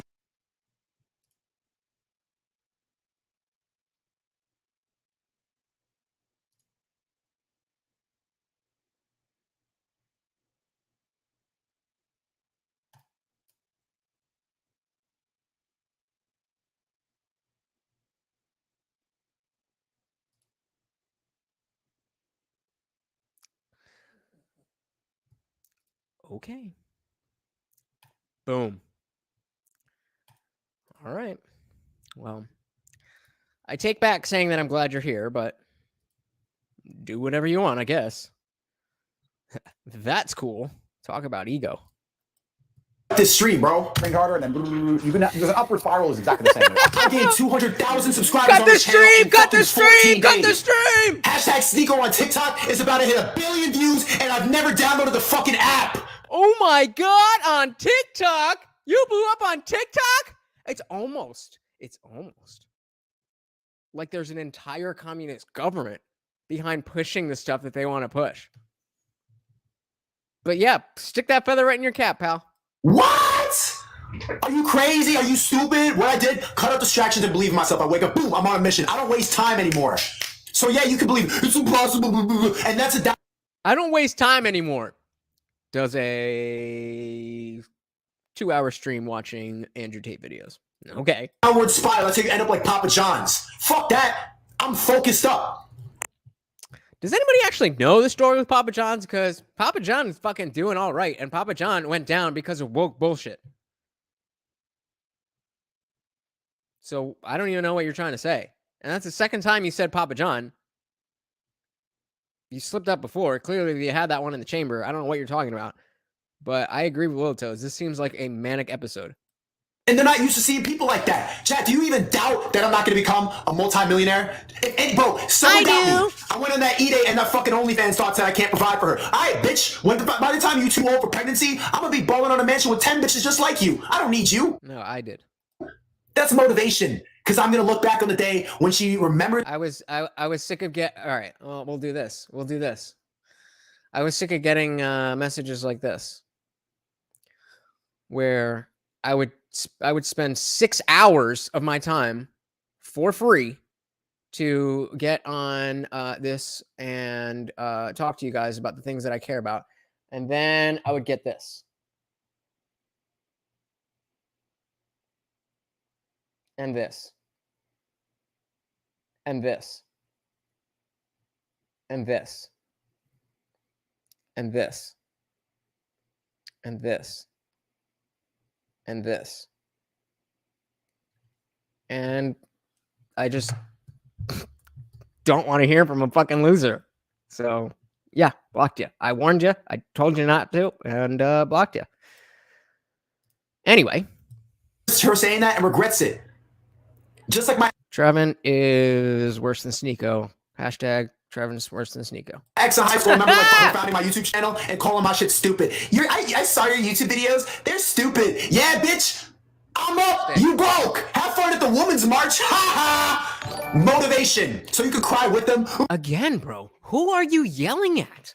Who are you yelling at? You are in a room by yourself with a bunch of people willingly watching you. I thought you were trying to change the world. I thought you were trying to wake people up. All you're doing is fucking gassing your own fucking... Can't say that on YouTube. All you're doing is gassing yourself up. This is changing the world? Suck my dick. Okay, yeah, you're right. My videos are stupid. Maybe I should go to therapy. Or we can turn up. Let the hate drive you. Because you live in rent-free in their head because they put a curse out on you. And now they're waiting. They're waiting to see you drop. They're waiting to see you fall. Bro, I got mad haters, bro. I can't wait to prove all of them wrong. And every day I am. Upward spiral is always fueled by ego. Are you though?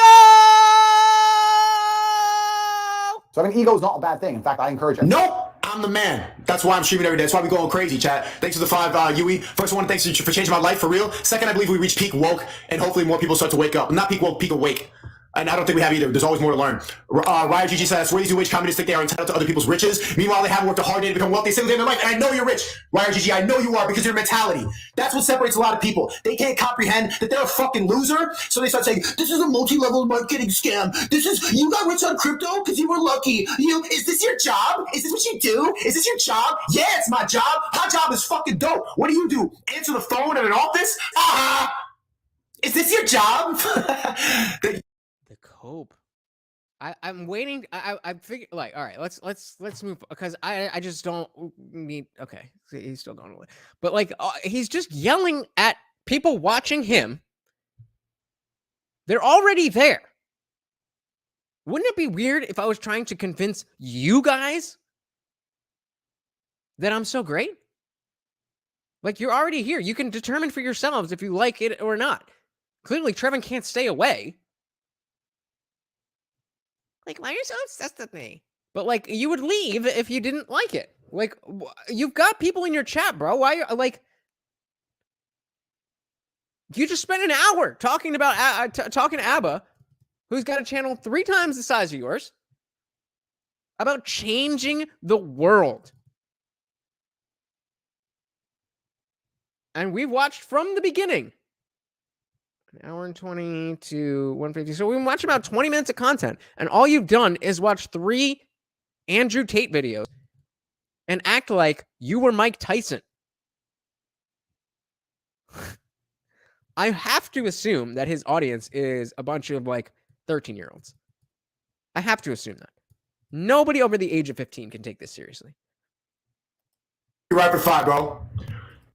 Except maybe Trevin. We all can get rich. It's a mentality switch. Every man out there to have an ego. Develop an ego, a massive one, and then work to justify it. It doesn't matter what it is. You can name any job in the world. Name a job. Cashier. Of course not. He's too fucking scared. He won't even come up on this channel when I invite him, and he's trying to fucking spam my shit. He won't even come up here. Of course he doesn't stream. Got no balls. A fisherman. Okay. So if you have an ego and you really truly believe you're the best fisherman there is, you're going to go out there and try and catch the biggest motherfucking fish. You may stay out longer than everyone else. Because you think you're the best fisherman. The fisherman who thinks, oh, I'm an okay fisherman, but someday you will never catch the biggest fish because of the way you think. That's completely the opposite. That's completely the opposite, as evidenced by your own fucking stream. If you think you are the best, why the fuck would you need to improve? Let me ask that one more time. If you are the best, why would you need to improve? So thinking that you are the best is precisely what will manifest complacency. That was Anirudh Garg of The Dialectic. I can get his channel for you if you like. But, I mean, yeah, that was Anirudh Garg. Friend of the channel. We disagree on a lot, but friend of the channel. You can program your mind, man. That's why I'm going to turn the fuck up and you're going to see... Stop yelling! The process when I'm so excited about the stream, you are going to see me turn the fuck up. Watch me in the ear. Doubt me. I swear to God, doubt me. So I can show to you that it's possible for anybody. This is how you can tell it's cope. Like, who's doubting you? Yeah. Who are you yelling at? Else. You may try hard than everyone else. You may try new baits. You may get up earlier, whatever it takes. But you want the biggest fish to prove you are the man. It doesn't matter what it is. If you're doing anything creative, if you really believe you're the best, you're going to put more energy into that creative art than if you don't believe you're the best. I love you because I put all my energy into this shit. All of it. That's why people in the chat know, man, you have a point, but maybe you should chill out. You should chill out. And you already are chilled out. That's why you think I'm doing too much. But you're in my stream like, whoa, this guy's like way more energetic than me. That's why I have a successful stream and you don't. Keep crying. Go back to work. People. I love people with huge egos because they try hardest. Like Kanye. Everybody says Kanye is a fuck. But look where it got him. An ego is what you need to get to where you want to be. Try hardest to justify them. Now, then you have the other side of the coin. The people have an ego for no reason. I wouldn't call this an ego. I'd call these people delusional morons. And if you're going to go through your life and you're going to associate with people, what you do? Oh, you're funny, little toes. I love that you're here. Find egotistical people. Find out if they have a reason to justify said ego. If they don't, get rid of them. If they do, hang around them, because you might actually learn something. Oh, shit! You need to get off. Let's see. I don't care. No, actually, I do want to hear him. On 2 cuts, dick. Holy shit! Even every day, what's on 2 cuts? It's 6 hours stream. I don't want to watch that. Thanks to the 5 Osama. He said there are enough resources in the world for everybody. Everybody gets receptive. Going. Winning is a feedback loop. Winners win, losers lose. The money's already printed, so take it out of the pockets of the elites. Take it back, because they're taking all your bread right now by fucking up your mentality and thinking you can't be rich when you can. Everybody can. Most people won't. Type a 1 in the chat if you think Trevin and Sneako would be good friends. The difference, like, yeah, not everybody can be rich because then everybody's rich, no one's rich. But he said it. He said it. At least he understands. Okay, not everyone can be rich. That is the only point that Abba was making. And so, if you acknowledge that not everyone can be rich, only some people can be rich, and you're saying that to your audience that you all should be rich, then those who are not rich, you are saying, have failed. And as Abba was saying, money is your measure of success, not necessarily everyone's measure of success. You're going to be. He said, luck is when an opportunity meets preparations. Everyone gets a chance in life, just not prepared. Exactly. It's not lucky to be in the right position. You need to be smart enough to be in that position in the first place. But all these fucking losers will just make excuses for why their life sucks. The arrogance to think that if you're a successful person and you don't have any luck, I don't know. It's just arrogant. I'm sick of it. You were born in America. Full stop. You were born in America. That's the ultimate luck. The ultimate luck. There is nothing luckier that can happen to a human being than to be born on the soil owned by the United States. Change my fucking mind. But I'm going to let them keep hating, bro. That's all they're going to do. That's what they like doing. It's a passion. They can keep it for the 5 Seagull. What if they completely permanently ban you? Where are you going to be streaming? We'll stream on main channel. If I'll stream on a second, I'll make another channel. I'm gonna keep going, bro. That's a great question. That's a great question because you only have so many avenues to stream. You know, you got YouTube, okay, you got a different channel, then you got Twitch, and whatever. You could go through Discord, I guess. But what happens if you get canceled? You ain't shit no more, are you? As you were saying, despite the fact that you make 6 figures because of student loans, you're in debt. So maybe this ego isn't exactly as on point as you think it is. Maybe you're just another broke motherfucker in a 1-bedroom in New York talking to his computer, pretending that he's hot shit. Just maybe. I don't even know what that means.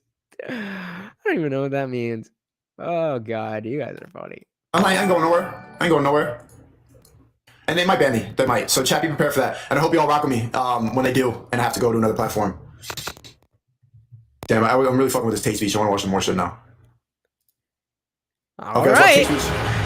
Hate speech, proof for God. I'll keep going as long as you guys are here. I think this is fucking hilarious that this is happening right now. And the fact that, like, shout out to Little Toes. The fact that this is on point and we can just watch this and fucking, this is great. So, I mean, God. Confrontate.com. What does it say? Achieve absolute mastery with money, women, and fitness. He's got somebody over here that says, are you serious right now? Oh, he's serious. I'm going to correct myself. It's not very often I take back an opinion, but I'm gonna take back an opinion. Well, but I thought you were always right about everything and ego and all that. If you're saying you're wrong. If you look very, very early on in this channel to the depth of hate speech, I think one of my earliest 10 hate speeches was how God is not real. And I sat there and I explained how God's not real and don't believe in God, I'm an atheist. Bro, I'm the same shit now too. I was an atheist, but after streaming a lot and like seeing the reality of God is necessary. God's a necessary thing. Oh, honey, sweetie, baby. Oh, honey, sweetie, baby. Sneako, if you see this, you ain't gonna see it. I will give you $1,000. You probably don't care because you're making 6 figures, but hey, that's student debt. I'll give you $1,000 to debate atheism with me. Oh my God, God is necessary. That is called the God of the Gaps argument. You know what has a name? Because it's been stupid for centuries. Did I miss a comment here? I don't know. Because Hassan is retarded, but he has his positions lined up. He knows how to argue his positions.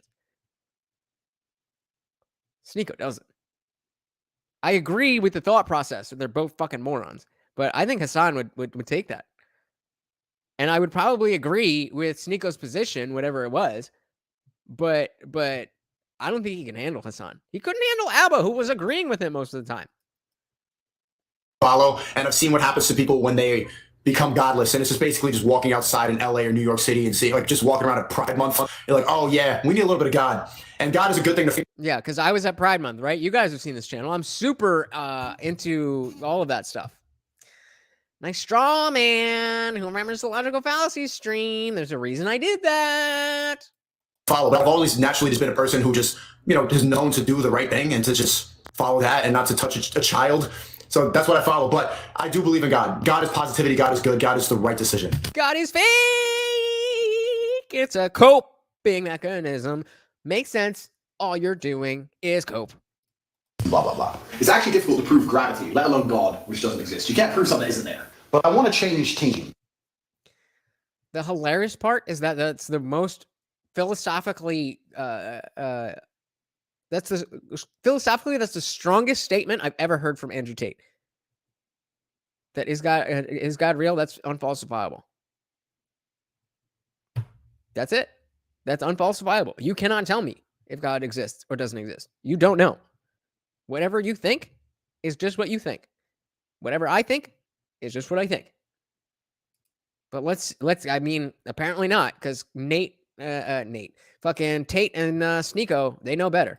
Because I'm looking at these atheists, and they're all just fat losers, dorks, or just nerds, or, I mean, Christians are nerds too. It's hard, but all... I agree with this. This is my whole thing about the semantic obfuscation and why conservatives need to stop putting religion into the fucking actual values that we need to have as Americans. Because then you get to this point, and you're like, okay, well, it's clear that the worst people on the left are atheists.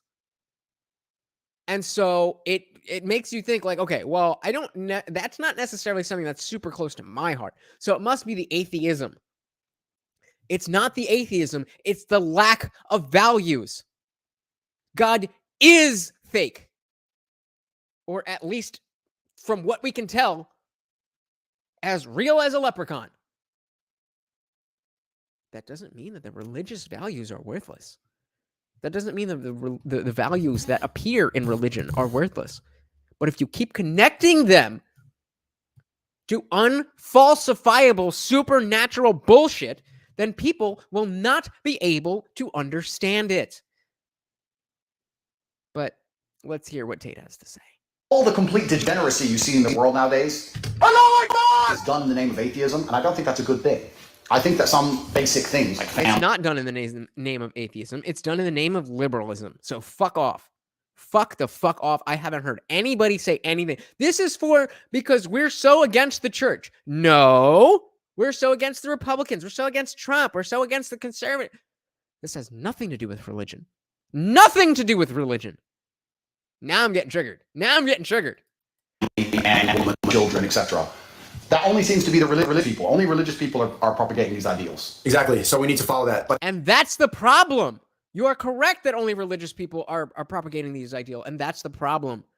There needs to be another route for somebody to say, I agree that we shouldn't murder others, and we should love our neighbor, and we should have monogamous relationships, and we should, whatever it is that you believe in. But you can't have it tied to an unfalsifiable supernatural claim. We are 200 years beyond that being a realistic thing to base your life on. I am sorry that science exists, but it does. Those traditional values all trickle down from God. We need God back. Whereas the atheists are propagating insanity. No, we need values back. This is the problem. This is the problem. People don't know how to talk. They don't know what words they use. They just talk shit. They don't know what they're saying. And faith is one of the stupidest things that exists. When it comes to legislation, at least, faith should have no place in legislation. Legislation should be based on empiricism.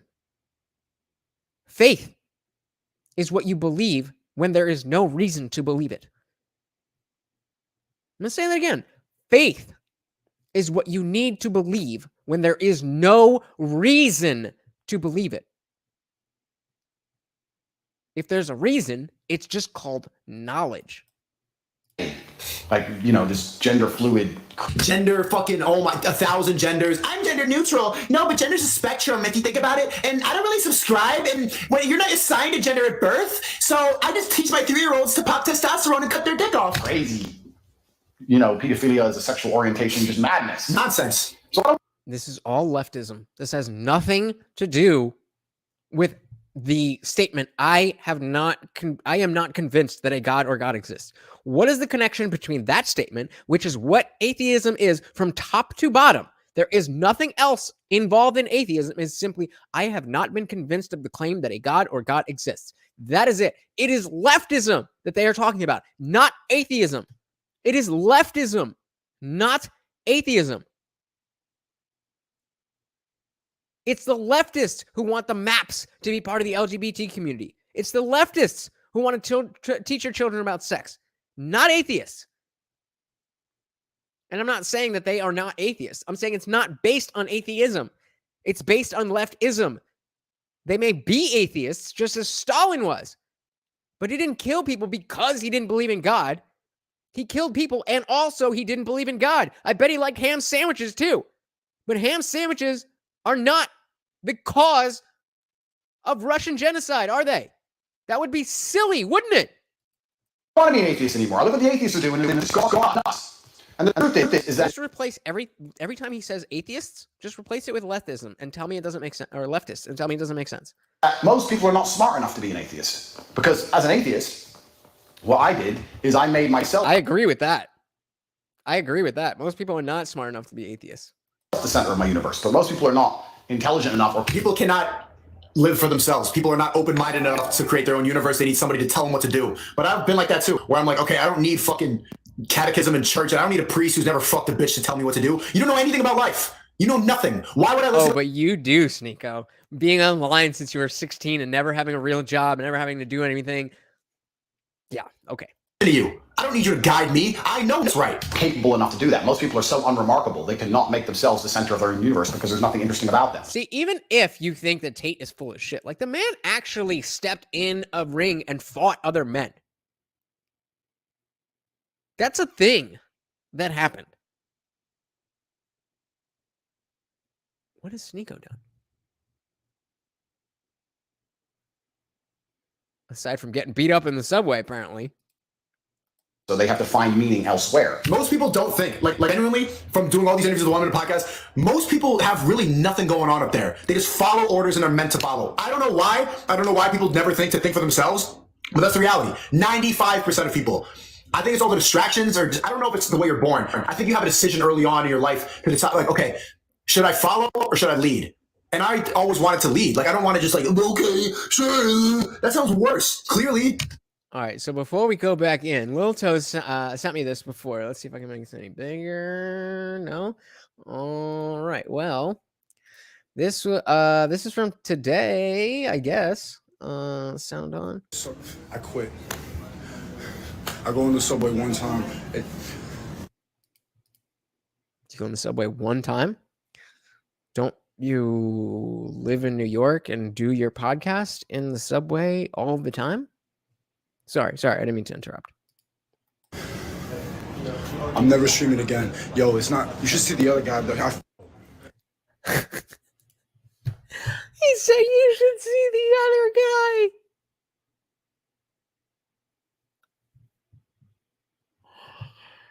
Yo.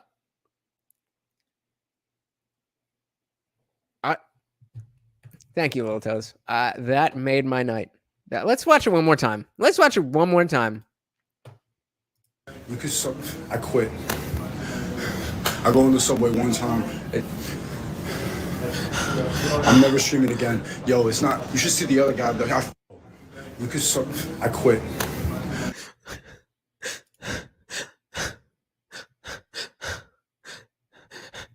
I'm never streaming again. What does that have to do with you getting your ass beat? I just played what you sent me. What's your name? Wow. Yeah, I mean that's what you sent me. No, I bet he was talking shit. I bet he was just talking shit. He said it. He was. Oh, I'm the man.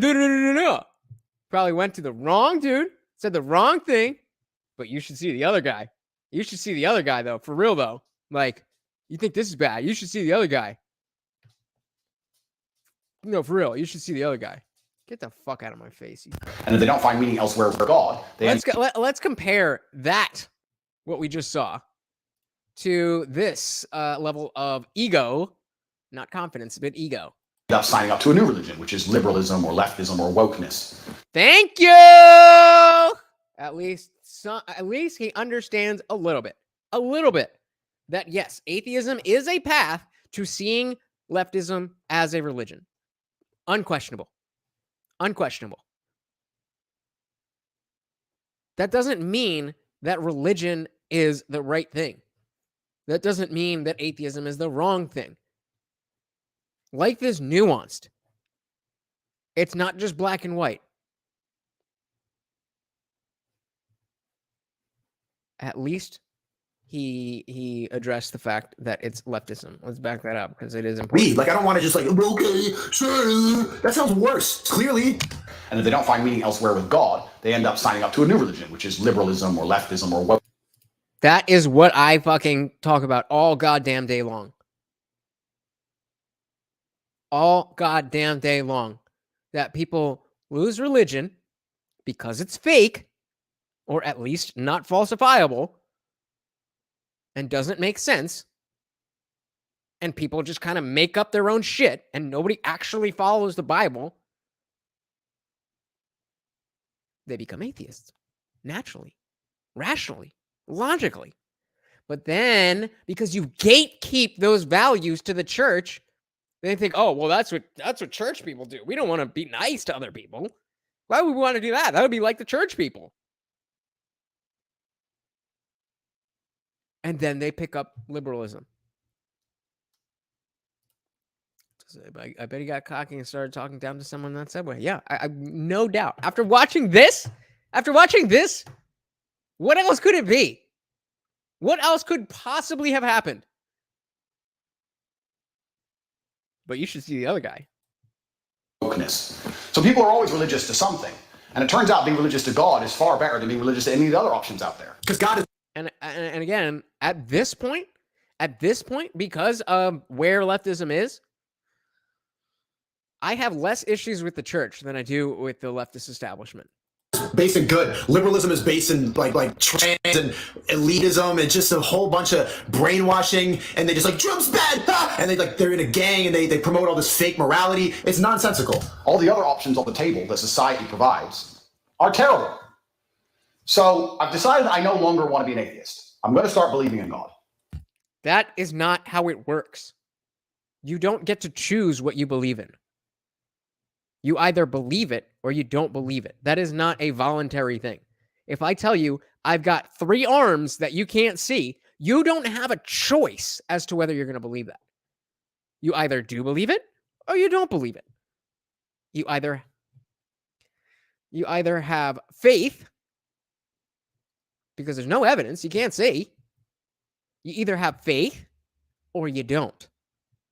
You don't get to decide that you believe in something. That is not how it works. The same way you can't decide to stop breathing for longer than it takes for you to pass out, because once you do, you're going to start breathing again. The same way you can't decide for your heart to stop beating. You can't decide what you believe in. I just hit that, but I think I've always believed in God too. I've always believed in good. And good is God. I think they go hand in hand. Oops. But they're not. Right? Because God is a conscious being and good is a concept. So they're not the same. And the more you talk about them being the same, the more exactly the shit that you are complaining about will happen. But go ahead. But it's more, I could translate it better. I could translate the message better. And also it's better for my mindset since I've made the conscious decision to but I don't think God is the reason I've always rejected it is because I grew up Catholic and God has always been like a white dude with the beard posing like this. And it's like, this shit is gay. This is weird. But I think of God as like a force of good. It's everything. God is law. So you're making up your own shit outside of the Bible. That's not what that is. Why are we not just allowed to do that? Why can't we just say, okay, we're going to take some values from here because without them, people look to the government, but we don't have to tie it to supernaturality. That's the only piece. That's the only piece that bugs me. It's so close. It's so close. Thing good in the world. Because if God keeps society together, even if God is not real, if enough people believe in a thing which makes society better, if enough... The thing should be the values of America, the sanctity of our nation. That's what people should believe in. The sanctity of the greatest country on earth should have nothing to do with whether the law. It should have nothing to do with the laws of physics. But when you say that there's a man in the sky, then now you're invoking supernaturality. Why can't the thing that we all rally around, which I completely agree that is the case, why can't that just be the values that we all share instead of your belief on where they came from or who did it or who? Answer me that question. Anybody. It's ridiculous. It's silly. There's no reason. It's superfluous. People believe in a God which makes society, which is a net positive for society, then God in some form exists, doesn't he? So even if it's just the idea of him existing makes him semi-real. Yeah, the idea of Spider-Man exists too, but not waiting for him to save me, and he certainly didn't save Sneako in the subway, did he? So I now believe in God. I believe in God. It's not to decide which No, you don't. God I believe in. There's lots of options, there's lots of choices. So for me, I don't think you need to choose one. I think you can pick and choose. There's a lot of Islamic people in here. There's also a lot of Jesus people in here. But I think you can. I think of it like you could just think of it as like anything that you want, as anything that you want, that is any way that you want, and has any tenets that you want, and whatever you believe in is whatever you believe. Do we see the issue with this?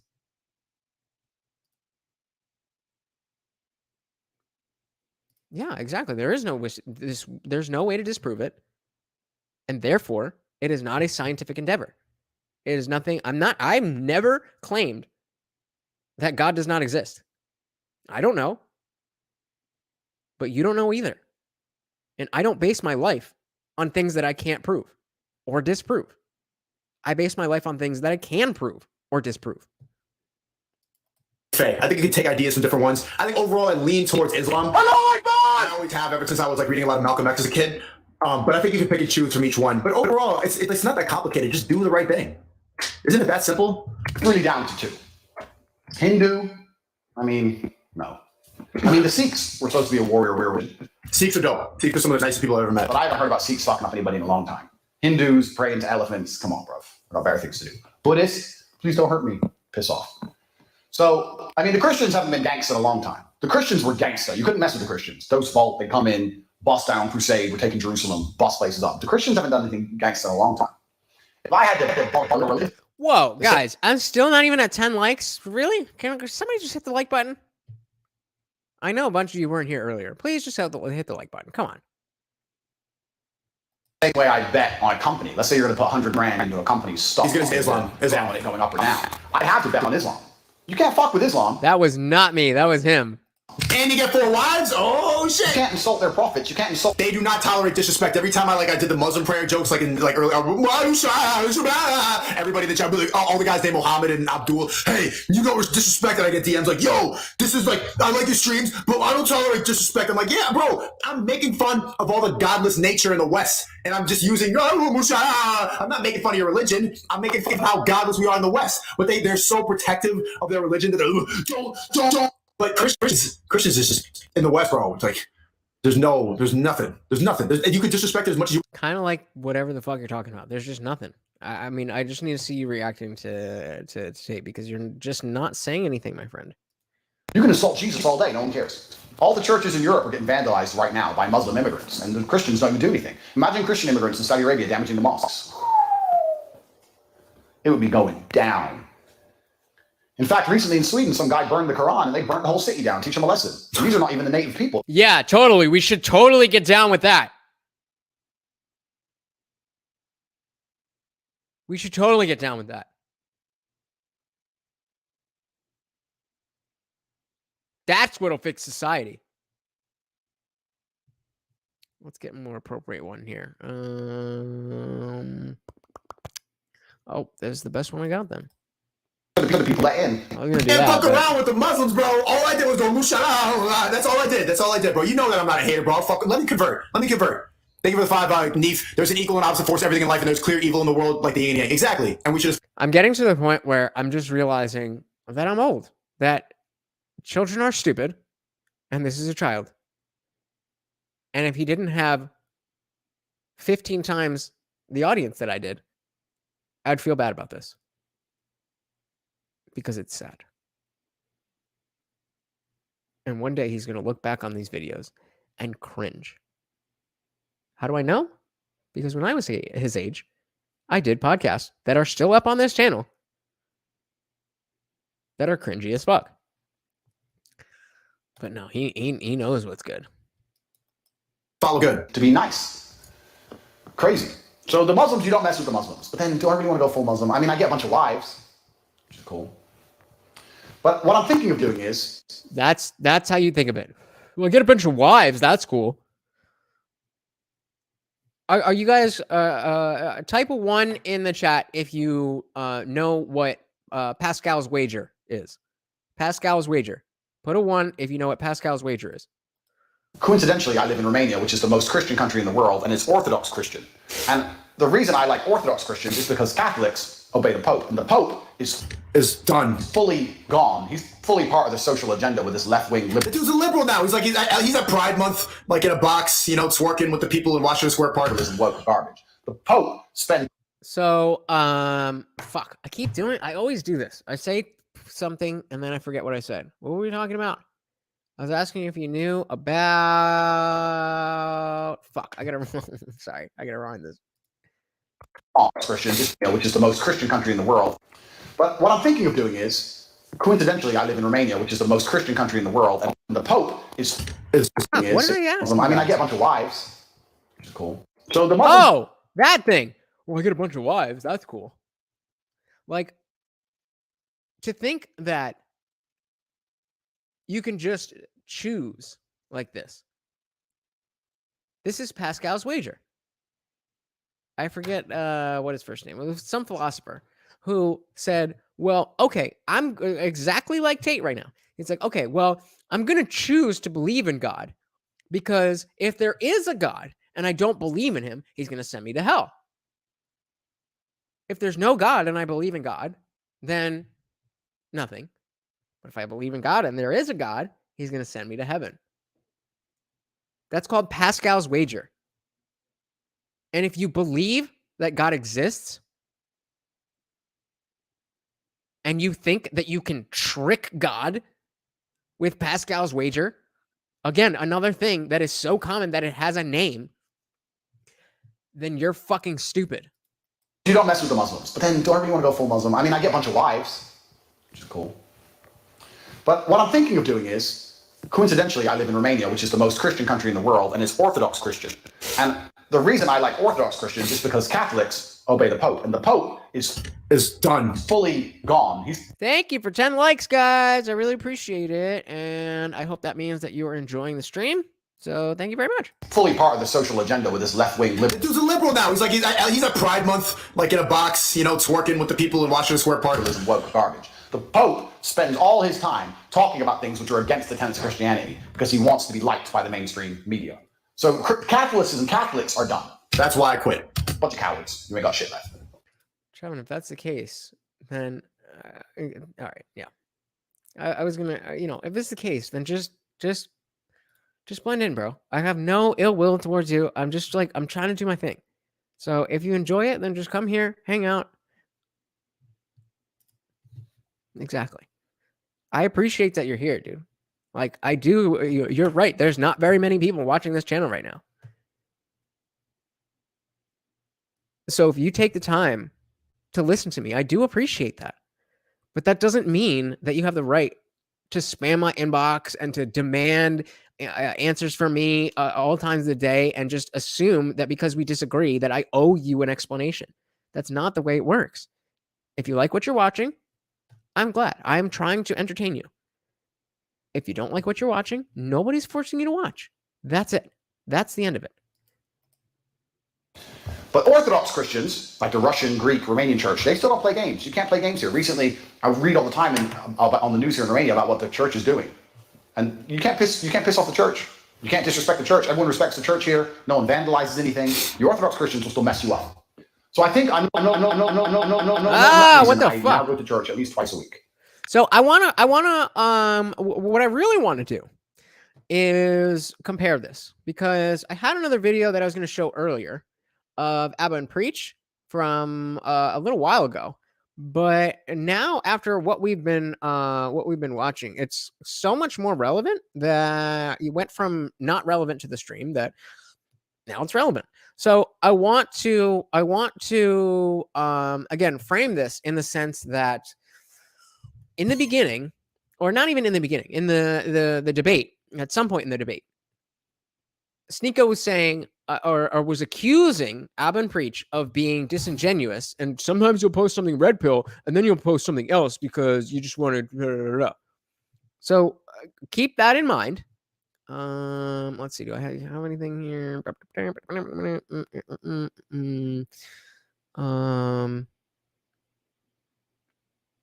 Let's just do that.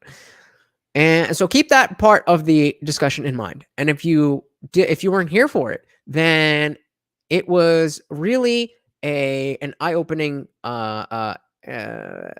sentiment that Sneako was expressing that makes it very, very obvious that he has taken Andrew Tate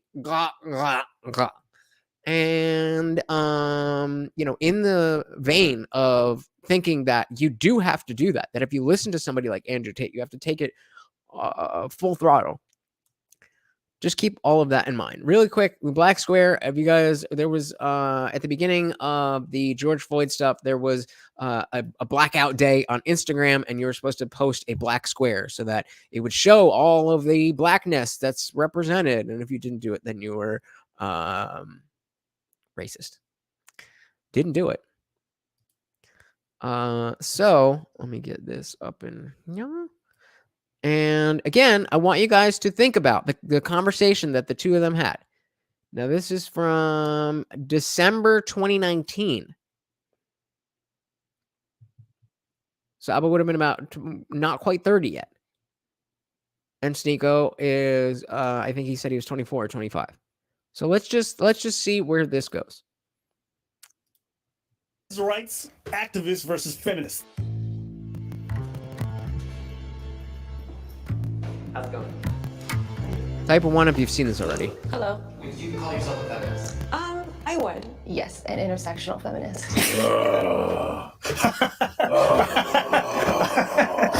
I've already identified which broad I'm going to hate the most. Are you feminist? Yeah, the best kind. A disclaimer for those who don't know, an intersectional feminist is a girl who's a feminist but also acknowledges, hey, black people exist. I see colored people. Feminism, what comes to mind? Marxism? To me, feminism is fairness. I think that it's unfortunately misguided. Feminism is a flawed movement. When you hear the phrase men's rights, what comes to mind? Aggression. Advocating for the human rights of man as a class. I start laughing. Hi, my name is Zach, and I am 24 years old. This is Chris. I'm a PhD student at the University of Southern California, and I'm also a Title IX specialist who challenges discrimination against men on college campuses. I'm 30 years old. Hi, I'm Derek. I also go by Brendio. I'm a YouTuber, and I'm also known as an Incel, which is an involuntarily celibate. I don't know why, but I hate this kid already. Men and women are different, but equal. So, did they not?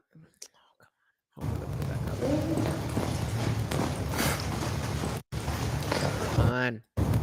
I believe men. So the prompt is: I believe men and women are different, but equal. And women are different, but equal.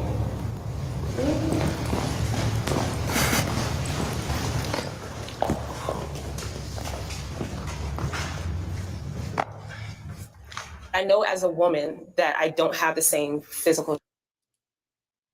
Don't start your sentences with "as a woman" or "as in anything." Just say what you're saying. Sorry, pet peeve. Strengths. Men and women are built differently. I think whenever things are built differently, it's for a reason. Yes, this is also why we say males should not compete against female in sports. But that's a different topic. 2019. Oh, you petty. You petty. Feminists, I'm just saying, feminists love to be like, oh my God, men are so much stronger than us. We were scared. And at the same time, they're like, let the men compete against the women. I'm just like, what? Why did you use that voice? What's wrong with you? I'm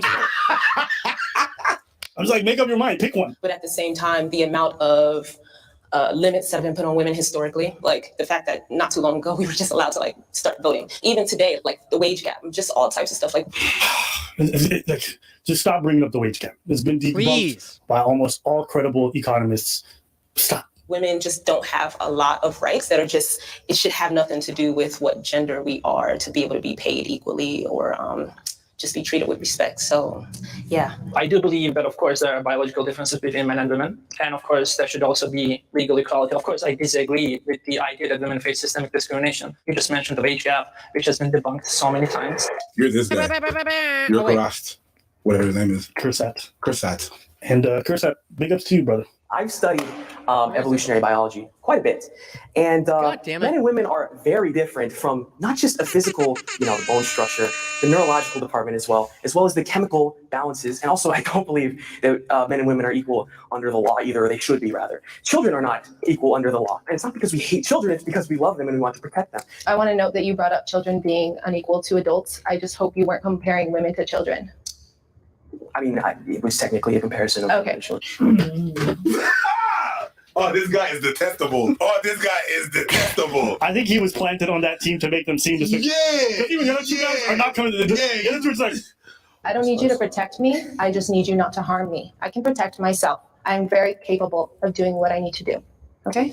Okay, sure. 100%. Whoa! Wow! Toxic masculinity is real. I think that toxic masculinity is definitely a real thing. So what had happened was that's not the video I wanted. But as you may recognize, I was easily confused. So switching gears a little bit, we see our friend here.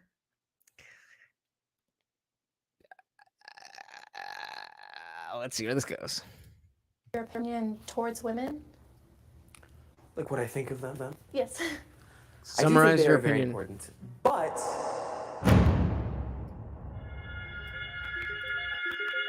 So it says, come on. This Incel, short for involuntarily celibate. And Incel is a member of an online subculture that centers around not being sexually active despite desiring to be.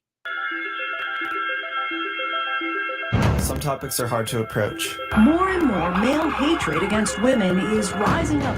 You might call this a new phenomenon. Either the subjects are inaccessible or people are uncomfortable discussing them. You're an older guy. You better get a good job and make some money because nobody's going to want to talk to you. Girls, I will destroy you. You don't deserve to get laid at all! So we found those subjects in person, rented a space in Hollywood, and invited our audience and any strangers walking by to come inside and ask them anything.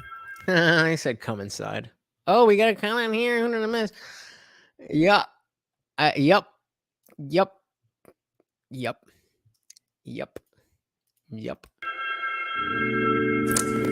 okay, hey, I'm Brandio. I also go by Derek. I'm an incel, and I'm here to answer people's questions about the topic. I can start. Hi, how are you? Hi, I'm good. So so in case you can't tell, the way that it's set up, the camera is like right here, but there's a curtain between them, so they can't see each other. Yes. Why would you ever sign up to do this?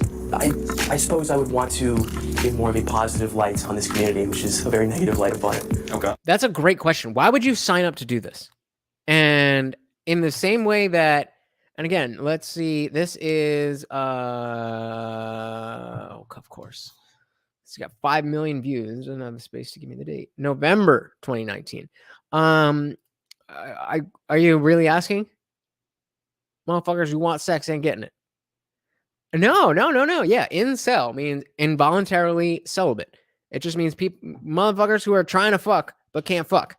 You're involuntarily celibate. Incel. I mean, it does mean loser, but not because of that. That's not a definition. It means involuntarily celibate. And yeah, the question of why would you want to sign up for this? Like, we look at this dude. It's not like he's disgusting, right? I mean, brush your hair or cut your hair, buy some clothes that fit, and work out a little bit.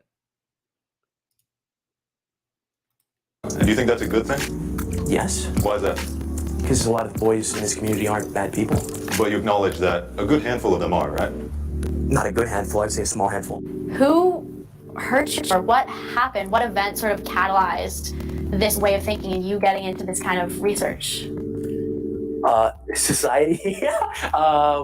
Do you hate women? No. No.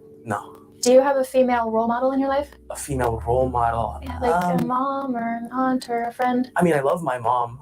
I wouldn't necessarily consider her a role model, but I do love her quite a bit. So I pointed out some things.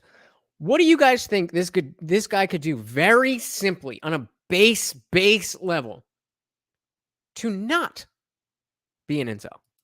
If a woman was elected as president of the United States, how would you react?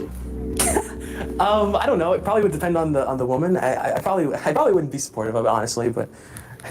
Why do you say that, if you don't mind me asking? I do think that, men should be the leaders and women should be the caregivers and the love. And this is where I'm glad this all came together full circle. This is where people like Sneako, who this guy thinks exactly like Sneako.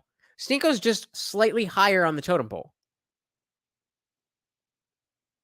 He thinks that he's owed everything. And the fact that you did work means that you're owed the world. Nah, bro. You're a man. You aren't owned shit. You're supposed to work. You're supposed to be a good person. You're supposed to make money.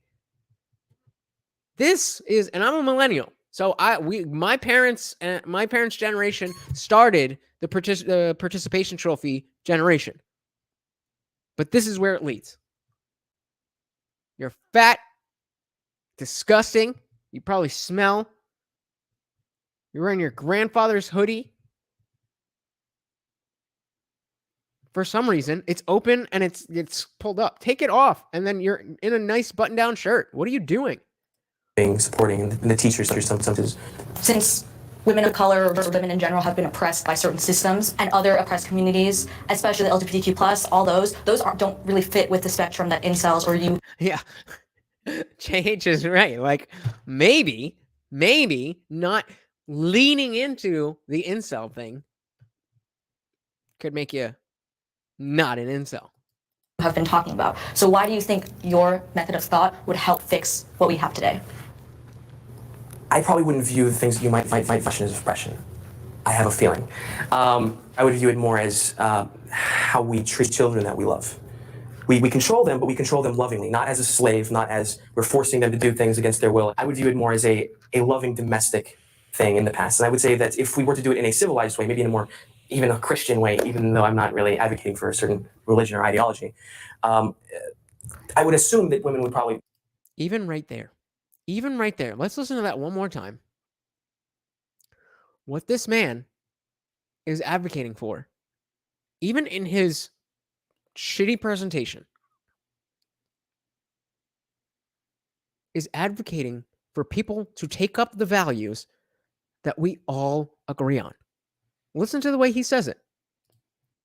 In the past. And I would say that if we were to do it in a civilized way, maybe in a more, even a Christian way, even in a Christian way, although I'm not really advocating for a certain religion or ideology. So does that not precisely pinpoint my issue with religion and its relationship to politics? He doesn't know how to articulate, I want these values enacted. Because as Americans, as a whole, we don't accept those as our values. People who are Christians will say, oh, these are Christian values. Some of them are. But why can't we just have American values separate from religious values? I don't understand that. And I mean, this is typical incel shit. It's cope. It's the way that they cope with not being able to get laid. They say, oh, women are just this, women can't do anything, and that's how they cope. I would assume that women would probably be happier. And I wouldn't just assume that blindly. I would assume that based on the data that I've seen. What data have you seen that has brought you to this conclusion? Because I'm now curious where I can get this data from. I couldn't reference it offhand, but I believe there was... That's actually not true, because it is a fact that women are generally unhappier now than they were before they had the vote. I'm not saying that women shouldn't have the right to vote. I'm just saying that more, let's say, masculine responsibilities that have been put onto women in the name of equality has overall led to a lower level of happiness in adult women. I can't remember the name of it off the top of my head. Okay. What do you think it is about liberal areas that create behavior in women that you think is a problem? Promiscuity leads to increased standards in more primitive aspects such as looks, and that typically makes it harder for some people to find a relationship, including sometimes good-looking people. Like, there's guys who are much better looking than I am who are having a really hard time finding someone in a place like LA or in London or in Auckland, New Zealand, but they probably would have a perfectly fine time finding a woman somewhere else. So you think that promiscuity is the problem, and if people are more monogamous and more withholding, that would sort of fix society? Yeah, I suppose people are more traditionalists. There have been a few mass shootings in the past where these shooters actually stated that they were incels or were radicalized by online incels. What do you think about their actions? I condemn their actions. I don't believe violence is the solution. I don't believe attacking random people is going to fix anything, whether they're, women or men. I do think that the reason why they committed those actions was probably because of out of desperation or out of, mental problems. It probably could have been prevented had the right support was in their community, in their household. If they've, Is this even a real question? Is this even a real question? I'd rather be tall and skinny any goddamn day of the week. But I'd also really do anything to be tall, so I don't know if I'm the best person to ask. If people, saw what they were posting and saw what they were experiencing in life and did something to help them. Was there like a pivotal moment in your life, like a straw that broke? That's a good question. Metaphorical camel's back? It's constant years of rejection, no matter who the person was, constant years of rejection in other aspects of my life. It did kind of push me towards more, I suppose, radical beliefs, but I suppose they're only like radical, but they're more just old beliefs, really. No, it sounds like I had another like metaphor, like death by 1,000 cuts. It's not like one pivotal moment. It sounds like a bunch of things built up over time. Yeah. That would have been a better question. Short and skinny, like I am now, or tall and fat. In which case, I would still rather be tall and fat because from my experience, it is a lot easier to lose weight than it is to gain weight on a frame like mine. So just due to personal experiences, I've never, I think that if I was fat, I would have the motivation to not be fat anymore. But having been skinny my whole life, it's been very difficult to find the motivation to not be as skinny. So if it was fat and tall, or skinny and short, I'm already skinny and short. And common criticisms about the incel community is that you feel entitled to sex or intimacy. Do you believe that you deserve sex or intimacy from a woman? I think everybody at some level deserves someone that they...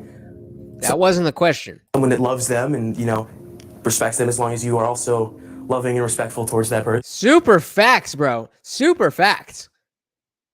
Super facts. Especially living by yourself and being a small guy.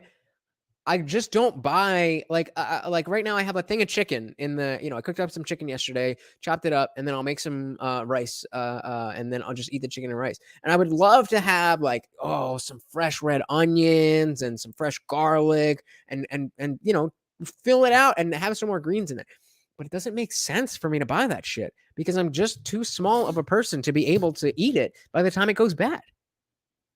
And so I'm not wasting my money on shit I'm not going to eat. And so, I think it's down. It's supposed to be down here. Should I leave it in the microwave? I don't know. But a bowl of, just a bowl of chicken and rice. And that's most of my meals. That's most of my meals because anything that you buy goes bad. So I'll buy some meat. I'll throw it in the freezer. But I can't afford greens and fruit and shit. And I know that that's not good for me. They're equal. You're not like seeking someone beyond yourself. You don't have like too high standards, I suppose. If you can tell the world about something about being incel that that may not be in the internet or that's overlooked heavily, what would it be? I don't know. I think we're really nice people and we're such nice guys, and you bitches are just fucking bitches because you won't sleep with us. Wouldn't that be hilarious? I think it's mostly that most of the men are not inherently bad people. A lot of them are just lonely. They just need some help, really. Okay. Would you say that there's anything that other people can do to help guide or just support or... Take your panties off. Take your panties off. Take your panties off. The lonely person in your class or the lonely person in your workplace, maybe... Fuck them. Maybe he's an incel and he's not letting you know, and he's just kind of afraid to. You want someone positive, just be nice, say hi, try and make friends with him. You don't have to date him, you don't have to whatever. Just brighten up someone lonely's day. And then the incel's like, oh my god, she loves me. And then you tried to talk to her and it's like, oh, you fucking bitch, why won't you fuck me? Yeah. And Lilito says protein powder and creatine put into a huge banana peanut butter smoothie, 2,000 calories right there. Well, I am allergic to bananas, but I do have whey protein. I do a double scoop of whey protein and a big scoop of peanut butter as my breakfast every day. I cannot eat in the morning, like unless I'm at like an IHOP or something where there's some good ass breakfast. I don't know if y'all ever been to a Jersey diner, but a Jersey diner, IHOP will do, but a legit Jersey diner, I can fuck up some breakfast. But like just at home, I just do not get hungry until like 1, 2 o'clock. And by that time, again, it doesn't make sense for me to buy breakfast foods. So by that time, I'm just, why did you think that would change? Why did you think that? And so that's how I go through. That's how I'm maintaining this weight. I don't think I've weighed 120 pounds a day in my entire life. But now that I got you guys here to keep me on the push-up drill, hopefully that sets in a discipline of having a habit that I stick to, and then I can increase the habit itself. Appreciate you guys. I'm not lying when I say it. I suppose. Okay, noted. Thank you. You don't want to be an incel? No. Why not? Well, I mean, it's part of the whole involuntarily thing. I mean, you want to try and escape it. You want to be something better. You want to get a wife, get a girlfriend, get someone who loves you, spend your life with them, and be happy. And what's one thing you wish people understood better about you? I don't know.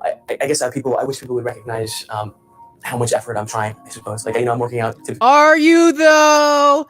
Are you though? I can be honest. I'm super insecure about how skinny I am, but I have not done a lot about it.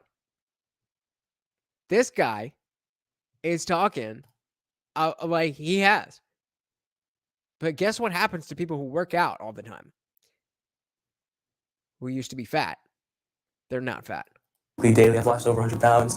I'm out there job hunting actively. I don't think people recognize how much effort the incels in general try to put into bettering themselves. I would say, people don't recognize their effort. They just assume that they're all like lazy and But here's the thing, and I'm fine. If he's lost 100 pounds, good for him. But the problem is, nobody fucking cares. I'm sorry. But as a man, nobody cares. What have you done? What have you accomplished for other people, for society? Congrats on losing 100 pounds. That's great for you. But as a man, you don't get the credit that women get for just being alive. You have to accomplish something. So if you haven't accomplished something, then you have nothing to complain about. You simply have a plan to figure out. That's it. So it says you literally just have to not eat and walk for a while. Yeah. There was a Facebook group I was in back in the days when Facebook was relevant. And it was just like a guys group. And there was this one fat dude.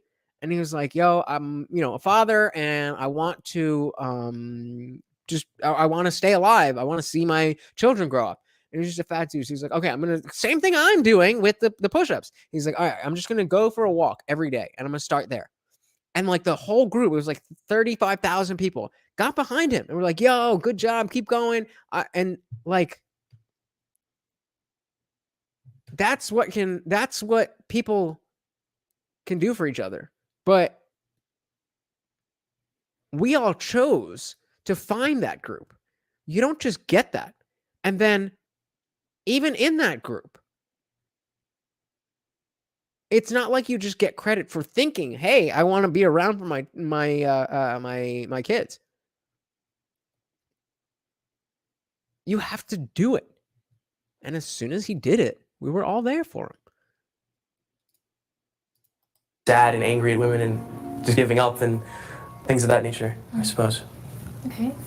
you don't have to see the bad things in the world and then come out a bad person. You can just see the bad things in the world and then improve upon yourself because of them, I suppose. So you do have hope? Yeah, I have hope, yeah. I'm a very hopeful person, I suppose. I won't lie, this went a lot differently than I thought it would. I thought we'd be yelling at each other, you know? It was nice to meet you. It was nice to meet you too. So I mean, it's I just wanted to, as an aside, especially in comparison to what we're seeing with Sneako freaking the fuck out right now. It's just it's really interesting to see. It's really interesting to see. I don't know how it's so different.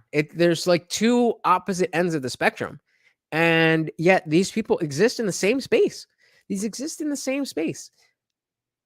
And I don't know that they would necessarily have very different opinions, but the way it manifests is very different. So, I mean, if you guys are getting tired of Sneako sucking off Tate, let me know. But as long as you guys are still into it, I'm having fun watching this shit. Oh, we got one more. You just said that yellow shirts and brown. So why you have monkeys on disability for the... Oh, gotcha. Yeah. I think that's a good, yeah. It's kind of just the idea of what masculinity should be, but it goes wrong a lot of the... Wrong one. I go to church twice a week, and I'm now a Christian. So there's no funny ha-ha at the end of this hate speech. I genuinely believe it's good for society, which means it has to be good for me.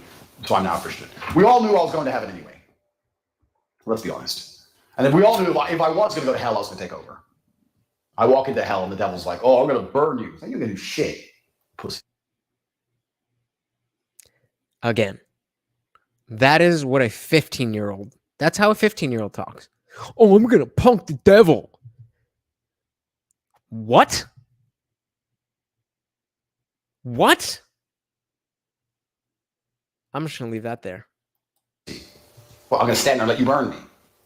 Look like a bitch. No, I'm not these fucking mask wearers. No, you're Of course you love that, Sneako. Of course. Oh yeah, because if you don't wear a mask, then you can take on Beelzebub, the literal fallen angel of God that you supposedly believe in. Get the fuck out of my face. So would it have been fun to be the king of hell or an angel in heaven? Oh my god. Which one would be more fun? These pussy ass mask wearers. That's the sad part. If you were like, okay, all right, I was with Tate until the end there, and he was, kind of getting like, I'm gonna take over hell. Like it's obviously silly. If there really is an afterlife, like you're not taking over. Nope. Swallowed his dick hole. I almost pressed the wrong button and showed you guys me peeing on stream. Tricks of beating depression and being successful. Take the beach. Start from the beginning. Mind tricks of beating depression and being successful. But not everyone can be rich. I can't be rich. What do you mean? It's not that easy. Like, would I have to go? Shut the fuck up. Everybody can be rich if you have a fucking internet. This is days. I hope Abba sees this. I would love for Abba to see this and for them to do a video on him. Like, I agree. I don't know if I would call him a right winger. I don't think he's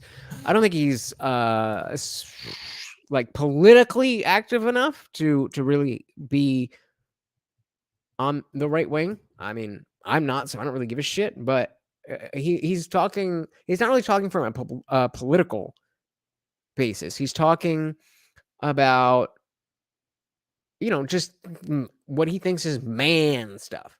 But I hear you. No excuses. If you have an internet connection, you can be rich. It's that simple. It's that simple. All the money's online now. You should be making money online. If you don't know already, you should be making money. You should have one revenue source at least coming from the internet. Because you spend 6 hours a day on it. If you're not making money online, you're lacking big time. It's the smartest thing you've ever done, signing up for this course. Gentlemen, I would say ladies. Did he pay for this? Are we watching paid content from Andrew Tate? Holy shit. Ladies and gentlemen, and there might be the old lady here, but probably gentlemen, it's the smartest thing you've ever done. So I'm going to tell you some shit that you need to hear. Dirtiest glasses ever. So before we start, the most important thing, obviously, regarding anything you do in your life is your mindset. And that's the first lesson about this. It's the G mindset. You know, a lot of people message me, say, Talk why did you G. call it G course? You could have called it something more serious. Da, da, da. No, I like that name. I like G. That's what it is. It's a G mindset. We're going to learn something about ourselves. We're going to learn something about how you view the world. Because in reality, how you view the world absolutely and utterly shapes how you react to the world, how you act in the world, how people view you. It's all down to how you view things. How people view you? Oh, what does that sound like? There's very few things in this life we actually have any control over.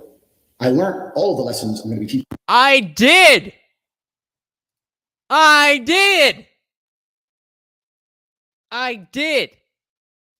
You the hard way. I didn't learn them in a course, so you guys are very, very lucky. I learned all this shit the absolute hard way. I came from absolutely nothing. There's a lot of rumors circulating online. You know, my father was a world level chess player, and I got a lot of money from him, and I came from a rich family, etc., etc.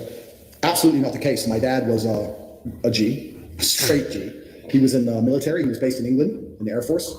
My dad was actually recruited into the CIA. He was a spy. Now he's dead. I'm happy to say that. So my father worked in the intelligence services. Did you just say his dad is dead and he's happy to say that? Did I mishear that? He was in the military. He was based in England in the Air Force. My dad was actually recruited into the CIA. He was a spy. Now he's dead. I'm happy to say that. How are you just going to say that and not explain why you would be happy that your dad is dead? People paid for this content.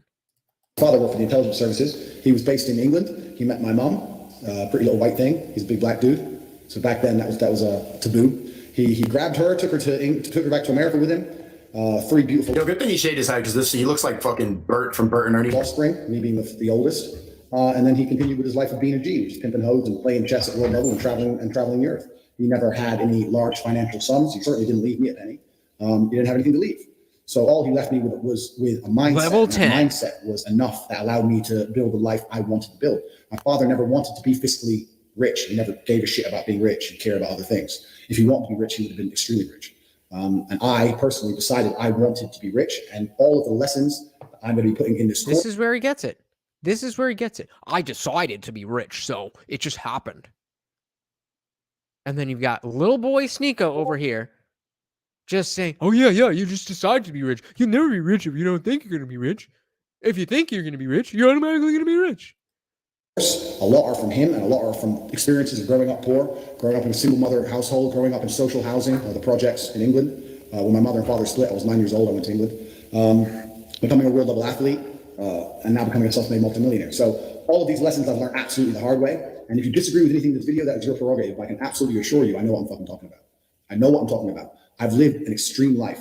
There's a lot of people online who give out advice. That's fine. I've lived an extreme life, more extreme than most. I have been in a single mother, my mom crying because she can't pay the bills, broke as a joke. I've been a multimillionaire. I've been a nobody. I've been famous. I've been a world level athlete. I've started from nothing with a point where I had to run to the gym because I didn't even have a car to get there. I've done it all. So I've lived a very extreme life, and this is where these lessons come from. So when I talk about G mindset is absolutely and utterly the most important thing. This is actually quite funny. A girl I was dating once, she said to me, you know, you remind me of RuPaul. RuPaul is a famous fucking drag. I wonder how many views I'm missing out on by not having Andrew Tate in the title here. So it's not very good. I was like, why? She goes, because he has a saying. He said, I always knew I was famous. I had to wait for the rest of the world to catch up. Same. And she goes, you have the same mindset. She said this to me before I had nothing. Because I knew that when I was like fucking 4. Yeah, bro. Like this shit Andrew Tate's saying, like I've been known it since like forever. Like I knew before it was cool. Everyone, I'm going to be world champion. Years before I even had a British title, before I even had an English title. Why are you so confident though? You sound like a narcissist. Started fighting. I was like, oh, I'm the next world champion. Yeah. Again, he actually won world champions. What have you done, Sneako? And I just started saying it, but I said it with genuine conviction. I knew I would be the best. I genuinely knew I would be the best. You have to understand that this world, everyone constantly tells you, do not be arrogant. Do not have an ego. But what you think you're so cool or something? Like, why don't you just chill out? When I had my Twitter, I put my ego into overdrive because I found it entertaining. But people will constantly tell you to not talk in a way which is full of conviction. People do not like you to have. Take your pills. Well, take your meds. You need to look. Yo, cope harder. Was something wrong with you? You're in a downward spiral. Be arrogant and have an ego. This is the worst thing ever. Let me tell you a fact. Number one facet of the G mindset. Your life is never going to be worse if you walk through the world believing you are the fucking man. You wake up and look in the mirror and go, I'm the fucking man. I am the man. There's no one on this planet who can do shit I couldn't do if I put my mind to it. I am the man. I'm the man. I'm the man. I'm the man. I'm the man. Am I rich yet? It didn't work. Andrew Tate? Why didn't it work? I'm not rich yet. God damn it. I don't give a fuck how good you are at piano. If I decide to play piano, I would be better than you at piano. And I believe that. I don't just say these things, I fucking believe them. And when you go through life believing you really, really are the man, there are very few downsides. The downsides are everyone's gonna call you an arrogant, everyone's gonna call you arrogant, everyone's gonna call you a dickhead, everyone's gonna say he has a big ego. You're gonna lose a few loser friends. Who cares? What you are gonna gain is other people on the same path. You're gonna gain other people who think, yeah, well, I'm the fucking man too. This guy's the man, let's make some money. That's what's gonna happen. You need to surround yourself with people like that if you want to be successful. So the first Bro, you said you have negative money. You said you have negative money. you can do with the G mindset is you need to start believing you are the fucking man. But, life's not all about making money. There's more to life, like my wife. She made a really good casserole, and, well, we could go to the park. Life is not about money. Even if you're not. Does that seem wise to you? Does that seem like he has a point? Does it seem like he's talking to anyone in particular? Or does it seem like he got embarrassed by ABBA and now he's playing all this Andrew Tate shit? See, I'm fucking right. You think you feel shit? You gotta do this. That's why you're broke. Blah, blah, blah. This is pathetic. It's sad. And I mean, he's not joking, but like, Tate knows that like this isn't like real. Like Tate knows he's in character. Sneako has no fucking clue.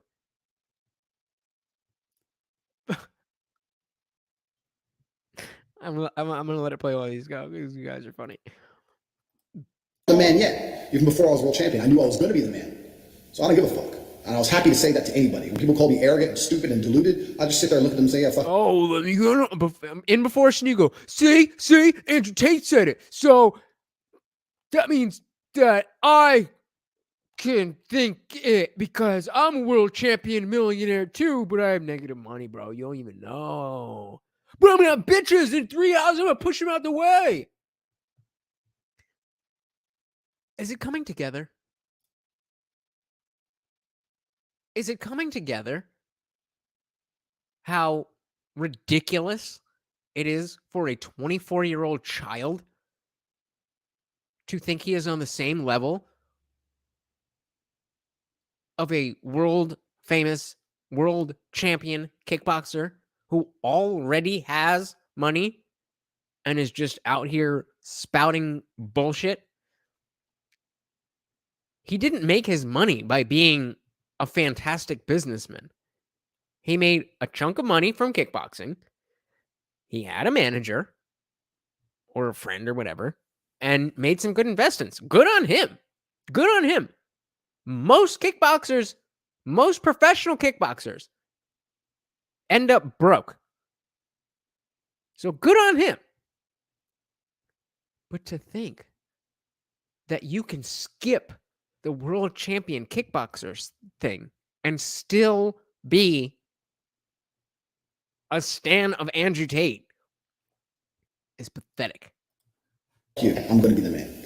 And this is how now, when my life's kind of come full circle, this is quite interesting. I'll tell you a very quick story. When I was 19, I think I had a sales job, and I had to drive down to a sales meeting to try and sell some advertising. I had a really old shitty car. No, I must have been older than 19. I was about 21. What's up, everybody who just hopped in? Say hello, and please hit that like button. Welcome to the party. I had this old shit car and I'm driving. And as I'm driving my car, and I couldn't afford to have it fixed, I had a bump in the front. The front was all fucking caved in. So I had to park it away from the sales meeting and then walk to the sales meeting. So I'm driving this car. Anyway, pull up next to me at the lights. Oh, that's right, JH. I forgot about that. But point being is that was actually even that. You may decide that that's not kosher if it's done above board, and you may believe that it was not even done above board, and that there was shady stuff that I'm not allowed to talk about on YouTube. But the fact is, he still did it. He's not sitting in a room alone like me and Sneako. Yeah, that's right. Me and Sneako are doing the exact same thing.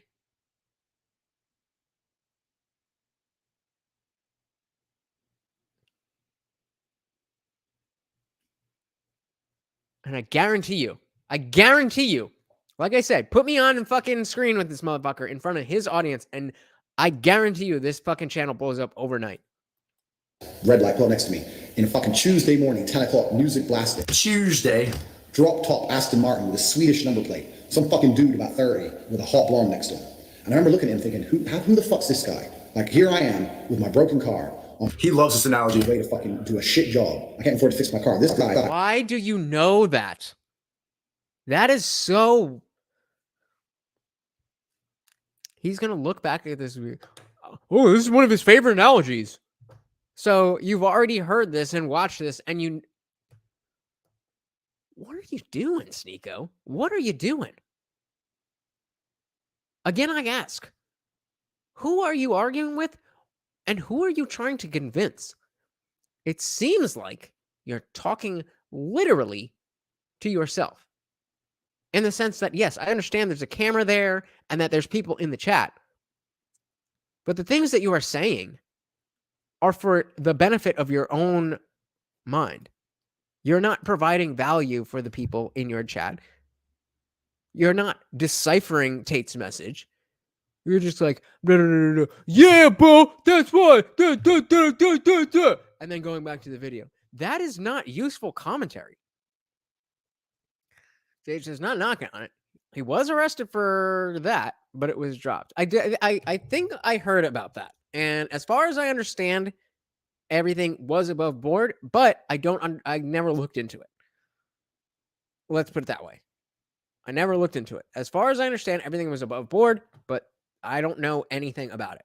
So I'm not saying it was or it wasn't. I do not know.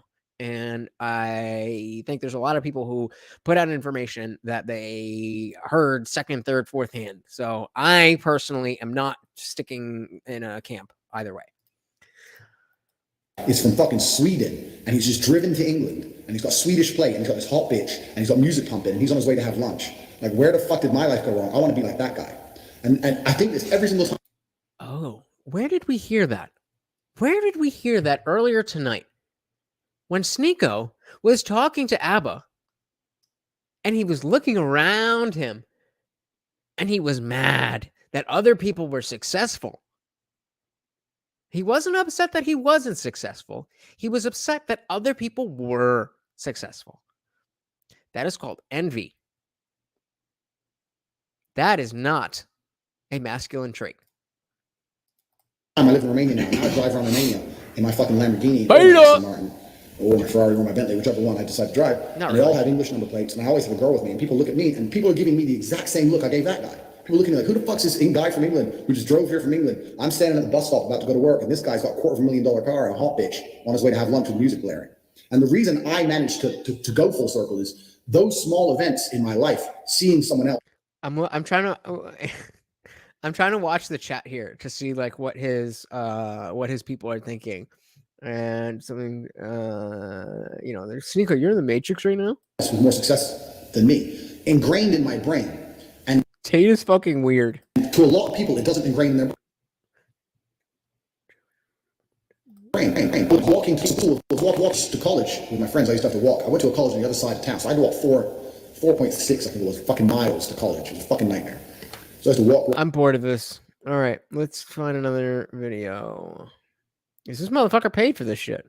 I want to hear him go off. So let's see what Tate says to trigger him. I'm not as angry as I used to be, so I don't believe I'm as good a fighter as I used to be. I'll still whoop some ass, but I'm not as good as I used to be.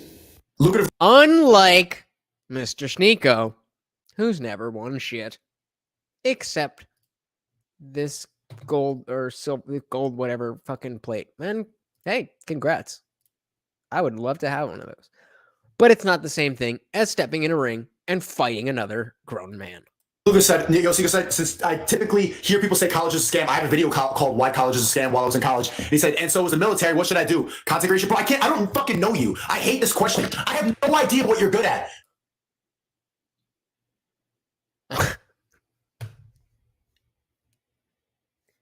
Would you still be here if you asked me a question what you should do with your life? I don't fucking know you, you fucking loser.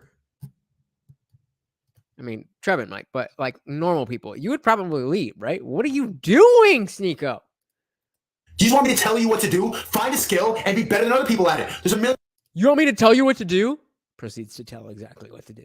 things you could be good at online. E-com, fucking learn editing. I'm gonna teach people how to be content creators. But bro, don't be in my fucking chat like, what should I do with my life? Figure it out for yourself. Get good at a skill and stop like, tell me what to do. Figure it out.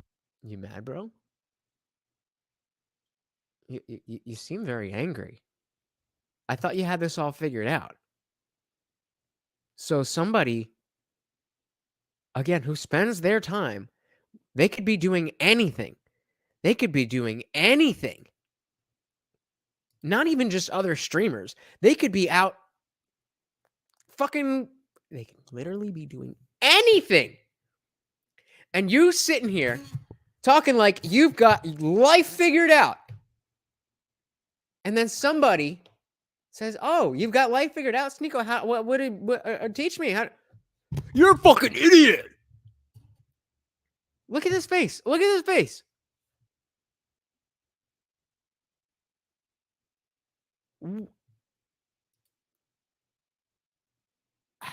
I mean,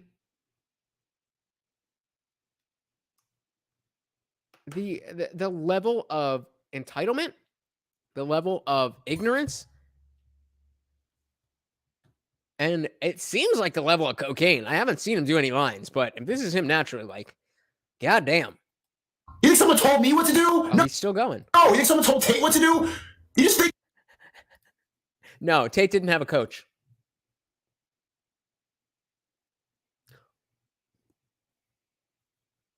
Figure it out. Get good at something and be better than other people at it. I don't fucking know who you are from one sentence. I can't tell you your whole life direction. And he's not wrong. Sneako's not wrong in the sense that he shouldn't be giving broad life advice based on one chat. But like, why are you so mad? Why are you so mad? Start charging people. Say, hey, I do consults, $200 an hour. Boom, done.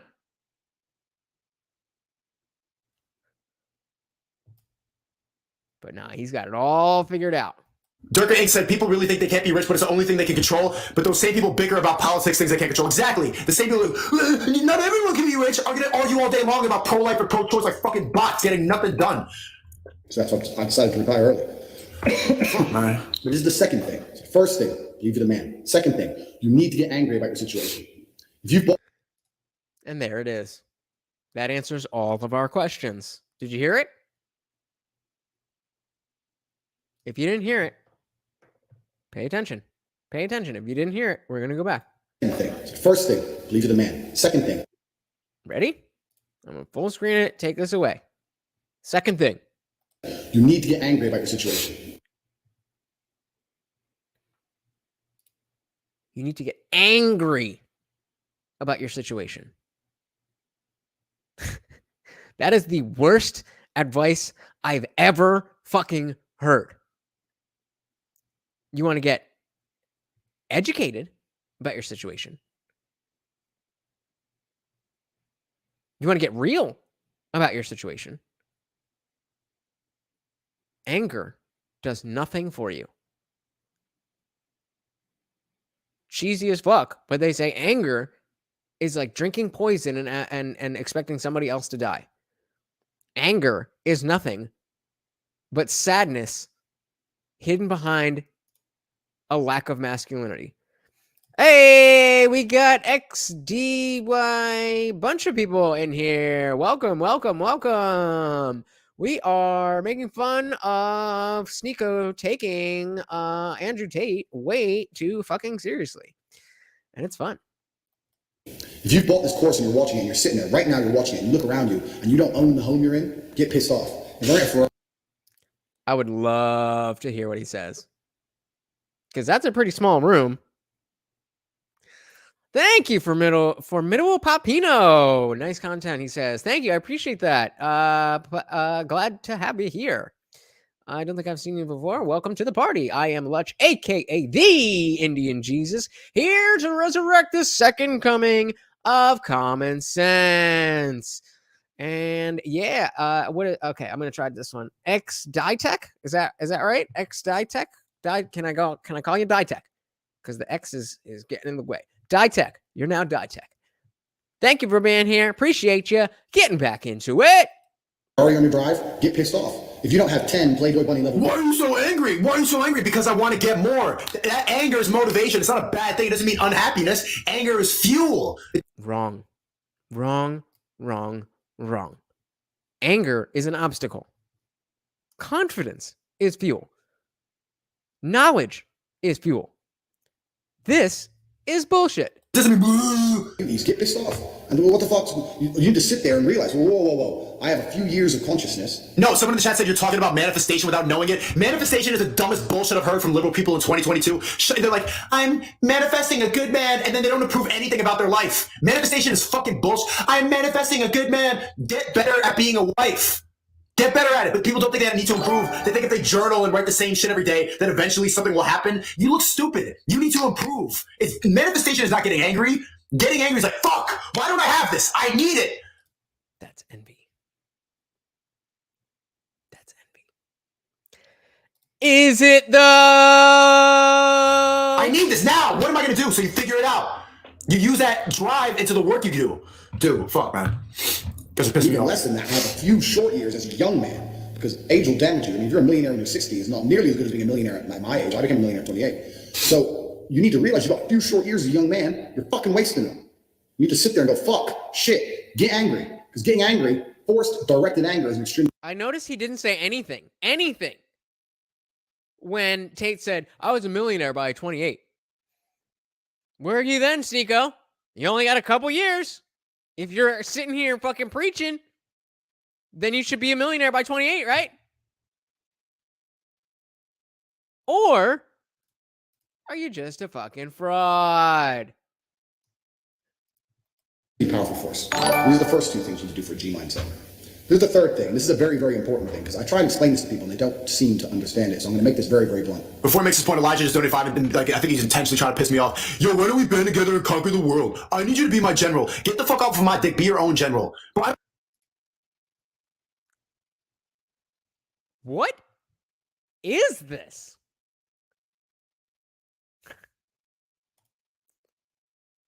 That's cute. Yeah, because I don't want some fucking fruitcake stalking me. I'm a beta. Okay. I don't know who you are. From one super chat, I'm going to band together with you and make a team. He's just trying to piss me off. Nobody. I don't think anybody needs to try very hard to piss you off. You seem to be quite pissed off on your own, my friend. And you're listening to your God, apparently. So I don't understand what you're so angry about. And for those of you who've been joining us, or just joined us, we are like almost an hour into this stream, and this is all he's done. Is just yell at his, watch Andrew Tate, be like, yeah, Andrew Tate's the coolest, and then yell at the people who are not only watching him, but giving him money. They're giving him money, and he's yelling at them. If you'd like to give me money, shit's right in the banner. Absolutely nobody gives a fuck about you as much as you're going to have to give a fuck about yourself. Facts, bro. Nobody cares about you as much as they need to care to fix your life. Even your parents. Says the guy yelling at all the people watching him on the internet. Parents, even your friends, even all the people who think they care about you. They care about you, yeah, sure. There may be 2 or 3 people on the planet who genuinely care about you. But nobody is going to come to your bed, drag you out of bed, fucking drag you to a job, force you to work hard, go and get you a hot bitch and go and buy you a Ferrari. Nobody is going to do that for you. You are never going to have any of the things you want if you do not get them yourself. No. Depends on whether you count Sneako, because this is paid content. This is paid content. He paid for this. Nobody cares about you enough to do it for you. This is absolutely true. Personally, I'm an atheist. And when I say I'm an atheist, people seem to be a bit confused by this. I don't know why that surprises people, but I'm absolutely not really an atheist. And the reason I'm an atheist is because I believe that there is no grand plan. There's no... Remember, we watched a video in Sneako's stream that we are watching right now that was saying, oh no, we need God. I think it was a video directly before this where Andrew Tate was saying that he was taking back what he's saying here. So let's see if Sneako, let's just see what he says. God in the sky looking out for me. I don't believe that there's anyone here to save me on this planet or in the sky or anywhere else. I am me. I was born. I have maybe if I'm lucky 70 because I'm quite. Yeah, I'm me, and like so many people like really just need direction in life. You know how many people? It's got Connor Cyrus in the chat says. Yeah, like the people who are asking you and you're yelling at them. Sneako, I can expose so much to you, bro, in huge depths. Let me know. He has no profile picture. Like some people like genuinely need company so bad. Did he think that I was just gonna read this chat and be like, yeah, Connor Cyrus with no profile picture? Yeah, you can. This is what it looks like to get trolled live on stream, bro. Expose me to a lot. I'm gonna let you know. I'm gonna call you after the stream so I can talk to Connor Cyrus one-on-one. Bro, like people are just genuinely so lost. I don't give a fuck about you. I don't know who you are. Just because you said I could expose you to shit doesn't mean I'm gonna call you up. Connor's out like, got him! Jesus Christ. I really was a fan of Sneako. In fact, I just subscribed to this. I just subscribed to this channel. I didn't know that he had a live stream channel, but you better believe I'm unsubscribing to his other channel too. Like, god damn, dude. I didn't realize you were like this. This is not how he is in his video essays. Be more independent. A lot of people like are genuinely so lost, bro. He says talking to a group of people. I need you to be my general. Let's conquer the world together, random chat. They're trolling you. You wouldn't be general as shit. You're a little fruitcake. On YouTube? What the fuck? Why would I do that? Before you send that dumb message, think about like, why the fuck would I do that with you? Genuinely. Trolled. Elijah, thanks for the fight, bro. Big when you're physically large, you die sooner. 70 years of consciousness. That was the highlight of the stream. That was the highlight of the stream. I don't think it's gonna get better and more NXT. Yeah. I mean, hey, I thought I knew somewhat about Sneako, but if this isn't as high as he goes, we going. We're straight in that manic state. It's happening. And he's live now. We're 50 minutes behind because we've been, we were watching the other shit and whatever. But this is happening right now. He's doing this right now. This isn't some old. It's right now. And these years I experienced, the only person who's going to make them fun and exciting and interesting, the only person who's going to make me happy and live a life that I want to live is me. Nobody's going to do it for me. No God has a plan for me. There's no one else who wakes up each day and goes, you know what? I want to make Andrew. Notice how he's silent. Where before he's, we need God, bro. I don't remember what Tate just said, but whatever Tate just said, yeah, God. Now Tate said, I'm an atheist. I don't know why that's surprising. Nobody's looking out for me. That makes a lot more sense. Silence. That's how you know when you're dealing with a fucking fraud. This did not start out to be this way. But Sneako, if you happen to come across this, you are a fucking fraud. And I would love to have a conversation with you about why I think so and how I believe you can stop being a fraud. I could show you some shit, bro.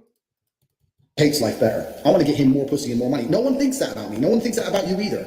Nobody thinks that about you. The only person who gives a shit about your life truly is you. Exactly, bro. And there's people that show, bro, shut the fuck up, bro. Live your own life. Not the game 35 said, just find your channel. You show me that this generation still has hope. Keep up the good work, brother. Not 35, and he's a man, bro. He's not in here like, yeah, let's go call after this. I can talk to you one-on-one. Let's just figure stuff out. Let's cover. No, he's like, I'm living my own life. Here's $5. Keep up the good work. Motivation. That's all you need.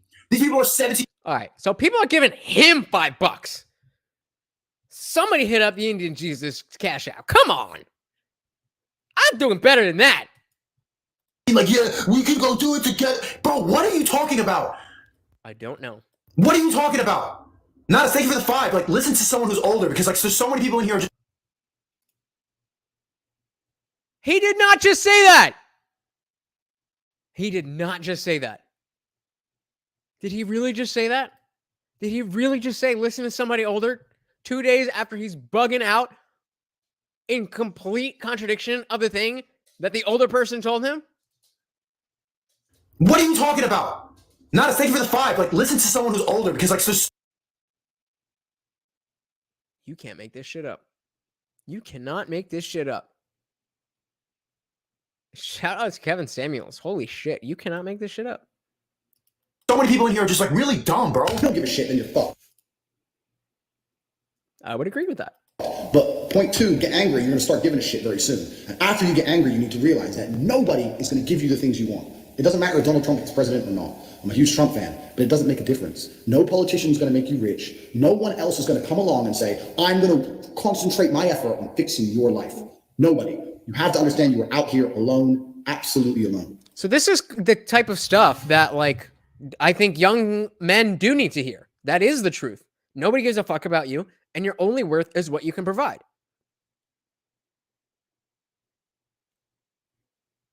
It just goes left so often. So often. And then, like, I'm just like you guys. You know, I see somebody that I watch on YouTube, like Sneako, and even though he's almost a decade younger than me, he's a YouTuber. He's got 375,000 followers. He's been, oh shit. How the fuck did that happen? He's been doing his thing. He's, you know, he's good with the words. But he's just some kid. He's just some kid.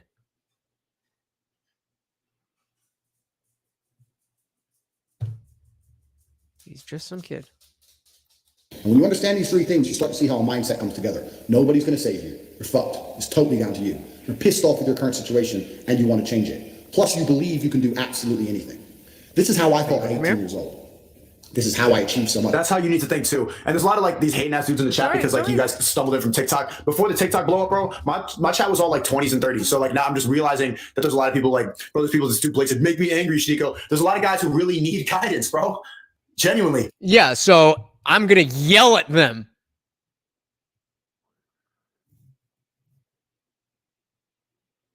What? Like the 35-year-old was like normal for my chat beforehand, and now people are like, Elijah, thanks for the 5. He said, here's the extra 5. You're taking it wrong though. Money doesn't matter. You're fucking dumb. Well, thank you for the followers, but that money here is. I promise you, I promise you, I will never call you dumb for sending me money. The fact that this Elijah kid is sending him more money after being called stupid? How do I tap into that? How do I tap into a world where I can just make fun of you?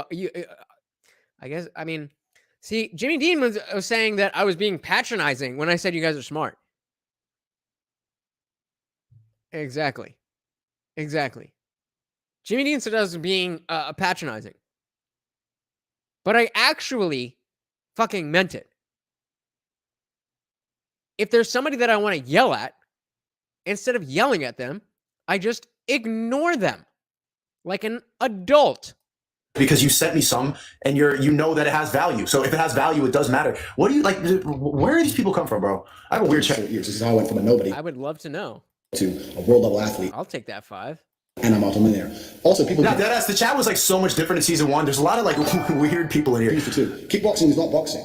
I made it across my entire career. That's Elijah again, right here. You can't see it. Fucking boom. That same dude. This is now $15 at least.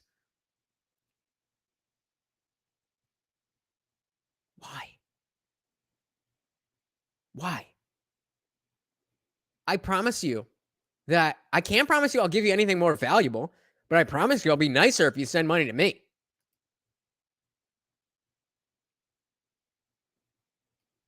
Well, I'm an adult and you're a fruitcake, so debunked. Oops. Here in kickboxing, maybe about 700,000. I now have about 8 or 9 million. This was not made in kickboxing. This was made in other ventures. I have managed to be a world level athlete and an extremely successful businessman at exactly the same time. Because at a very young age, when I had my prime resource of energy and power at 18, 19 years old, I understood those 3 tenets. I believe I can do anything. I'm pissed off I don't have the life I want. And nobody else is going to give it to me. These are 3 things you need to understand. If anyone... I'm just going to go to the end of this video. I'm going to assume none of you guys are going to come up. I'm going to drop the link just in case. So come on up if you want to. It is, in fact, panel time. Give me the banner here. We're going to go to the end of whatever this video Sneako is watching. I think beyond that, I think we get the point. You know, he's simping for a gentleman, and just don't be like Sneako. That's pretty much the lesson here. If these elements is missing, you'll never have the right mindset. The G mindset will never formulate in any one of these. So if you've said anything negative towards me in the chat tonight, and now is your time to show that you are in fact a real man, and come up and actually have a conversation with me like an adult, instead of hiding behind your keyboard and stalking my my social media and sending me 7 pages of messages at once. The link is in the description. I am willing to have a conversation with you. If you are not willing to have that conversation, then please go live your life away from me. Elements is missing. All 3 are absolutely essential. And the sooner you get your act together, the sooner you start to panic and worry and be concerned that you're 24, 25, you're not fucking rich yet. There's 24 and 25-year-olds. Now you get at that point in your life. Thank you, bombastic clap for the 20. You get at that point in your life where you're like, what do I do? And you have a decision. Am I going to stay weird? Am I going to choose complacency? Am I going to choose a liberal mindset where you just become fat and go to Pride Month parades and cheer on the fucking nonsense like climate change, and you go to protest, and that's where you get your moral high ground from? You have a choice. Are you going to do something? What is he talking about? Are you going to be about yourself? Are you going to grow an ego and become stronger? Or are you going to join are you just going to join some mob mentality bullshit? Someone also donated before, I don't think you need religion because you're your own God. I never wanted to say that because it sounds really egotistical, but that's kind of true. I do believe in God, but at the same time, I don't need God. I can also not believe in God and be fine. I believe in God now because I have a big audience, and this is a good thing to spread. Somebody said the quiet part out loud. So we need God, but you don't believe in God. But you are God, but you say you believe in God because that's a good thing to say. If you missed it, don't worry. We can rewind. Really egotistical, but that's kind of true. I do be are you just going to join some mob mentality bullshit? Someone also donated before, I don't think you need religion because you're your own God. I never wanted to say that because it sounds really egotistical, but that's kind of... Never wanted to say it because it's egotistical. Kind of true. But it's kind of true. He is God, according to him. I do believe in God, but at the same time, I don't need God. I can also not believe in God and be fine. I believe in God now because I have a big audience, and this is a good thing to spread. And another promise to you. I will never say a goddamn word that I don't believe because I got an audience.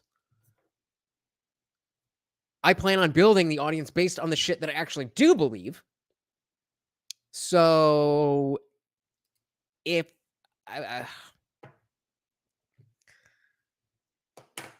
bro, oh my God, you're such a fucking faggot. So it's a good thing to follow so I can stay grounded. But I've never needed that. I know what to do. I don't need someone to tell, let's join together and you can be my general and we'll take over the... You come up here and I'll give you my address. I will tell the entire world my address if you come up here. I'll get my mail and I'll show it to the camera. Go ahead. That's what I thought.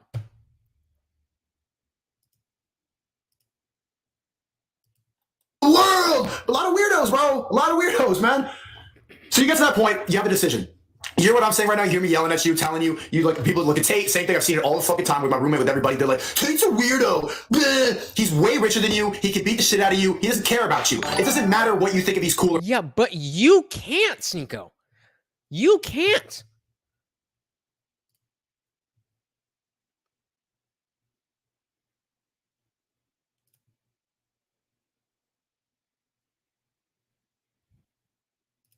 Not. What I watch him for is motivation. I want to be rich as fuck. I want to be able to kick the shit out of people. I want to get out of the Matrix too. I want to go to... So are you taking martial arts lessons, classes, whatever? Are you investing your money or doing whatever it is that you're doing? Oh, everybody got a phone. It's crypto. I don't know about y'all motherfuckers, but unless you're investing in shit coins and gambling your money away, then your crypto portfolio is in the shitter right now. And again, this is not an old video. This is live right now. We are 45 minutes behind this. Eastern Europe and get out of this fucking liberal hellhole that's America. But you watch. Get out of the liberal hellhole that's America. Where are you gonna go, pal? Where are you gonna go? Him, like 60% of the people watch him, and I would say like 30% of the people who watch me are just waiting for me to slip up, waiting for me. Like when I showed you If that was true, we would have been done a long time ago. The makeup shit yesterday, when everybody thought I got jumped, people started celebrating my death. I wish it was a bullet. So instead of like hearing the advice, that's fucked up. But also, we did laugh at that. So fair. I'm trying to get, because I am a good person. I have a good message. And speaking of which, where are the fucking scars? Where are the fucking scars? He was cut up.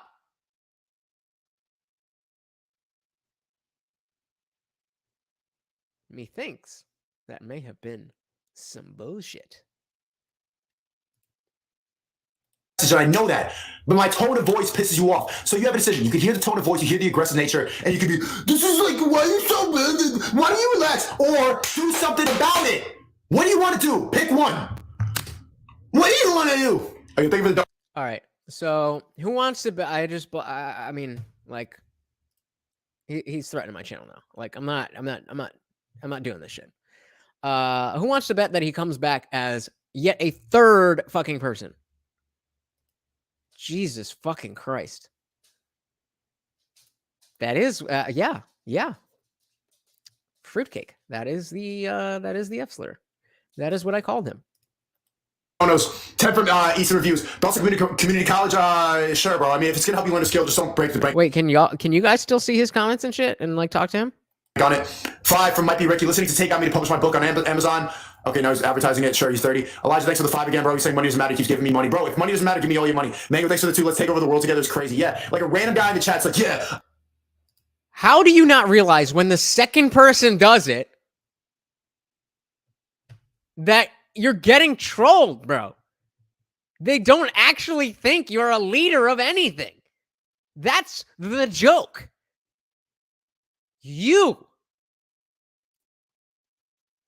I wish you would think. You would think.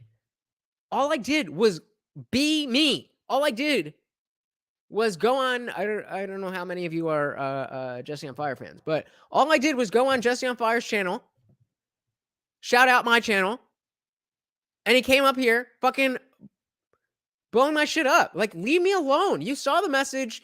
That was from one stream. Why do you think that you're entitled to my time and shit like that? Like, get the fuck out of here. I can expose you to truth. DM me. Bro, you have no profile picture. Why, like, genuinely, why would I do that? People don't. Notice how I just got annoyed at Trevin, and I'm good. Sneako's still yelling at the same dude. Again, I'm gonna go until you guys. I mean, I dropped the link. Nobody wants to come up, so we're just gonna keep going. You guys are still here. Views and watch time. So we're gonna keep going. I guess you guys are having as much fun as I am. Thank you for using the V so I could put that up. Think past level 2. It's insane, man. Out there who got contracts for fucking Get a picture NBA. of that. They could get real parents, or they won the lottery, who knows what. There's 24 and 25-year-olds out there who are multi-millionaires fucking the hot models. These Instagram girls with 3 million followers, they're getting dicked by someone and it ain't you. And that needs to piss you off. You need to get concerned, you get worried, you shit, I'm running out of time. You need to get some urgency in your life. Put these 3 things together is absolutely essential. It's the beginning of the G mindset. When you have these things, the G mindset. I'll tell you what happens. Tell you what happened for me. So I became a sayer. So my brother used to say, you become a sayer. And what that means is I made a pact to him that my word was unbreakable, strength and honor. And that if I said something, I meant it. So I'd wake up in the morning and I'd say to my brother, I'm doing 1,000 press-ups today. Once I said it, once I spoke it, it's like a genie. It became true. If I said I was going to do 1,000 press-ups, I'd do them. Because if I didn't do them, I'd feel guilty within myself that I was the kind of person who talks shit. Because G's don't talk shit. So the 3 tenets we've already learned, when you've instilled these in your mind, you don't. So Jage, are you talking about Tate or Sneako here? Because I mean, I haven't followed Destiny for that long. You want to come over here? Come here. Morty's here. Puppy alert. But yeah, Jage, are you talking about when Tate talked to Destiny or when Sneako talked to Destiny? Oh, I guess I know what we're doing on the next stream. Fuck, I forgot to ask Dr. Evil Genius if he's doing his fight companion tomorrow. I think, I'm not promising, I think Dr. Evil Genius and the Talking Shit podcast, I believe they are not going to be able to do their filthy casual UFC watch party. So, if that is the case, I will be hosting the UFC 277 Ultimate Watch Party from start to finish. So, whatever you're doing during the fight tomorrow, YouTube should be part of it. Whether it's on that channel or on this one, it's going to be fun. Yeah, we are doing the movie stream on Sunday. We are going to be watching, I forget if it's Everything Everywhere All at Once or Everywhere Everything All at Once, whatever that movie is. We are going to be watching that in the Discord server on Sunday, Sunday afternoon to evening. You know, the fact that I'm going to have to be up and drinking and streaming, I'm definitely sleeping in on Sunday. But I will give you guys an exact time on Sunday. But yes, we are doing a watch party, similar and actually in the Discord, unlike a MMA watch party where it's just this, and I'm going to be watching the thing. We'll be in the server and we'll actually be watching the movie together, exactly like we're doing this. So join the Discord. It is fun, and the more people are there, the more fun it will be. Isn't like that girl who's a hero in every yeah, no spoilers, chill, homie, chill. If you've seen it, you've seen it. Not everybody's seen it, but yes. Oh wait here. I'm gonna be the kind of person who talks shit. So if I woke up to my brother and said, I'm doing 1,000 press-ups or I'm running 20 miles today, I would do it, because if I didn't do it, I'd feel like a dickhead. Because when you instill these mindsets, when your mindset changes, you start to be extremely accountable for yourself. No one's coming to save you. You become extremely accountable. So when you realize that your words are one of the few things you have on this planet, if you say things, you're going to start sticking to them. Someone 35 said, what is your opinion on Hustlers University? I think it's good, but the information is also like pretty general. I think mine is going to be better. I'm dropping the Creative Kit next week. And the Creative Yo. I would be so down to go through whatever he just said, whatever he apparently is dropping a course. I guarantee you it's going to be full of bullshit. And if you guys would help me, if you guys could meet me halfway, I'll pay for half that shit. And you know it's going to cost a fucking $1,000. Obviously, I don't have fucking $1,000 to spend, but I am down. But yeah, Lil Toes, that's all you want to know about this movie. That's all you want to know. So if you haven't seen it and that's all you know, perfect. Do not read anything. I went into the movie knowing nothing, and this is one of those movies where you want to go in knowing nothing at all. Like, even knowing that kind of ruins the level of like, holy shit, this is happening on my screen right now. But just stay there. You'll be good. It is more applicable to Gen Z because a lot of young people spend all this time on TikTok. And I know that so many people don't make money online. They just waste their time on their phone. So I thought you just said everybody makes money online. I thought you said, what, isn't that what you were just talking about? My philosophy with the course that I'm dropping is if you're spending all your time, like 6 hours a day scrolling, looking at stupid shit, you should be making money off of it because time is money. If you don't have a stream of revenue and you spend 6 hours a day on this shit, you're lacking. So we're going to teach you every single way about how to make money on social media. I know how to do that. That's all I know how to do. So then it becomes very easy to train. You say, I'm going to train every day this week. I'm going to train 2 hours a day. As soon as you say it, it's basically done. If I say something, it's basically done. It's set in stone. If I say something, I'm going to do it. There's no way I'm going to say some words and speak them into existence on this planet. And then I'm going to be the kind of pussy who quits because it's too hard. If I say I'm going to do 10,000 push-ups, I'm going to do it because I'm the kind of person who sticks to the words he says. And this is another thing he does. You know what a lot of people don't do? You know what a lot of people do nowadays? Like, they'll post like have fucking 400 Instagram followers. Be like, check Discord, Lil Toes. Guys, EP's coming soon. I've been working on it, but like, it's been tough, but it'll be there in the next couple weeks. That means nothing. And also, nobody gives a fuck. The only people who follow you are your friends. They're fucking on their Instagram story tweeting like they're influencers. The new music on the way. I'm gonna start streaming in a month. And I know there's a lot of people watching who are exactly like that. You're not being a man of your word. You're just like getting a dopamine high from like maybe doing something kind of in the future. Like streaming on the internet, yelling about nothing that anybody's coming at you for. Like that kind of dopamine high. Sure. Stop doing that. Why do you need to tell people about your life plans? Just do them. You know why they do it? Because you get the same dopamine rush as if you did do it. Because you put it out to the universe. Yeah, I'm going to do it. And then you just go right back on your phone and then never accomplish anything. It's annoying. Be very, very specific with what you say. Because if you instill your mindset correctly and you start to just say things, you start saying things. Then you hold yourself accountable. Say things you don't even think you want to do. I'm going to be a multimillionaire in a year. Watch. He said it. So by August, let's give him an extra couple days. By August next year, if Sneako is not a multi-millionaire, then we can objectively say that he's full of shit, and so is Andrew Tate, right? Or no? The more I keep saying it every day, the more pressure I put it on myself. I'm going to do it. And I know you hear me saying it with conviction. You don't even doubt it. I know I'm going to. Wake up and go up to your friend or your mom or whoever and say, you know what? I'm going to do 1,000 push-ups today. Say it to people. And they're going to say, no, you're not. So watch me. And then you have a choice. You're either going to succeed like a G or you're going to be a little pussy. And you're going to quit at 300. And see, that's exactly why I brought you guys into that, because I know that I don't have very good discipline, and you guys have helped keep me on track so far. I mean, it's only been 6 days, but I've already forgotten 3 times. So without you guys, I would have already fucked up. 10. Chat, there's too many $5 donuts coming out. I'm only going to answer questions that are 20 and up now. It's hard.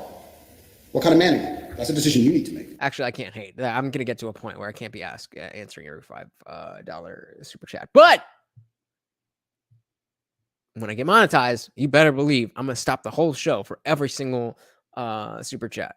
And right now, even though the channel is not monetized, I do stop the show for every single Venmo or Cash App running right across the screen on the bottom right now. You're the kind of man I was. I'd say shit and I'd fucking stick to it. My brother said, you become a sayer. I used to train my brother. I'd say, if he is, then he is. If he is, then I mean, it's easy for me because obviously I'm not saying he can't become a multimillionaire. I'm just saying I don't think he will be. And if he is, then I don't think it's going to be because of anything that Andrew Tate told him. Let's put it that way. But hey, I've been wrong before, and I definitely will be wrong again. Let's do 500. So let's do 2,000. And you'd say, you said it now, so we have to do it. It's like, exactly. I said it now, so now we have to do it. There is no surrender. We have to do it. This is another facet of the G mindset. This is number 4. You got to start saying shit, and your word has to be iron, unbreakable. This translates across everything in life. It's not just training. It translates across everything in life. Wait a minute. Are you not subscribed? Hit the subscribe button. Ring the bell. This is a party. You're going to miss the next one. Come on. In relationships, I say to my girlfriend, stop fucking with me or you're out the house. Men say that all the time in arguments, and then they continue to argue for 2 hours. They'll say that. It seems like he never was. It seems like he's a fresh and fit type dude. It's become easy enough and decentralized enough to be able to play the part without actually having to live the life. That's my contention. I mean, again, I could be wrong. Been before, will be again. But that's where my money is. And then they'll argue. If I say that and she continues to talk shit, I start throwing her shit out the fucking door because I said it. And if I say something, I mean it. If I look a man in his eyes, I'm gonna whoop your ass. Shut up. And he continues to talk. I have to kick his ass. I'm careful with what I say. Do you though? If I tell him to shut up and he doesn't shut up, that's a different thing. If I say shut up or I'm gonna whoop your ass and he continues to talk, I will fuck him up. Because I'm the kind of person, if I say something, I mean what I say. I'm specific with my language and I mean every word I speak. This is another test. This is a 4. You have to start meaning every word you speak. You say to someone, I'm gonna get rich. You better fucking do it. Otherwise, you're a liar. You're a liar and you're a little bitch. You say, you think I'm gonna lie about that shit? I'm gonna put some muscle on. Yes. You better fucking do it. You say I'm gonna lift this weight, you better fucking do it. You say I'm gonna go get this girl, you better go get her. You gotta be the kind of person who says things and means them. You promise a guy you're gonna whoop his ass, you better whoop his ass. Don't be a person. 99% of the people out here talk shit. They say things they half mean or things they don't mean. If I say something, I fucking mean it. This is what makes it difficult. Because he's not completely full of shit. I mean, Sneako is, but Tate is not completely full of shit. He is a person, and again, this comes back to the entire question of whether wisdom comes with age. Because even though they're both equally out there,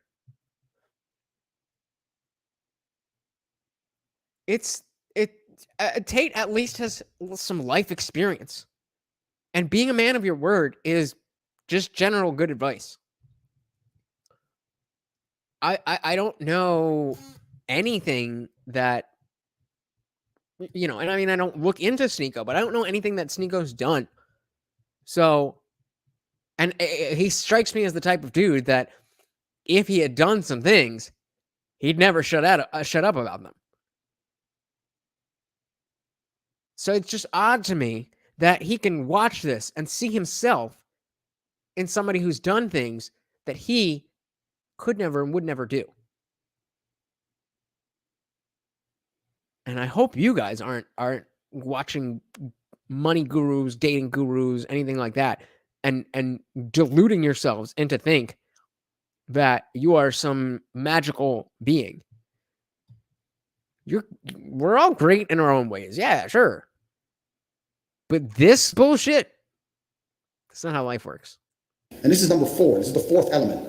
You've heard the first 3. This is number 4. Everything you say, you must mean. And once you implement that correctly, then pretty sure you already said that. You get the ability to motivate yourself to no end. You get unlimited motivation because all you have to do is find the energy to say it. You find the energy to say it, then you have to do it. Look how fucking focused he is. Like this, I mean, pathetic. It's literally that easy. I wake up in the morning and say, Tristan, we're running 20 miles today. And you say, oh, for fuck's sake.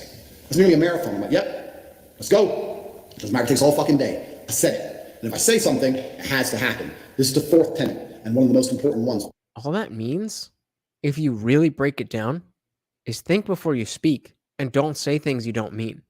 Not just say random shit so that you have to do random shit. Why would you say you're going to run 20 miles if you don't want to run 20 miles?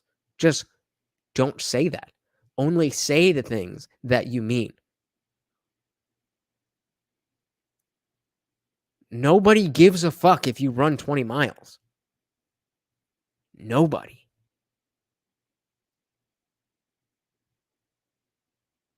So if you want to run 20 miles, nobody's stopping you. But unless people are asking, nobody fucking cares. Because that is the power to unlimited motivation. And that's the power to be taken seriously across all spheres of your life. Be specific with your language. I was in a restaurant the other day, some guy was arguing with his girlfriend. They were talking shit. He's like, you better be quiet. You better be quiet. I kept saying you better be, but there's no threat at the end of it. I didn't really like that. Like, if you're going to make a threat, make a fucking threat, idiot. But my point is, he's trying. If you don't threaten the way I threaten, then your threat is less threatening. To make a threat, but he has no threat in the end because it's empty and the bitch is ignoring him.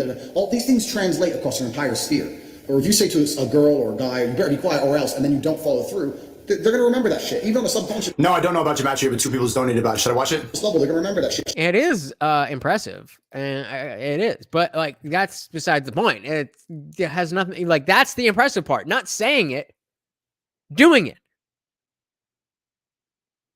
If you can already run 20 miles, then saying that you're going to run 20 miles isn't really that big of a deal, is it? It's somebody who can't run 20 miles saying, oh, I'm going to run 20 miles. And then like, oh shit, you actually stuck to that. You're a professional athlete, dude. Go run 20 miles. I don't give a shit. That is irrelevant to my life. It is impressive. I agree with you. It definitely is impressive, but like this mindset is it's so twisted and it's so hyper focused on the metrics of what a man is and what real this is. And like it must be tiring to try to keep up with this. I mean, I definitely to keep up with this persona, but this mindset. It's like, oh, wait, I said that before. And even though it's, completely irrational, I said it. So, like, just be a normal fucking person. Is that hard? Your word's going to be devalued. My word has value. Literally, I can go into, let's say, the Ferrari dealership. I get my car signed. I can say, I'll pay you tomorrow. And shake his hand. He'll give me the car. He knows me. I can go and get my car fixed and say, I'll be back on Monday. I got something to sort out. He'll shake my hand. I don't lie. If I say I'll be back on Monday and I don't have money on Monday, I'll rob a bank to make sure I have money on Monday because I fucking said I'd be there to pay. Oh, wow. You paid for things you bought? How to be top G. When you say you're going to buy, when you buy something, actually pay for it. Person need to be. So these are the first 4 elements of the G mindset. And when these sound like simple things, but to implement them, is this some Islamic shit? Truly and correctly in your mind will change your entire view of the world. You will start to look at everything completely differently. When you implement these 4 things correctly, when you say, if I say something, I'm going to do it, my word is iron will. When you say that nobody's ever coming to save me ever. When you say that I'm pissed off, I don't have the life I want to have. And you couple that with, I believe I can do anything. If you truly believe all of these 4 things, it's so crazy how like he's giving you the tools, he's saying the tools, and so have I. Like I always try to motivate the same way. This is the same thing that I've applied in my life to get my 1 million subscribers. I'm telling you what you have to do in order to be successful, and people still make I'm listening. Excuses. Someone just donated $2 and said, money doesn't matter unless you're a good kid. Money matters no matter how old you are. To change your entire view of this planet. That's how I grow to 1 million subscribers. Did he not just say he was gonna? All right. Whatever. I'll wrap up quickly with probably my most famous tweet when I had Cobra Tape. They verified me and everything, and I spoke too much truth, though, so I had to go. When my most famous tweet was when I said depression wasn't real. And I had A-list celebrities. I had the girl from Game of Thrones. I had fucking literally A-list guys. Who's that dude from... Depression's not real, Chad. No Country from Old...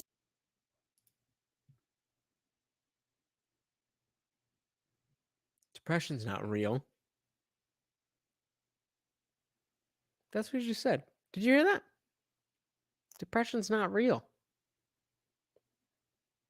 Well, fuck me and call me Susie because what was I doing for 6 years?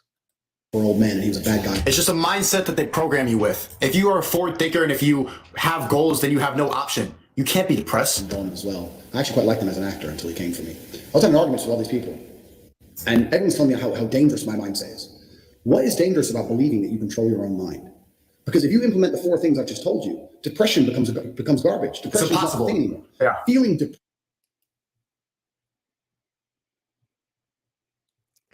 I hate bringing up the fact that I have a degree in psychology because it's pretty useless. But I do have a degree in psychology.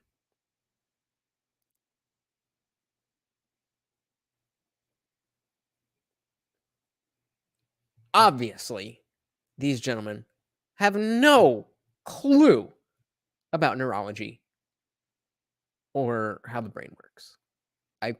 I feel like that's pretty obvious. But I just need to say that because that's so crazy. Depressed is real. You can be depressed with your situation. I just told you, number 2, get depressed. That's fine. But believing you can fix it yourself. I thought it was get angry. There's a difference between anger and depression. I'm confused. Maybe I'm just not smart enough for Top G Hustlers Academy or whatever the fuck it is. It's no, it's chemical balance. The important key. Sitting there believing that depression is some monster. So you do know, and you just choose to be ignorant. Got it. Definitely want to follow you more now. From the sky that strikes your brain, and now you have no control over it, and you must take pills every day. Garbage. It's the absolute enemy to a G mindset. I will say that against doctor's advice, I chose not to take SSRIs. I don't remember what that stands for. The serotonin reuptake inhibitors, the typical antidepressants, because of my own reasons. I just didn't feel comfortable taking them. I thought that anxiety was more of an issue for me. I've been on Klonopin for the last 5 years, and I'm doing great. That being said, they're fucking stupid. Both of these gentlemen. Give a fuck how depressing my situation. Just Sneako to a little bit greater extent. The only person who can change it is me. The only person who can change how I feel about my situation or try and affect the situation directly is me. And all the people in the chat right now are like, well, I disagree. No. If you believe that, then you just don't even have control over your mind. And how do you expect to have any control in the world if you can't even control yourself to get out of bed, pussy? I'm so sick of that. Just get out of bed. It's hard. Just get rich, bro. Just get rich. Oh, it doesn't work like that. Got it. Yes, okay. Jesus. Get out of bed. Stop looking at your phone. Go outside. Try to make some money. You can't even do that. You're telling... Oops. Social media wasn't even a thing when I was depressed. Your brain, so you just lay down. It's so many of Gen Z, bro. There's so many people in here saying that. Even if you put me in a situation I can't change, if you put me in jail... How fucking long is this video? depressed because I'm in jail. And I don't mean the stream. I mean the actual tape video. I still refuse to succumb to depression. I refuse to collapse mentally and give up. I know the only person who can control my mind is me. No. That means you didn't have depression. That means you were just a sad little bitch and you thought it was depression. Imagine having actual depression. Yeah, exactly. This is exactly what I was saying when from the very beginning, when Sneako was talking to Abba. I'm like, yo, they're lying to us, bro. Like, yeah, dude, we know. You're not breaking new ground here. You're not. You think you're such hot shit. You're just a dude with a camera. Like the rest of us. Nobody's coming to save me. No doctor with a pill is coming to save me. How many times does he have to say the same thing? I can't believe people would pay for this. Depression isn't real. Depression is a state of mind designed to motivate you to Did we not already cover this? find a life that doesn't depress. It's your brain telling you, fix your shit, because thing, and that your life is terrible, and this ailment has destroyed your life because you're desperate to defend your excuse. If depression was really terrible, you wouldn't want to defend it. If depression was really so bad, and I'm telling you it's not real, and I know how to fix you, and if you implement a mindset like mine, you become immune to depression. If depression was so terrible, you'd listen to me and think I should try what this guy does. I did do. If he's immune to depression, it's impossible to depress him. BBCF, can I just see your face so I know who I'm talking to? You don't have to be, your face doesn't have to be on YouTube. I just want to... Oh, that's a cock. Yeah. Oh, let's screenshot that. Let's screenshot that cock. Who wants to see a cock? Now show it. Come on. Come on, bro. Yeah, that's what I thought. I bet you that's Trevin. I'm just going to take this. Behind that is a penis. That is why you ask people to cam up. Oh, well, now he just ruined it. So everybody's got to sign in and whatever. Anyway, moving on. That is why you make sure that you see who is on cam before you let people onto your channel, because there was just a man jerking off on my screen. And the box is this big, so I didn't quite see what was going on. I bet you it was. I bet you it was. But that's all right. We got the picture. We'll see. That's a cock. Moving on. I need to be like this man, but instead, no, you don't want to do that. You want to call me names and sit and defend this ailment because you know it's garbage. It's your excuse. It's your blanket. It's your shield. It's your excuse you get to pull out every time you look at your failure of a life. And that's why depression is absolutely and utterly not real. And anyone who's bought this course who thinks they're depressed, I'll tell you something now. Drop that coward bullshit. or you will never succeed, bro. Depressed people will never get rich in life. If you're watching this and you're depressed, drop and give me 200 press-ups. Do 200 press-ups. Look in the mirror, look in your eyes, and tell yourself you're the fucking man, and drop that garbage, because you can get absolutely nowhere in your life if you believe in that crap. I don't even need to. I mean, I tried to get it. Like, oh, let me see. You heard me. You heard me. Once I realized what it was, I was like, oh, all right, yeah. Show me that dick. Show me that dick. Even a motherfucker who's coming up here with his dick out doesn't have the balls.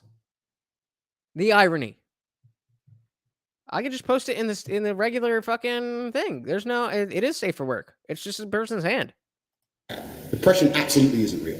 And you're going to say this to people and they're going to fucking go nuts at you. That's the wrong wrong server. They're going to call you all the things they called me. But your life is going to be a life worth living.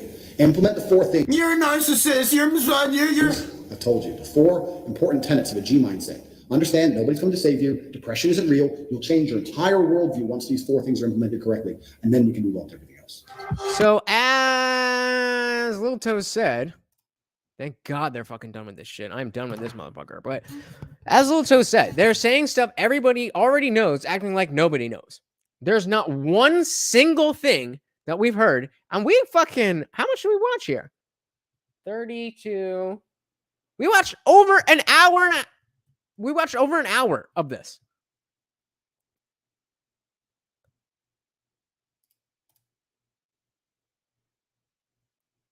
Yeah, right? Like, at first I thought, oh my God. At first I thought you were saying I was just anxious talking to you. So I was yanking on Cam. I was like, JH, chill, bro. Like,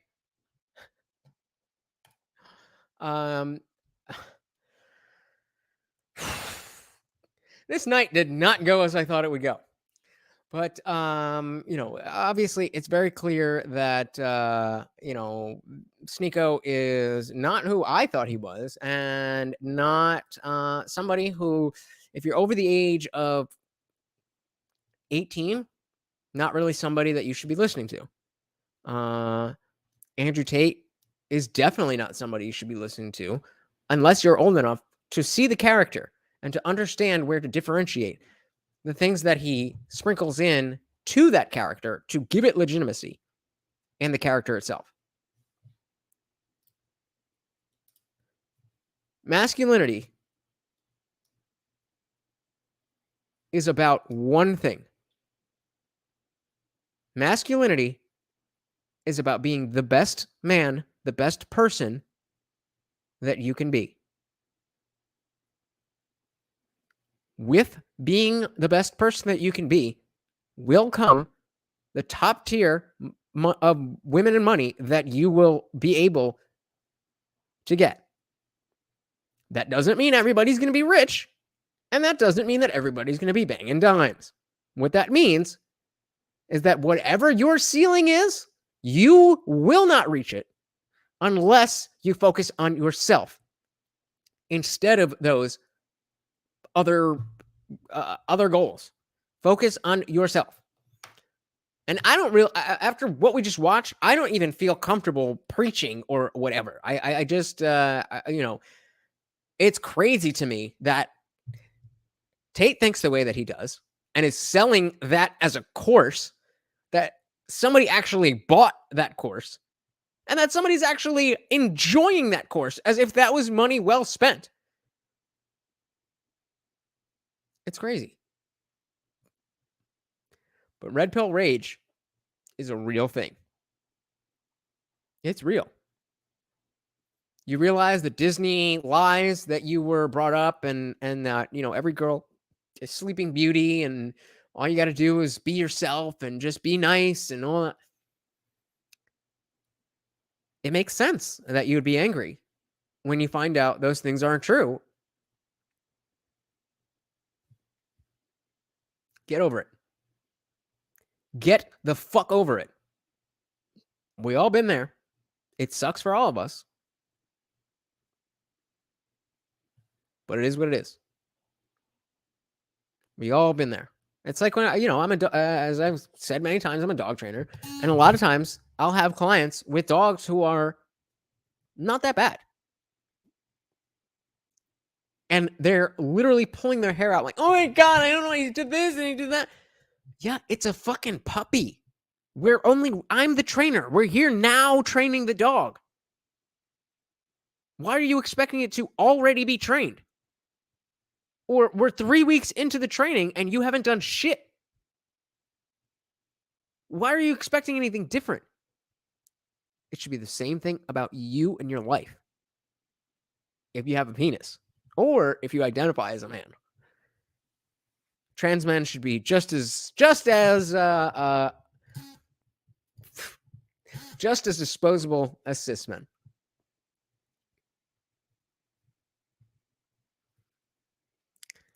We can see, though, that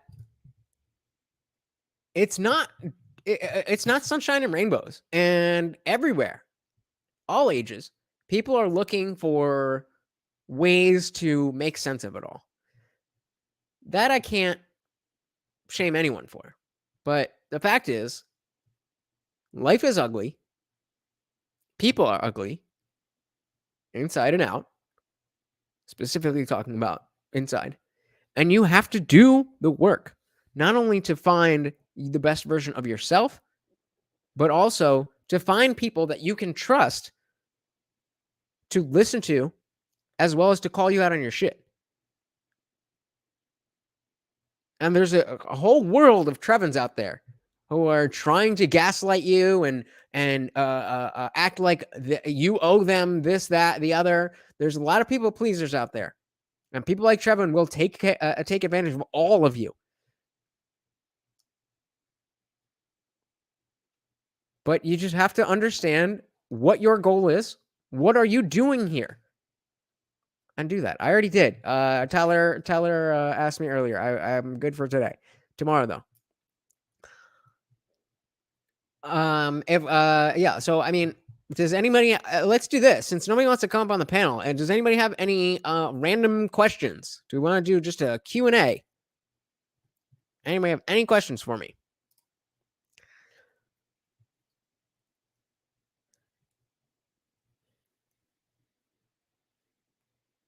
Well, you put any questions, just put a Q in front. If you have a question for me, I will answer it before we go. But in the, like I always say, the party is never over. The party continues in that's the wrong one. The party rages on in Discord, as Little Toes was talking about. We are having a movie night on Sunday. I will definitely be streaming tomorrow. I'm not sure if it's going to be on this channel or on the Talking Shit podcast channel. Either way, if you're watching the UFC fights, let's watch them together. It is going to be a crazy night. We got Sugar Sean opening the pay-per-view. It's gonna be wild. It's gonna be wild. For those of you who are still here, I appreciate you hanging out and partying with me all night. And I think that, with all of the shit that we went through, it really comes full circle and shows that, Sneako's video is titled, "The Matrix is Real." And don't get lost in the sauce. Don't get lost in the sauce. There's so many people trying so hard to figure out what they think they need to figure out. If you just go about your life and just be nice to people and live like a normal person, you'll be good. I promise you. I promise. So the link for the Discord is in the description below. Along with the Discord link, there are some support links. Also, going right across the bottom of the screen is my Cash App and Venmo. I would really appreciate if you guys thought that this 5 hours and 35 minutes of my time was valuable to you in any way. I would love if you could help out the channel. But it's absolutely free to like, to comment, to subscribe, to ring the bell, to share it with your friends, do all that good stuff. Even if you don't want to do any of that, all right. But even if you don't want to do any of that, you could just sit at home and think about how great I am and how awesome this channel is. Once again, I am Lutch, aka the Indian Jesus, here to resurrect the second coming of common sense. Until next time, guys, I am out of here. Peace.